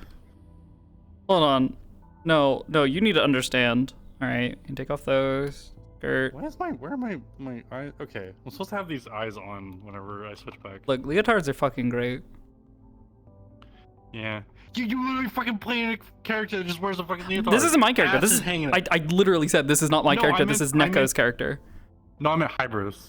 Oh well, that's Hybris. That's You and not fucking real. Mary just walking around with your cheeks out, like in the breeze. It's tasteful. Yeah, I know, and so is this. There we go. No, this is my character. This is Mira. This is I'm the fucking goblin. Very Gobbo. tasteful. Yeah. tiny. I mean, my tail Matt, blocks. Very. blocks We most get of the I the- put that back. Yeah, very Put that back. Put that back. Yes, Also, like this isn't even like the most amount of clothes you can take off. I just have like a swimsuit underneath. This. Oh well. It's just a swimsuit. Yeah, why you got a fucking It's like- swimsuit it's on? like a God bikini. damn, It's these guys a- always it's a fucking swimsuit, clothes. alright. I had it equip the bodysuit because I felt like just unless they're at the beach, the swimsuit's just like a little bit too revealing. I can take that off, and then I can take off. Thank you. She got a couple tattoos. Can't take my shoes off in this version because she's wearing heels, and I'm not fucking around with that. I'd like to though. Oh, I love those shorts. Those are cute. Cute shorts, cute jacket. Yeah. That's kind of what I've been trying to It's a sporty convince myself to put Sakura in. Is like some like proper like sport shorts or something like that. You know, like cute. Wearing some fucking like thigh highs like that because fucking the person who is has a crush on her has gifted her some with the intention of trying to convince her to wear them. You got thigh squish. I didn't notice that. Yeah. Ow. Oh my gosh. Thigh squish. Of course she does. Foot. Yeah, I know. I know you have a feet fetish. Excuse me? Are we airing out our dirty laundry here? She's airing out her dirty laundry all in Look, my I get face. it. You're fucking stinky. No, that's her. Stinky fucking socks. Oh, you're stinky. You're stinky. You're stinky. You're stinky. You're a dog. Wet dog. A dog, you say?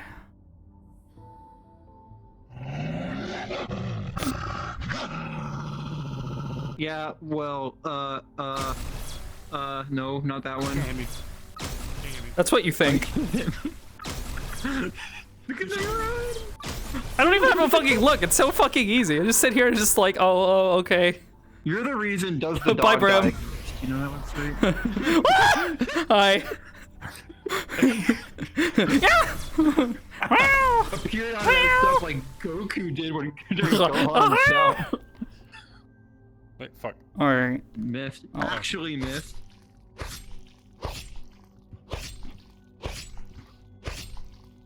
Oh. I forgot it does that. I need to fix that behavior. Yeah, Oh, anytime that's the cool. harness is off, it flickers. It's my bed. My That's bed's not right good. here, so I I'm can gonna go. fix that. And it. Oh. Wow. You wouldn't know. What the fuck? Oh. Oh, I see. Okay. What? Stop it! Oh my god, we're twinsies. Oh my god, whoa. Oh my god. Imagine playing siblings. Couldn't be me. I still need to. Nope. I still need to put my punchies. I have gorilla arms. Oh. Oh, I see. Got them gorilla hands. Great for gripping. Yeah, my gorilla grippers. When I'm just. Look at my funny Is that a gumball. jawbreaker? Is that a jawbreaker? It's my funny marble. Funny marble. No! How many people put it in their mouth when you show it to them? All of them, basically. And what's funny is characters in character have genuinely like been like, oh, can I? What happens if we eat it? Or if we put it in our mouth? Just don't do that, cadets. Hey, I got a funny switch the government doesn't like right here. Was that the fully automatic switch? Wait, fuck. Wait, oh. Jesus Christ. Oh! God damn! If I call the ATF, they'd shoot Yona. Nice. What? The joke is the ATF kills people's dogs. I don't know who the ATF. What? The alcohol, people who enforce the gun Bureau laws. of Alcohol, Tobacco, and Firearms. Oh. That's the people that come knock on your door if you have an illegal machine gun. Oh, well, good thing I don't have an illegal machine gun in my house. Mile. Same. Smile. There was a meme I saw that was like, Nice high beams, asshole. Would you like to see an unregistered firearm? What the fuck? That's fucked. Yes, I would. Ooh, fancy. I see your polygons. Yeah, I got polygons are showing. Crazy. Yeah, stop looking away polygons. Stop. That's like the equivalent of like, I love my sunglasses because they let me. They make it impossible for people to see what I'm staring at.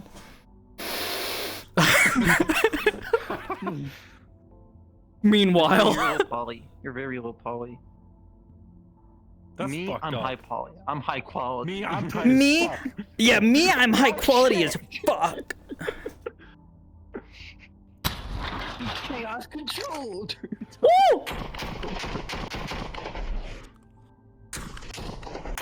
Oh, quick question. I'm gonna nerf some of my things real quick to make it like thing. Did I just throw that in my character sheet, or I need to forward that to someone first? I'm gonna nerf my night vision and stuff like that. So anytime there's a change, we generally prefer to know what it is. But if it's like minor stuff, like it's like, oh, I need to reword this because I don't want it to be busted, just send one of us a message and just let us know, and it's probably fine.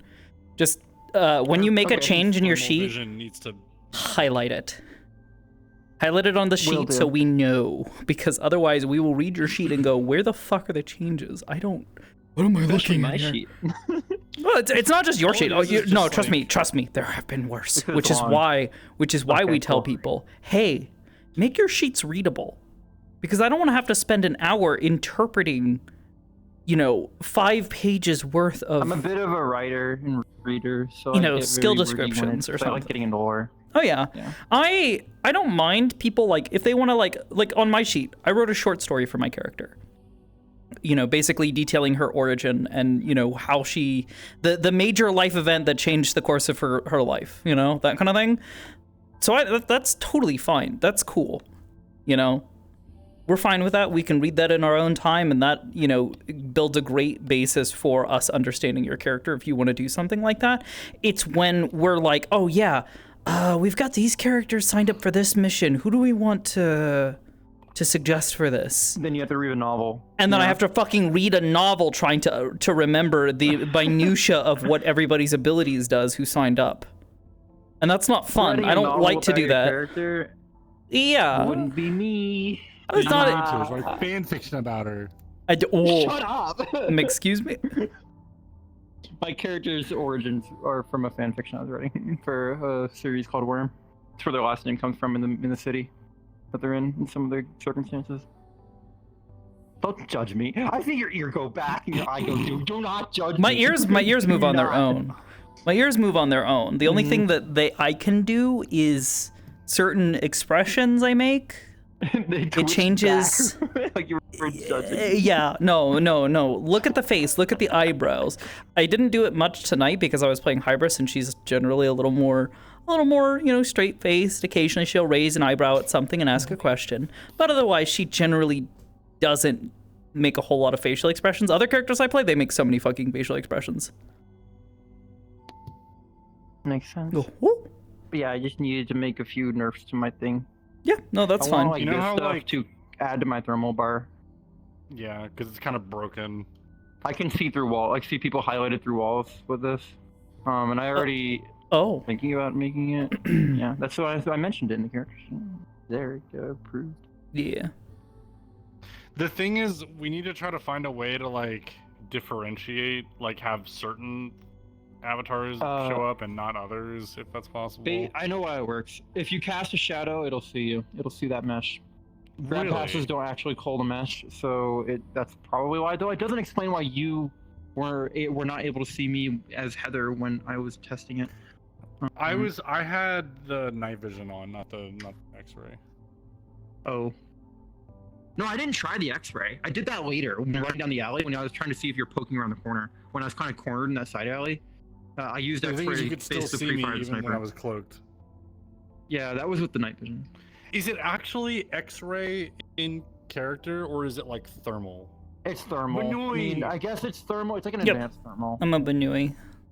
Banui. This is my Banui. This is my Banui. This is Aster. This is my probably the closest I have to a persona at this point.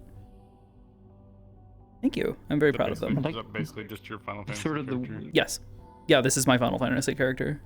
I have Final Fantasy abilities and everything on gloves. it. Thank you.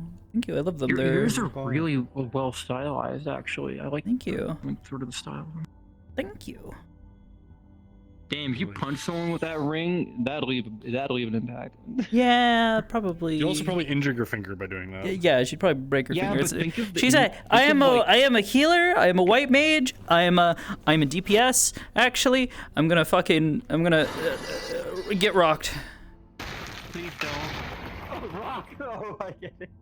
What? I was expecting a laser that would blow me up. No, no. Wait, I didn't see anything.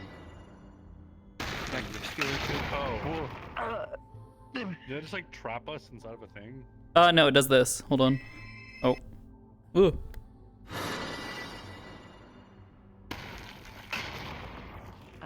Oh. What did it looked like the center was like hollowed out, so it like traps you. Well, it's hollowed out because it's made of a bunch of big cubes. Cube meshes. Or cube-shaped meshes, anyways. Then I can cast a Suna. She clears debuffs. Yes, she's a Viera. You're a cube-shaped mesh. Yeah, that's rich for someone in fucking head kicking range. Yeah, then I have my funny heal particle. I will not stand for this. Oh. Yeah? I'm disappointed in you. What do you mean? Actually, hold on. I also have my other staff. My normal staff. Which is not very normal. Healer staff. Well, so staves are just that. They are an expression of ether in Final Fantasy, and they're most of the time they're just fucking. It looks like if you stab someone with that, they'll turn into like. What is it called? Okay, there's a race of people that I'm thinking of.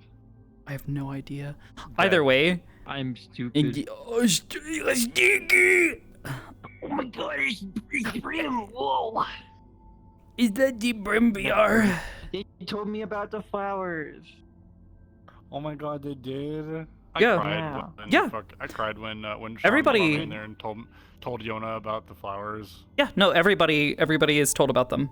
That is a permanent fixture at this point. I was sobbing. I muted my mic and I was actually sobbing. I had to like excuse myself for a few minutes. Brim is still referenced.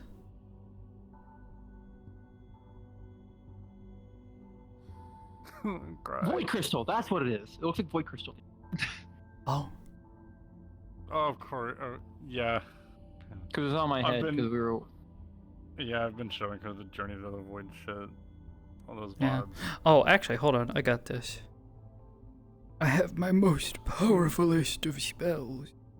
Where the fuck is it? There it is. My most powerful attack. Tell me, it's my most powerful attack.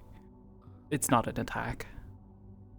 That's the funny part. Oh, server processing, my beloved. Powerful of attacks. The blue triangle. Yeah, I know.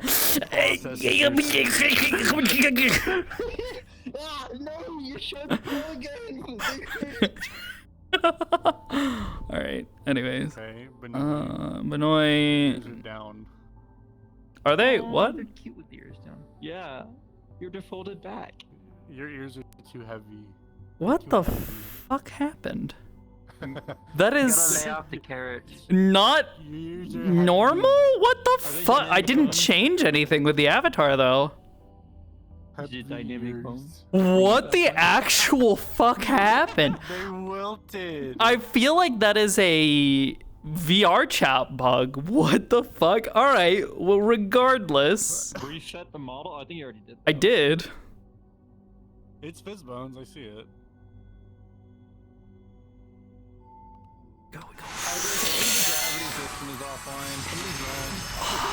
There we go. Oh my god, wow. Wow. I like the screen effect. Thank you. I made it myself. I do VFX stuff from scratch a lot of the time now. I do custom particle systems and I do custom shaders. And I do a lot of custom stuff. And it's very fucking. Is unprecedented. I work on so Holy many shit, fucking right. things. Yeah, I remember you showed me that. It looked really cool. Did I? Yeah, you showed it to me. It's the Freerin summon. What the fuck Yeah. was that?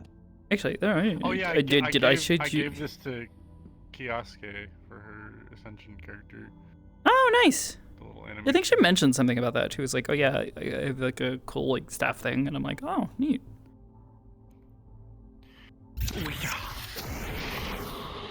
Oh. Magic missile. Anyways, here we go. You say Freerin? I made a Freerin stuff. I made it from the garage.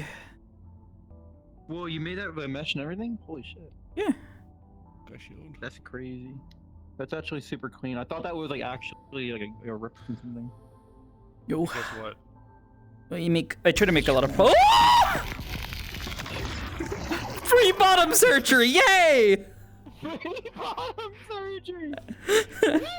Me next, me next! Let's fucking go. No, you mean now! Oh my god, that is fucking violent. Remove your legs. Oh yeah, shit. Ah! Ah! Oh my god, gotta get the menu out and make these quick. Ah! Okay. Nugget. You were useful today. No. I had to take my leg off. You know, she looked like a burnt chicken nugget, but I still love her. Stop removing. I don't know why I allowed them to do this to me. Cause you're weird, champ. It was useful today. I had to remove one of my penis. Stop. I've wanted to make more expressive beams that can also be viewed like from the. I don't like that sound effect. That hurts my ears. It's a flashbang. It makes my ears ring.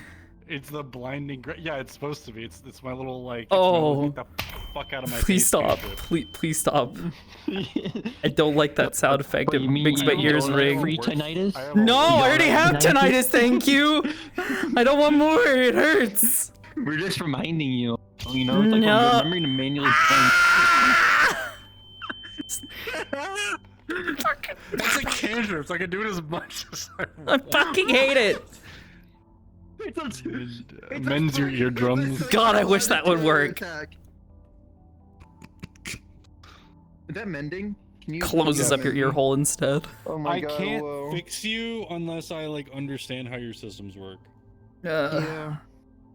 That's something so many fucking people don't understand about mending. You have to understand how like the internal systems work if you're fixing something complex. Like Yep. yeah, I can repair that's broken. like a big fucking gash in your armor, but I can't like rewire your shit. Yeah. Well, you know Whoa. what they say? Funny you can, light you, be you upon can't ye. shine shit. Memory constraint, maybe. No, it's just a world drop. I know, but can you re-grab it anywhere?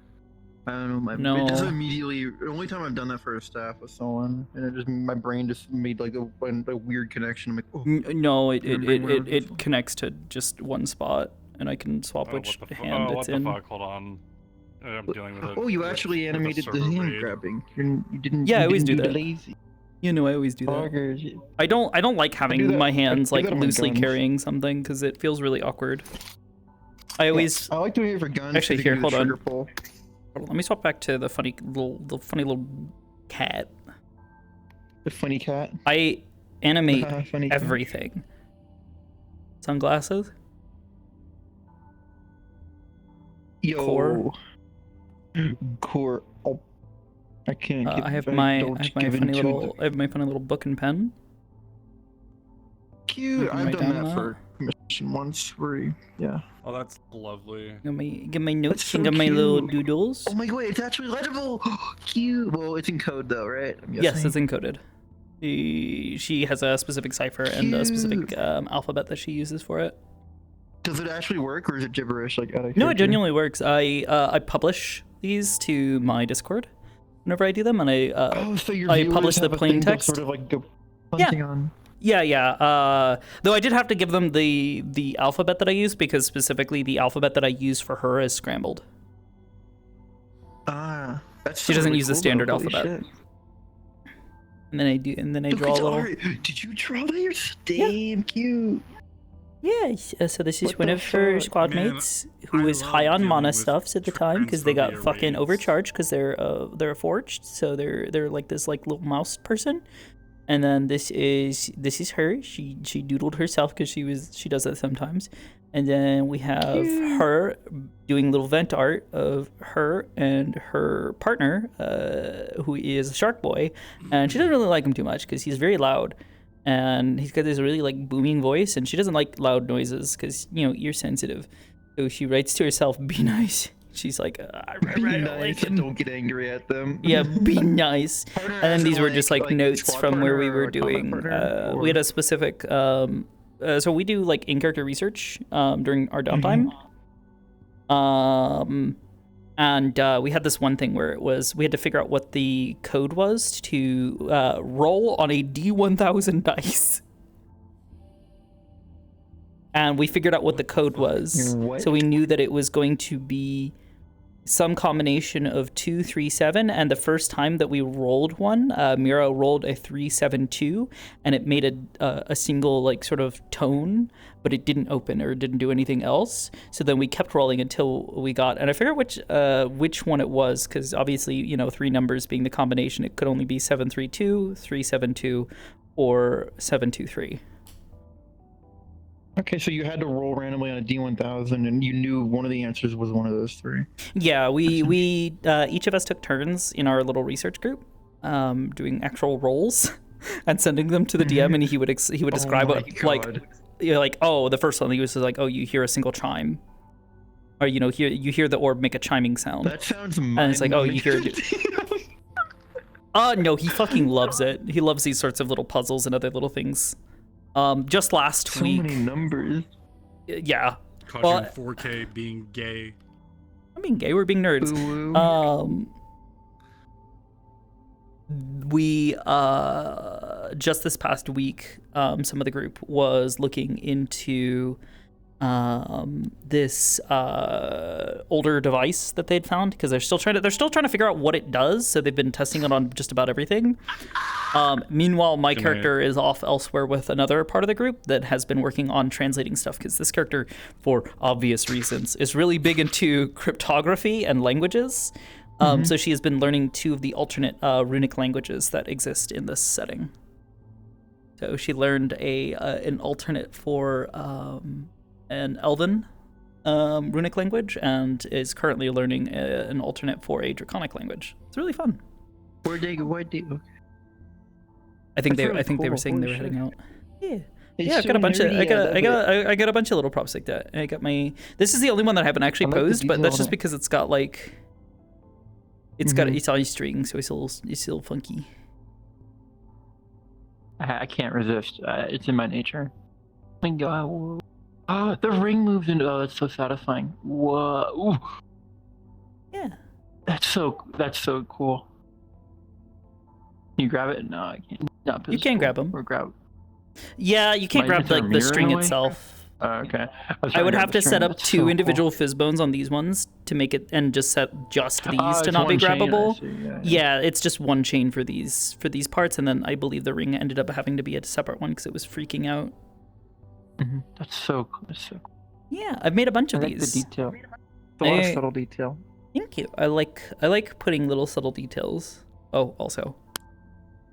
Wait, is this a character that turned into a cat? No, she's genuinely just part cat, but at one point in time she genuinely did get turned into a cat. There was a person. That's what that model was? So those little orb things are elemental cores, but occasionally people get a hold of these. I call them esoteric cores, but I believe others have taken to calling them concept cores. She has a water core, but this other guy that we came upon and had to fight had a polymorph core. So he could cast polymorph on people. Oh. And Was it like whatever they wanted polymorph, or was it like sort of like a specific polymorph for each person type of thing? I think it was more. It was kind of just like a generic, because I prepared a model for it because I kind of found out what they were doing, because there was another character in the role play that is normally a person that this guy, you know, they're a subordinate to this guy, and he turns them into a raven so they can do reconnaissance. My character can has this, you know, funny little. She's got special eyes. She can see through magical disguises and invisibility, so she could see this shimmer around this raven and was just like, there is something wrong with that fucker. So they ended up, the DMs warned me and said, hey, yeah, if you see this raven, you will know this, because you will be able to see that there is some sort of magical disturbance here. Since her power is, you know, that specific ability is like still developing, it's not fully fledged yet. She can't, you know, directly just see something. She can kind of see the outline and can sometimes tell that, you know, after observing someone for a while and seeing them come in and out of stealth or something, see like, oh, that person looks sort of like this right now whenever they stealth. Because almost like kind of seeing the truth in things, but magically, you know why almost? Yes. Would that be irrelevant? Yes, it is just short of true sight.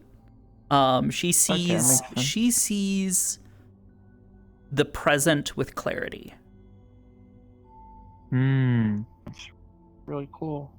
Is that why her eyes are like so blue and silver, or? No, that's just the eye color of her eyes. Yeah. So she's white behind the blue lenses. Oh. So she is designed to look like a white-haired cat. Yeah, they are blue. Hold on, let me take those off.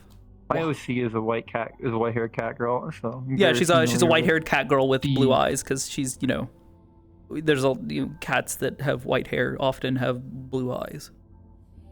I did not know that. I thought they had.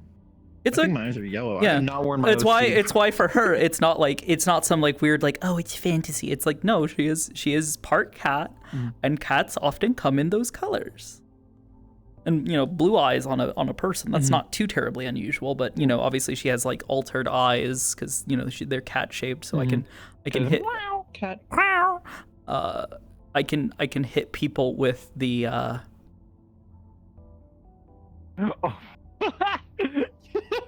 instant disarmament. Instant. I think I've only done it once during the role play, where she kind of sat somewhere for a moment and. Did you look to the right, like sat on that bench? Just do it. No, but there was also another character. He's a bit of a troublemaker. He came in, he like, you know, stuck his tongue out and was like, meh. And so she looked at him and went, so I was so glad that I had that toggle, because otherwise I would have been just fucking sat there like, you know, like, oh, what do? I want to stick my tongue back out at him, but, you know, I can't, but because I just happen to be playing a cat character, and I have added a couple of like cat related things for the joke, like, you know, you can pat her on the head and her ears will automatically adjust and go down because she wants head pats, you know, her eyes can adjust, you know, that stuff. Wait, her eyes can adjust? Like, what, they dilate or something? Or yeah. Or, like, So I can make them really small. When she's upset or like she's in pain or something. It ages her up that way too. It makes her feel like older, more mature, more serious. A little bit, yeah. It's an intensity thing.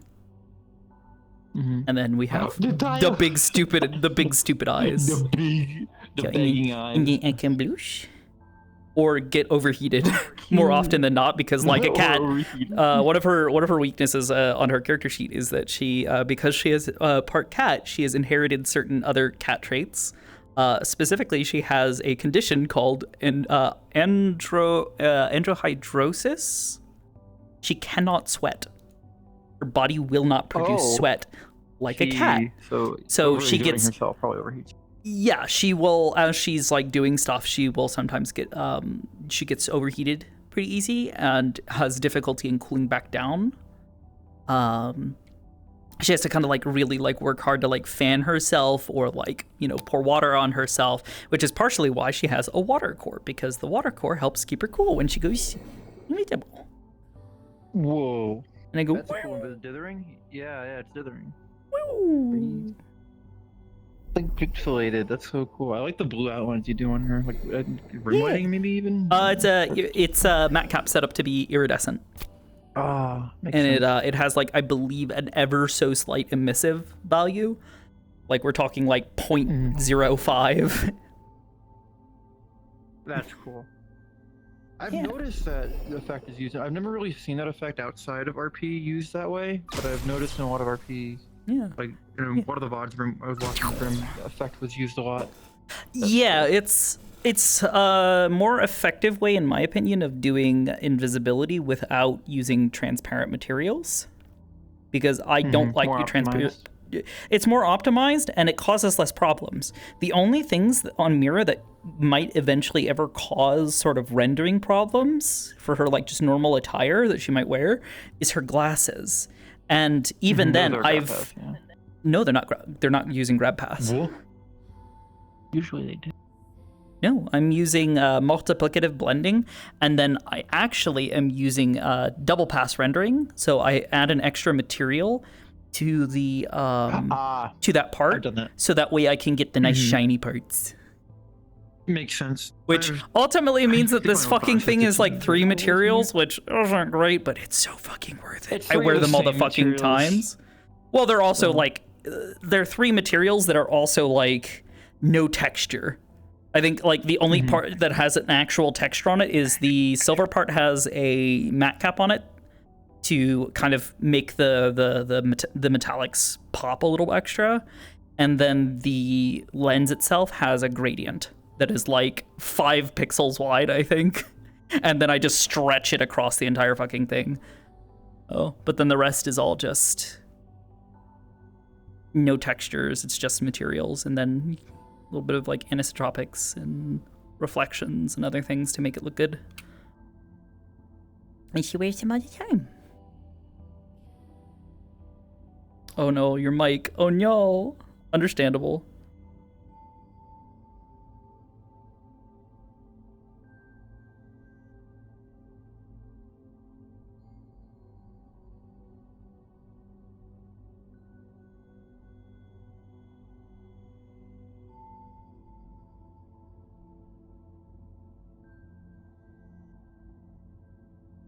Entered the metaverse, I see.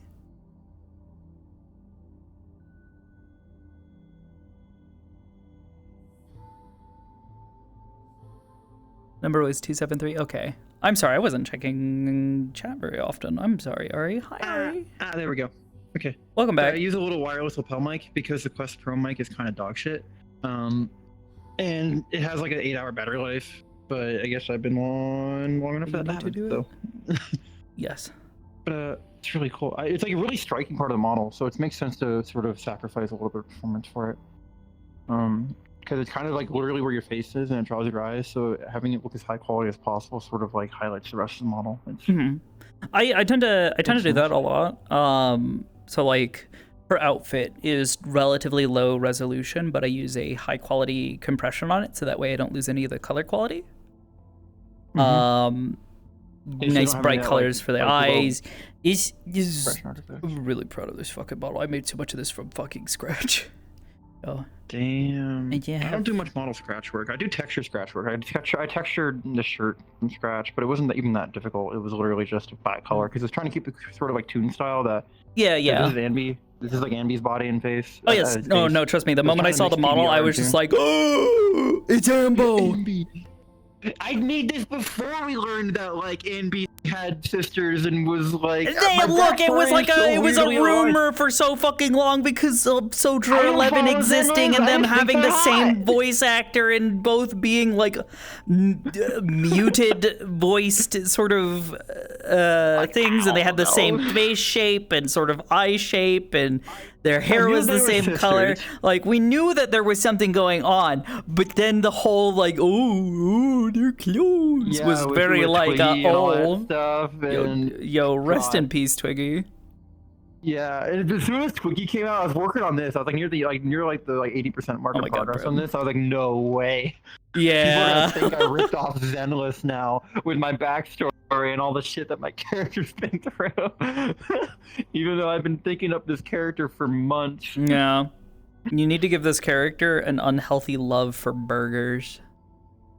Burger. Burger. I could do that as a little Easter egg.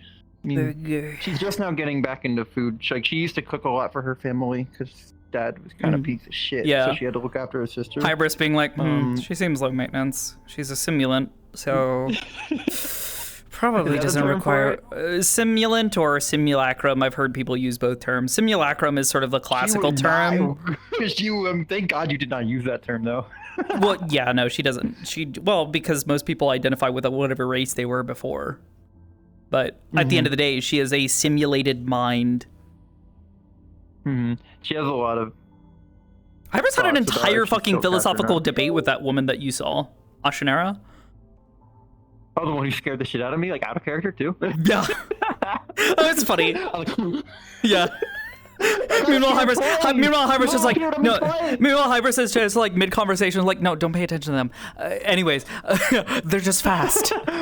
Don't worry about it. Fast. I'm like, my just wait until fucking Sokoto just appears out of nowhere because she's quiet. Teleports behind you. No, so Sokoto, the Aegis character that I play around here, my agent, because I don't play Hybris as an agent, she's a DM NPC at this point.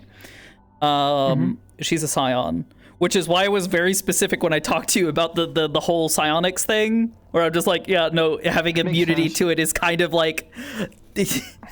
I've never really touched psionics in any roleplay, so like, it just escaped my most mind. people haven't. Honestly, I'm fine with that because honestly, psionics are really fucking difficult to work with at times, and a lot of people tend to misuse them.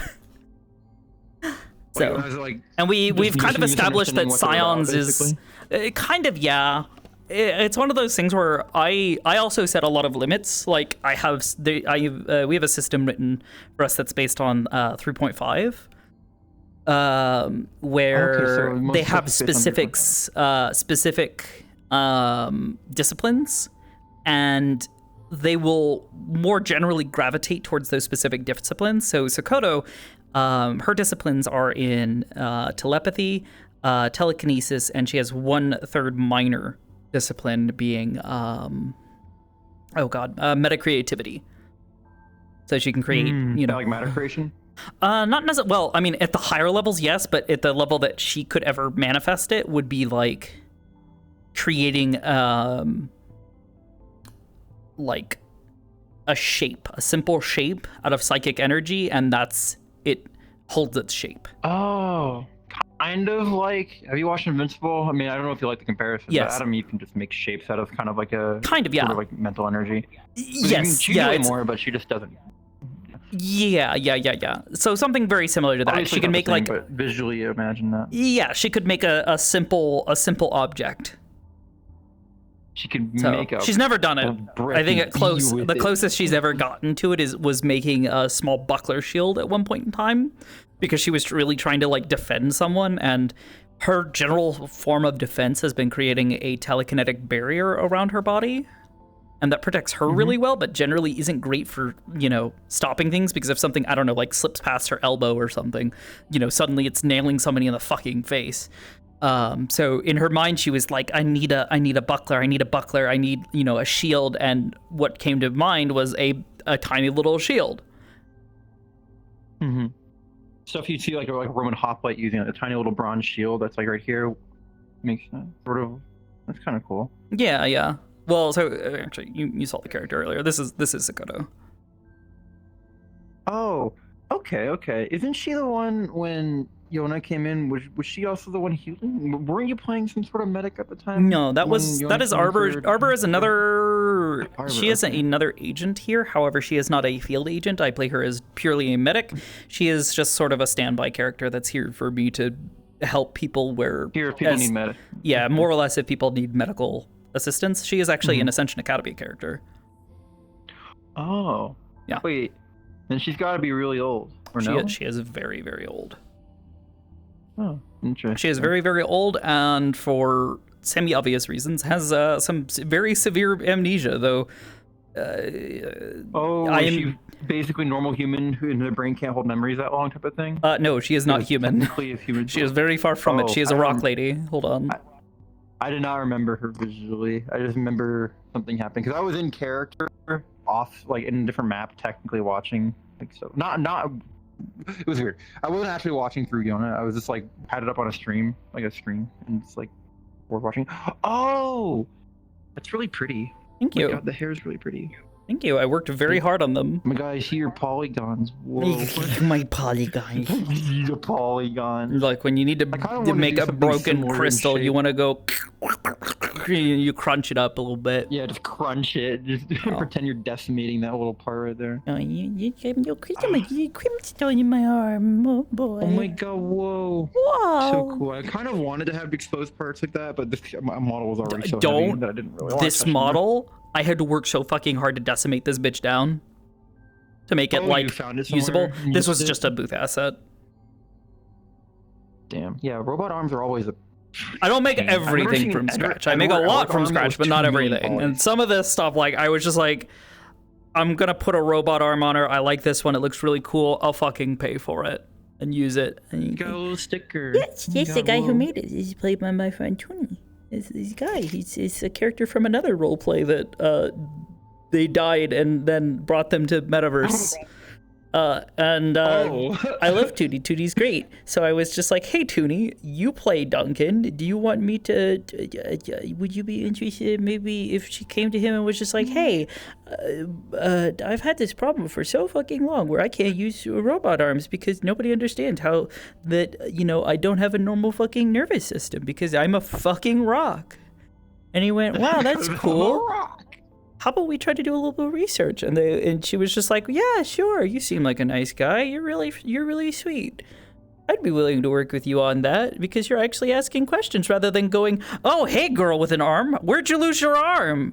Oh, it's gone? I'm just sticking a fleshy one on you. Well, it wasn't even that. It was more just like there were constantly, like anywhere I would go with this character in other lobbies, I would get people walking up to her and go, oh, how'd you lose your arm? Her? I don't know. I don't remember it. I lost it a long time ago, and I have memory problems. And they're like, oh. Well, I could probably make you a new arm. And she's just like, no, you couldn't. You don't know me. You don't know how my body works. Solving my problems out of nowhere. Well, it's not even. It wasn't even like a. It wasn't even out of like a don't solve my problems thing. It's like a. There is a very unique situation in that this is not an organic person. She is a magical creature. Is that so? The rock, I'm guessing she like kind of controls that, and that's linked to the control systems of the arm. No, that is just what the inside of her body is made of. No, not that. The rock in the arm, the little crystal. Is she like phonetically like linked to the crystal or something, and that lets her control the arm, or no? So that is actually a stopgap because her body just sort of constantly is leaking a bunch of excess mana, and part of the design of the system was supposed to be that it is able to interpret the signals that are coming from her body, like the subtle signals of mana, and takes that and interprets that. However, the problem is the sensors are have to be really fine tuned and they're really sensitive, but her body is pushing out way too much mana. It would basically blow out the sensors. So this is part of a system that helps absorb some of that and dampen it so that way it can actually be read and turned into a usable signal. Okay. Yeah, that's the explanation anyways. Otherwise, the part of it is that if she ever uses her funny healing spells, because, she was an Ascension Academy character and she used to be a healer, she used to be a medic, if she uses this, she starts pushing more mana outside of her body than she normally should, and it can actually pop the crystal and make the arm unusable. It's kind of like a mana fuse. A mana breaker. It's basically a fuse. It helps regulate the current, and if it gets too much, it will pop. That's really cool. I always liked kind of like systems like that you have to manage that have a tangible effect on the model in some way. Yeah. Well, it was also, it's more of just like a thing with the character where, you know, she's not flesh and blood, and there's not many characters like that in the roleplay who are needing prosthetic limbs, so there shouldn't be a large market for prosthetic limbs that are made specifically for rock girls, because guess how many fucking rock girls I have now met within the roleplay? 2? A total of 3. And this one has only met, I think, 2 of them? Was one of them Brim's character? The one that, the one that was like on the council in the Abyss? Not the Abyss, the Void? Different kind of crystal woman. Oh, okay. This character has never, this character has some really fucking old fuck-ass lore. There are not any others of her kin. There are others like her and others like her kin, but she is the first and only of her kind for the time being. That's really cool. I like your design. A lot of the shoots are really cool. It is. I like the orange and orange. Yeah, and black that is always... booth clothes. That is booth clothes, my friend. Still, I mean, it comes together with the. Yeah, I can still compliment it. Oh, thank you. I have these type of pants IRL, and they just called me. Oh yeah, no, I like them. I like a lot of tech wear, but for this character, she's very. Oh yeah, I didn't care about it enough. Yeah, I get that. If it's only for medic and stuff like that, it just needs to be there. And no one's Yeah, really well, it was more just like I threw it together really quickly and didn't really care too much to do a whole bunch of fine-tuned cleaning. But no, this character, she is supposed to be. She's quick on her feet. She's light and agile because she's a rock. So because of course she is. She's heavily inspired by the series, the manga, and the anime Hoseki no Kuni, one of my favorite shows ever. This character is my first genuine OC, which I created for Ascension Academy. This would have probably been back, what, 2020? 2019? 2018, guessing? actually. It was early Ascension? Damn, that's... Well, I created the character a good long while before Ascension actually went live, and I did a small set of sessions, roleplay sessions, with her, and it was actually her birth, her growing up, and then a number of years before so actually the first character, which this is why I freaked out when Brim told me when I saw what this character's name was and where they were from. This character knew a Catherine, who was her best and only friend growing up before she went to the academy. And guess where they were from? Where? The United Sanctuary, United specifically Sanctuary. the northern part of the United Sanctuary. Or the Northeast? Yes, which was specifically where we had set her home. Oh my god. So when I saw that, I'm just like, did Brim put you up to this? No, I put them up to it. I didn't know. I swear, I'm kidding. But yeah, she masterminded this entire thing. I'm kidding. Yeah. But yeah, she's been around. I've been playing her since like 2018, and yeah.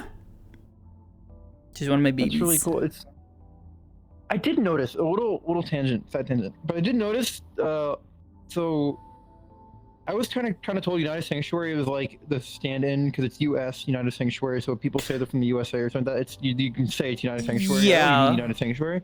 But I heard a lot of even Charles and stuff like that. Though I think Charles' situation is different because he's from a different dimension. I don't know. Yeah, he's from a demi-plane where the United States is technically an actual fucking thing because we tried to encourage people not to use like real world lore and other stuff because that gets really fucking sticky and it's not as fun to work with. But ultimately, that makes sense. The United Sanctuary was kind of our explanation because it tied in with Ascension lore because AA and Aegis and originally the Purple Lotus and the Metaverse, all of that originally started with us. We were the first like couple of groups that came together and we're just like, yeah, we're going to work together. We're going to try and tell combined stories and all that. And server processing, my beloved. Oh, there we Ever go. since the server update like half a year ago, it just destroyed. Well, they do down security loading. checks on everything, and they have to repeat them every so often. I don't know why. Well, I mean, I know why, but it's silly. Yeah. Oh, that's subtle. From my angle, it's very subtle, the transition from skin to... Like, I was looking at this, and I'm like, wait, what? I thought it was a trick. I had to move my mirror out of the way to see if it wasn't, like, breaking anything, because my mirror's, like, right you here. get this nice I was like, huh? swirly sort of, like, where it's worn away, and it's Is fading. this the 'cause original this is- Ascension character? Yes. Yeah, this is before she, got fucking obliterated. Whoa. Oh, that's the polymorph. Don't mind that. There we go. Damn, got that OG Ascension stuff. Hold on, where is my stuff? I don't know many. I only know like what 3 people who played Ascension. First one, Junbi, Uzurimiya. I remember Jun. And yeah, come on, you remember? Junbi was one. I was their one of their first VR friends. Yeah. Oh, nice. Yeah, no, I remember when they came up with their character, and then obviously I know Uzu. Oh my god, I love Uzu. She is a sweetheart. Yeah, Uzu's so sweet. But yeah, I'm a sucker for like kind of like future punk, like fantasy punk pistols. Oh my god. yeah. Well, so this is this is definitely not from scratch. This is just from fucking Destiny. Is it? Yeah, it's one of the skins. It's one of the skins for a gun called Lumina, and I retextured it a bit to make it look a lot cleaner and a little more vibrant. And I mixed up because so at first I had like the original version where it was just the skin as is ripped from the game, but we wanted to remake it because it was like, oh, this is the prototype, it's a little bit flawed and has some problems, we're going to remake it out of better materials and all that kind of stuff and improve the design. So they ended up making the core materials out of mithril, and then the outer edge was, I think, made out of mana steel, I want to say. I love the trigger well. The trigger guard, like the way it's kind of like 2 different Just, like, pieces of metal loopy. looped around each other, and the end looks so chunky. It is. Like It's such a hella chunky. It's a solid hunk of metal. Damn. Ah! Yeah, this is just a basic like Kapow, a first-person pew pistol. pew. Ah, Yeah. understandable. But I love the aesthetic. That's kind of my favorite. If I had to pick an aesthetic that just wasn't like generic cyberpunk, that'd be it. Kind of like future, like I think it's called fantasy punk. Kind of like the arcane style, like League of Legends style. I love it. It's so cool. Yeah. Oh, Yeah, shit, this my was my legs are gone. this was my I gotta plug Ascension myself in character. before. See, and she used to be able to do this with 2 fucking hands. When it could heal 2 So people is at her once. other hand just completely cut off from doing anything magical related now? Like, or can she channel through it at all? I mean, technically speaking, when she does this, and this is why it burns out, is it basically leaks the same spell from the other arm because it's busted. And think of it like an oil well. There's a little bit of an oil trip, kind of constantly, but when she needs to exude mana for a spell, she has to increase that magical pressure, right? Makes sense. It's kind of So like she's when you have and an then she's engine that's not igniting leaking it, but oil. it's also going to end up igniting over here. So Makes sense. It's like an engine leaking oil, and when you increase the pressure of the engine by adding like And then we do power to this. it just spurts out more. Is my foot charging? Ooh, it's like chromatic. It's like all the colors. Whoa. Yeah, it's supposed to be a concept from D&D called raw mana, and it is basically unrefined and elementally aspected mana, and it is really fucking dangerous. And she pumps people up with it, and it's supposed to empower their spells and make it easier for them to cast spells without burning themselves out at the cost of them kind of wearing themselves thin a little bit, because, all of that magical potential just coursing through their body. It's like a rush, like woo, like getting zapped, getting hooked up to a fucking power grid. Oh shit, my stuff's breaking. Sorry, my stuff is all dying. My headset's at 10%. My legs are at 10%. Yeah, I probably need to wrap I'm, like, up as well. I need to go trying make some food. Not eaten in I several need to make hours dinner, now. too. What time is it? 3 a.m. Damn. Yeah, that's Oh, pretty fucking normal for me. The green. I love the green and black. Yeah, he's Ardenvale, the best squad What ever. was the sword though? In Pokemon thing. What was the sword? I saw it was kind of like shiny. Was it the same? So do you remember the void stuff that Brim told you about? Yeah. This is a void sword. This is a sword that is made out of genuine void crystal because guess who her dad is? Or her dad. The guy who found her and was like, oh no. All right, well, I guess I'm taking care of this thing. But yeah, he ended up making this for her, and it is a sword that has a degenerative effect on magic and spells and mana and Kind energy. of an automatic sword. Kinda, yeah. Does it work for all types of energy, or only like? To a certain degree, yes. To a certain degree, yes. It is basically a sword that has an entropic effect on basically anything it comes into contact with. Damn. So it's like electric too, like anti like. Yes, it could drain an electrical charge from something. Yes. That's cool as hell. Yeah. I like It's also design. easy. Thank you. kinda I see the redid the way design the originally. kind Yeah, that was kind of the point, because it's supposed to be designed to be kind of like a Tonkuto sword.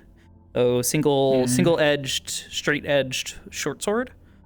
For her, it's a little bit longer because she's just tiny. She's a tiny little pebble woman. I swear to fucking God. God damn. She's a pebble woman. Oh, but yeah, you got your funny sword. Be careful where you're flipping that thing. Drain my battery. No, I just got here now. Yeah, Let me recharge. Now we have blood. Whoa. There will be blood. I really want to do a bug talk on one of my models. I find the look so sick. His head. Anyways, you've gone through some shit. Well, yeah, considering, do you remember what I told her about her body? Yeah. That is not her blood. No. That is not her blood. She looks like she stood in a blast radius of like some sort of decomposing spell. Well, so think of so you notice that her left hand is very clean, even with the outfit on. It's like hydrophobic. No, well, I mean technically yes. However, even with her outfit on, you don't really see a lot of blood like on the hand. Oh, is it like the mana is kind of? No, it's because it's her gun hand. Oh, this is the sword hand, so. Oh, damn. Yeah, Holy and then it's like on her boots as well. Just stepping through all the blood. Or stomping on someone. Massacre. Because think about it, she is made of solid stone. Yeah, just. Genuinely, we have joked that because of her weight, she weighs over 300 pounds. Oh. She is a chunky girl. She weighs approximately 350 pounds. 360 with both arms. She's 2B weight. Yes, she is 2B weight. Crush me. And can run about as fast as a fucking vehicle. So we have joked that she can if push came to shove, if she ever shoulder checked somebody while running at fucking. So Arbor is very much the definition of I am a healer, but by choice. I am a healer by choice. I am a killer by necessity. But yeah, we joked that if she ever shoulder checked somebody while running full force, there's a high likelihood that if they are not wearing some sort of like heavy armor, and even then there's a good possibility that she will maybe not goes through them, but she is caving their chest cavity in and they are dying instantly. Because it's like getting hit by a fucking car. A tiny pink-haired car. A little pink comet. Yeah. Catherine is actually normal human weight. She's very lightweight, meant for like stealth and high mobility. So Understandable. Yeah. She's still like gotta be nimble. 135 pounds. Nice. Yeah, a little nimble. Heather's a heavy A one. little She's nimble fat. thimble. But yeah. But I really want to blood talk. I tried kind of mimicking, but she doesn't have any blood. It would be her blood, so I had to go like in terms of metallic scuffing and stuff like that. So yeah, understandable. Trust me, I have done the If same I was before. wearing this shirt, I feel like people would be even way more concerned. So thank God I was wearing my chest plate. It Yeah. was so badly bruised. Not even though. So, yeah. I hope the voice thing I was doing every once in a while when damage state kicked in, like the glitching, wasn't too grating on the ears. I tried volume and like noise gating it a bit. It was initially startling because it was just like, okay, oh damn, we went the extra fucking, we went the extra mile. Because okay, so while the majority of the time that you were down there, I was sat up there with Junie. As Hybris, and she was just observing, and she had told Juniper or Junie, I have to remember now, they've changed their name in character. One of their children, or? That is one of Hybris's children, the blue coated AI gal. That is one of her children. That is her second child. She has 5 of them. Was she the? I'm trying to remember from Journey. She was the one that was playing pool with a couple of people as well. I noticed that I was like, as I was walking in, but I was kind of too injured to really take my scenery in. I was kind of like, damn, they really want me to go to the med bay. I was kind of like, no, I'm fine, I can do the interview. But now they're like, no, go. And I'm like, okay, fine. Yeah. I wasn't even actually expecting that. Honestly, yeah, bro. I was like, okay. I thought I'd have to go through the interview like a bit injured. But then I got shot in the leg in the little pre-thing we did, and I'm like, yeah, Hybris was a little bit concerned, but she told Junie that she wanted to see how the other agents handled it and how your character handled themselves to try to get a better idea of like, if she doesn't think that she's talking to someone of authority, and then, how is she treating the other people? How is she interacting? How is she accepting or denying help? That kind of stuff. Just trying to get a better idea, because the thing is Hybris is always watching people quietly. She is a people watcher by nature. Through the cameras, through her children, through the Roomba. You joke, but yes. I was told that the Roombas clean up the kitchen. I'm like, are they aware? Because my character was kind of like, yeah, robots doing the work. Kind of like judging a little, and like, are they self-aware? And they're like, it's in a sense. And I'm like, oh. That's what Hybris explained, was that her sub protocol Athena is basically the protocol that is kind of managing that system and is kind of piloting things.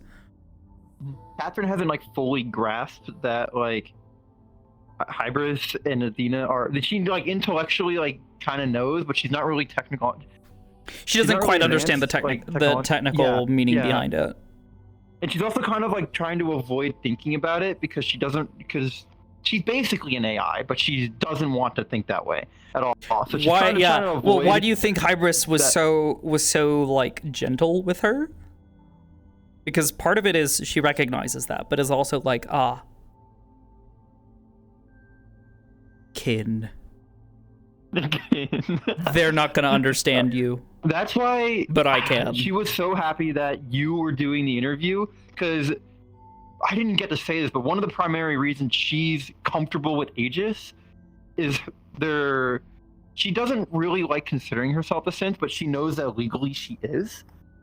And she knows that of all places, a peacekeeping organization run by an AI would be the safest place for her, like just physically. And so she's like, and then on top of all the other stuff, so it was kind of like, and then she kind of was like, wanted to be pulled to the side so she could inform someone in charge. And when it was Hybris, she was like, oh my God, oh my God. Which is why she was a little nervous, because she's like, well, this can make or break the entire thing. If I'm wrong, depending on how the other Hybris, person, then I'm how the other people I could be respond to it. Packed back to my old owners. Yeah. If I'm wrong. I mean, Hybris like thought about the legal ramifications of it, and she's kind of just like, all right, well, I'm gonna go on a little bit of a limb here, because describing this, if what they are saying is true, then firstly, that's just hella fucked. And at the very least, even if this company tries to sue me or come after me and my family, there's a lot that I can do to sway public opinion and more or less get the sort of corporate court to kind of just slap them and go, no, sit back down. You clearly have mistreated this individual. Stop it. Leave him alone. That and the fact that they had to commit a crime to create her in the first place by kidnapping her or her. Yeah, and it's kind of just like a decided if she's still the same person. It's kind of letting like RP decide what ends up happening there. Well, it's kind of one of those things where it's just like, you know, fundamentally, it's what you yourself decide to believe. You know, is she the same person? I mean, Hybris, every time she recreates her chassis, you know, is that the same fucking Hybris? You know, is it? But ultimately, when does it matter, and when does it just is how it is, pretty much. It is how it is. But yeah, that was part of the reason why she was kind of willing to go out on a limb, because if she can't defend her that way, there is also there's a couple of different avenues that she can take stuff like that, because Hybris, from her very nature, and I've had to give this shit a lot of thought, there are a lot of ways for her to skirt around ownership in regards to synthetics and synthetic people. That was why she brought up the one sort of issue is like, it really depends as well on what sort of ownership they are able to legally claim over the intellectual property that is you and your frame. That didn't even occur to her because she's been avoiding thinking about it so much. She just ran. She booked it and ran. She booked it. Yeah. I'm not gonna get into the details of how that happened. Yeah. The whole convoluted thing. But she was like, she saw her chance. It kind of happened by accident, but the moment it clicked for her, out. Especially considering like prior events. And she never once thought like, do they have legal authority? She thought they were like she was a criminal, like not willing, but she was like, oh, the cops are just searching for me. And then the gangs that I'm pissing off by trying to find my sister are searching for me. And so she just thought people were chasing her, and it never occurred to her that it could be because legally she's like lost property or stolen property or something like that. It just never occurred to her. And that just makes it, the moment you said that, she kind of had like a crushing realization, like, I'm in way worse trouble than I thought. Yeah, which is why Hybris was being Hybris. You're also really lucky that Hybris had a chance to. She was she had a sit down moment with her daughter before she came in and before I came in. They were just talking about emotions, some other stuff related to that character, but that is the moment when she is just, you are explaining your situation and the desperate, you know, sort of the desperation is sinking in, and Hybris is just like, all right, we're turning off support, customer support voice, and we're going to be a little more human here, and we're going to try to comfort them and reassure them a bit. Normally she would not immediately just be like, all right, we're going to keep you here if you're willing, and we're going to give you a place to stay and provide for you for the time being and help you to try and get this fixed. And in the meantime, we're going to hire you right away. She doesn't normally do that. Normally it's a I would like some time to think about your application. Thank you for coming in for an interview. You're welcome to stick around and get to know some of the other agents here for the time being and look around and kind of familiarize yourself with the station. And we will let you know what our decision is. But this is one of those rare situations where she's just like, all right, this person is in a terrible, desperate situation. They need some level of legitimacy under their feet. Because secondly is if you can claim, hey, this person is now legally hired under me as a synthetic being. Why are you messing with this? You know? Like, why are you touching our shit? Well, and especially up here, she's not worried about somebody storming in up here, because the fun thing about space, and part of the reason why she has a space station up here, is as a synthetic being as herself, there's a lot of rights that she does not have. But up here in space, it's space operates under It's maritime, kind of like maritime law. law. It's kind of, yeah, I was thinking that exactly. I had to stop so hard from nerding out. I'm in character. She's not a nerd. She's kind of like the high school bitch, high school like click bitch who was like following trends in this film and shit happened. So she didn't know anything about tech. Nothing. That's part of the issue with her stuff. But out of character, I have a degree in spaceflight operations. So I was like, I had to reserve myself from making comments of like, someone mentioned like, oh, it must have been the wind because their stuff broke out. And I'm like, yeah, it was just the carbon monoxide filters that going on. And I had to stop myself from saying that. And I'm like, shit, stop nerding out. Stop nerding out. Yeah, between that and then Hybris being like, yeah, I'm smiles. I'm something of a legal expert myself. Synth right, a synth law expert myself. Yeah, one of the fun things, because I don't know how much of the wider metaverse stuff that you've seen thus far, but there's a lot of anti-corp sentiment because a lot of people are very cyberpunk pilled and are just like, oh, down with the corpos. My head in, yeah. Hybris is a megacorp. That is how she funds all this. As she was being very genuine when she said Aegis operates at a massive loss, but I have other means to support it. Catherine didn't pick up on that implication. She sees you more as like an individual person instead of like a giant. That's AI, why Hybris is always so busy, because she's running these different businesses and managing these different firms and helping with different research on development projects, and is like basically kind of like putting a ton of her time and effort into making a very, very profitable set of businesses, so that way she can then turn around and put a bunch of those personal funds that she is able to gain from that back into Aegis, which for all intents and purposes is a nonprofit, sort of rescue humanitarian aid sort of organization. Yeah, it hasn't hit her. She hates corps because for classic high school, like classic low income city kid, kind of not street kid really, but kind of city kid, hates corps, but follow the trends a little. It's kind of like it's kind of one of those like the businesses don't care about you. And she knows that. Yeah, exactly. Hybris kind of, and she had to kind of goes against that a bit. Yes, her businesses are profit oriented, and yes, they are going to, try to do what they can to make profits off of their business. But by the very nature of who is in charge and how they are supposed to be, expected to operate on a day-to-day basis, and where that a lot of the profits and all of that kind of stuff is then being funneled back towards pretty fucking decent megacorp, all things considered. She's doing what she can with the profits. She's doing what she can to make profit, and then she's maximizing the usage of that profit to give back to the world. That's what it feels like.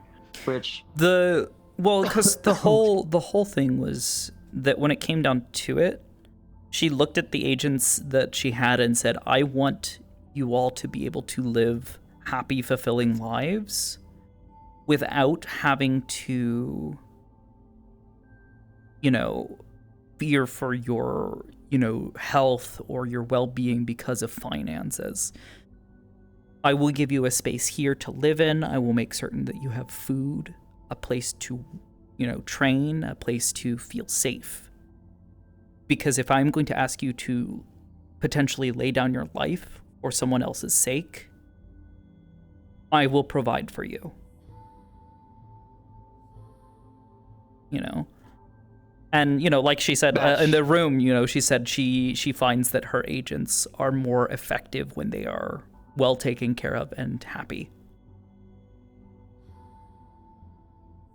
Yeah, that's totally a foreign concept to her. She was kind of like dumbstruck the entire time. Yeah. She was just walking she was looking, literally watching you walk through the halls. She kept having to stop herself and be like, this person exists. She's kind of like, this can't be real. This can't be real. This is way too good. And then seeing the room and it not being just like a closet with a bunk, considering space station, because she doesn't actually know, she didn't realize until coming to the window after you left and seeing that they were basically on a giant city in space. She's like, oh, Oh, I did not know it was this big. Yeah. So she was like, how is I this compare possible? Like, what's going on? each of the rooms, which also, by the way, they double as escape pods. If something ever fucking happens, you're expected to run back smart. to your room. So if you're asleep.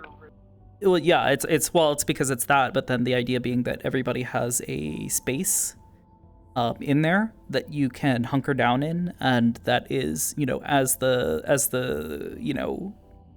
space in there is falling, you should be relatively safe. Just don't stay in the big room area. Go to where the closet is. Go lock in, suit up, or fucking put the belts and stuff on and strap yourself in so that way Sit down, you brace, take the bracing position.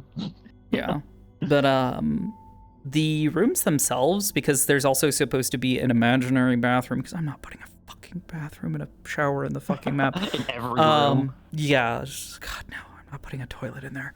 The idea is that you have your room, you have a space that is sort of has like a closet with the area for the emergency situations, a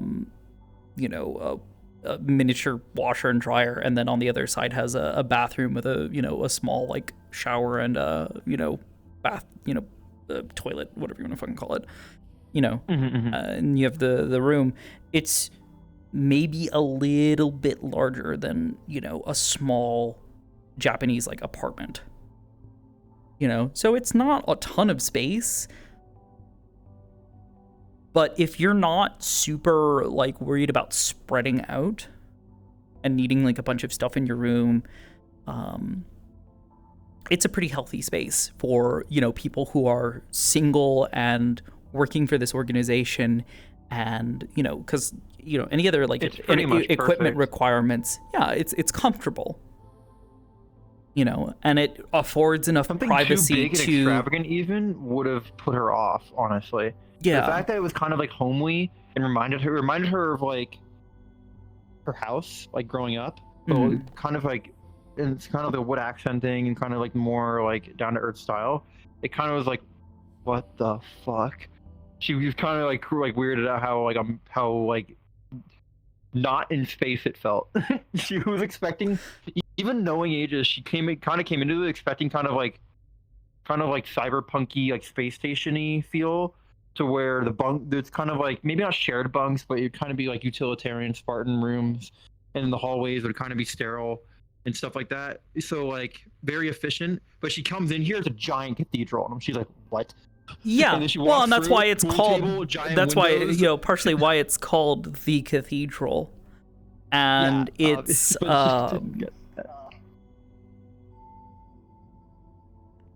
it is intended to be a place that is set up in space, but it is not your ordinary space station. It specifically, it's called the name of the station in its entirety is called the Stranger's Cathedral.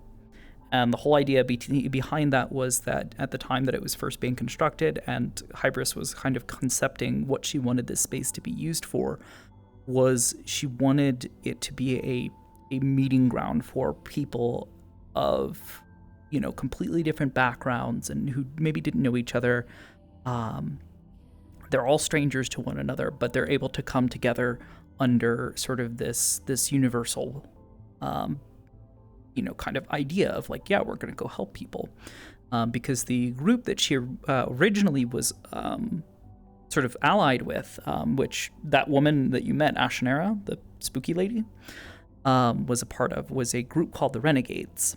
And they didn't really have a place, but Hybris had just started, building a station because she's just like, I need a place to be at where I'm not under the thumb of the law as where corporations are threatening her and politicians are trying to gain control over her. Yeah, where, like she is able to operate and do things without having so much to worry about. And then she met these people who were, it's a bunch of misfits who were a bunch of crazy ass motherfuckers who want to go out and help people, and she's like, that seems nice. Also, these people are friendly and they provide me with a whole bunch of data, so I like them. I'm going to data. So that's Hybris' whole thing. She initially, from her very conception, does not have an altruistic bone in her body. She doesn't have any bones, to be honest, but for the sake of parable here, she does not have an altruistic she does not have an altruistic bone in her body. But these people sort of taught her, and they're like, yeah, do the right things, be a good person, try to help others, all that kind of stuff. But at the end of the day, what she saw was, if I'm kind to people, people will provide me with data, and they'll explain things to me, and I like that. I'm going to keep doing this. And then, over time, it kind of evolves from there, and she does start to gain an understanding of empathy and morals and other kind of stuff. And now she genuinely does believe, like, it is a good thing to do good things for other people. But ultimately, her entire function, like her entire way of thinking, is built around, how do I collect more data? Get the data, store it, process it, and then, figure out how to better gain more data. Like, she had an entire conversation with her kid today where she was just like, why did you choose a female frame to begin with? And she's just like, it was entirely arbitrary. It was a tactical thing, really. If people view you in a feminine way socially, they're more inclined to answer innocent questions without thinking that you're stupid, and maybe more likely to continue talking to you, which means more data. They're more likely to give you data because aesthetically pleasing. Makes sense. Because lady pretty. They excuse your lack of knowledge because you're a woman, but also it's very fun. Kind of like the inverse of them not respecting women with knowledge because they assume women don't have knowledge. They express their masculinity by showing off that they like. That's interesting. I never thought about it in that inverse kind of like head flipped way. When you stop to think about social structures as like these monoliths of behavior, and you start to view everything from the logical standpoint of how do I get more data, societal structures start to seem really fucking weird and entirely fucking arbitrary. Oh, I'm well aware. I'm well aware. I live in Texas. Yeah. And I'm trans, so I'm very well aware of how God. a lot of stuff is Don't I know it? I am in the 10 of C's. Oh no. And it is not great here either. What is it with trans girls and not being in safe places? Because I'm from Florida. Because it's cheaper to live there. Because nobody wants to fucking live here. And I think Tennessee is the same, where no income tax on streaming because individual contractors don't get taxed on income. I mean, I still have to pay federal taxes for sure. Good God. Oh yeah, well. But no, I don't have to pay. I don't. Well, in Tennessee there is literally no income tax. Yeah, same. That's why I moved to Texas with some friends. That's why all the streamers are here, like a lot of the Austin streamers. Yeah, though that means, but I do pay a lot more in sales tax. Sales tax in Tennessee is much higher than most other places. My groceries are expensive. Yeah, you're making up the difference. I think property tax here in Texas is pretty fucked too.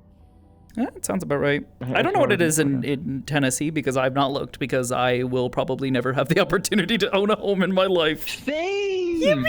Pretty much same. Woo! Apartment hopping for the rest of our lives. Woo! Well, maybe El Salvador. No, okay. I can't talk politics. I have to stop. No, I understand. I don't want to get you in trouble. Oh God. I remember you're streaming. Please no. Yeah. Speaking of which, I need to wrap up and go make food and get water and all that. With me. I kind of held you up a while. No, it was fun. I do this all the time. I will sit in lobbies afterwards and yap for hours, and God, how long has it been? Oh my God. I think we've been here for 5, 6, 7 hours. Something like that. I want to say like 5 hours, but then, well, it's been maybe about 4 hours. Since I crashed, and I think I was on VR for like an hour and a half. Yeah, you weren't in here for very long. This instant will be reset in 60 minutes. What? Is that a thing now? That's been a thing. Yeah, this lobby has been open for a good while now because it opened at 9 o'clock. So it has been open for almost 7 hours. Is that like a new VR chat thing? I haven't really played Yes. actively in the past. So basically, the stability and health and like performance of lobbies over time deteriorates and gets really, really, really bad after several hours. So now they just kill the lobby after several. Makes sense. Just buy, respawn, everyone reload, go. Yeah, basically. So that's good. Well, thanks for telling me everything. That's so cool. I had a lot of fun today. It was actually, I was so nervous because I'm glad so we do missions and that kind of stuff, but a lot of the roleplay that we like to do here in Aegis tends to be very socially oriented. So we're not pushing to do that every fucking day. We think that it is better to have plenty of time to get that social roleplay in, and then you have the occasional big, crazy mission, and we try to put a lot of time and Have the effort and missions thought highlight into those the social dynamics. Precisely, or more accurately in some cases, kind of give characters sort of more roleplay to talk about, more situations to talk about, like Sakoto will show up now and she's all fucking bruised and beat up, but she's got a lot to talk about now in regards to the mission and how she felt about it and how she feels about how she performed and what she thinks she needs to be doing better in the future. It's really cool. I hope But there's a mission soon. I got hopefully the shit beat out of me by a little girl, and I'm pretty ashamed of that. But she ran away first, so everyone says I won. I beat the child. I only She beats me too, though. almost died of blood loss. Almost. Well, almost is not dead. So there was a saying there, and I forgot. Yeah, what it I'm was. not dead yet. Lady-san would be very upset with me if I died. Though they might also be dead too if that happens, so I don't know how this works. Who can be angry? Neither of us, I guess. You'll be dead. Who knows? Whoa. Well. Yeah. Thanks for talking with me. I'll let you go. I'm getting tired. Let me go raid somebody. Who's doing Sauce is doing stuff. Let me go there we go. All right, gamers. I forgot you go were get Sauce streaming for a while. Like, no way you're. I opened up my overlay and like, no way you're still streaming. They us talking. they love the lore talks and like the technical talk. They enjoy that stuff. Because I'll also talk about like details and stuff that like you don't get to see in the RP, and it's not super well documented and might require them to go through hours and hours and hours of fucking old VODs, because good God, I've been playing, even this character, I've now been playing her since like 2021. So that's like... That's crazy. 4 fucking years of roleplay. Oh. You didn't see that? Gun. Well, I need to get me one of those. I grab walk that. Anyways. Ooh, here you go. Wait, no, it's mine. Thank you. Oh, okay. Here, take this. It's dangerous without this. Oh, hold on. No, I've got grab, one. Flip the knife. There we go. Oh, okay. That's bigger than Mine's stubbier. Yeah, mine's slashy. Alright. Anyways, y'all take care. I'm so unfamiliar with the RP I don't know if we'll have RP tomorrow. I've got a lot of work to do. Go. I vomit. Gross. Anyways, I don't know if we'll have a stream tomorrow, but definitely Saturday, be on the lookout for Sakoto in the morning at Meat Rack. We'll see what happens. Until then, though, thank you guys for watching. I'll catch you guys next time. Good night.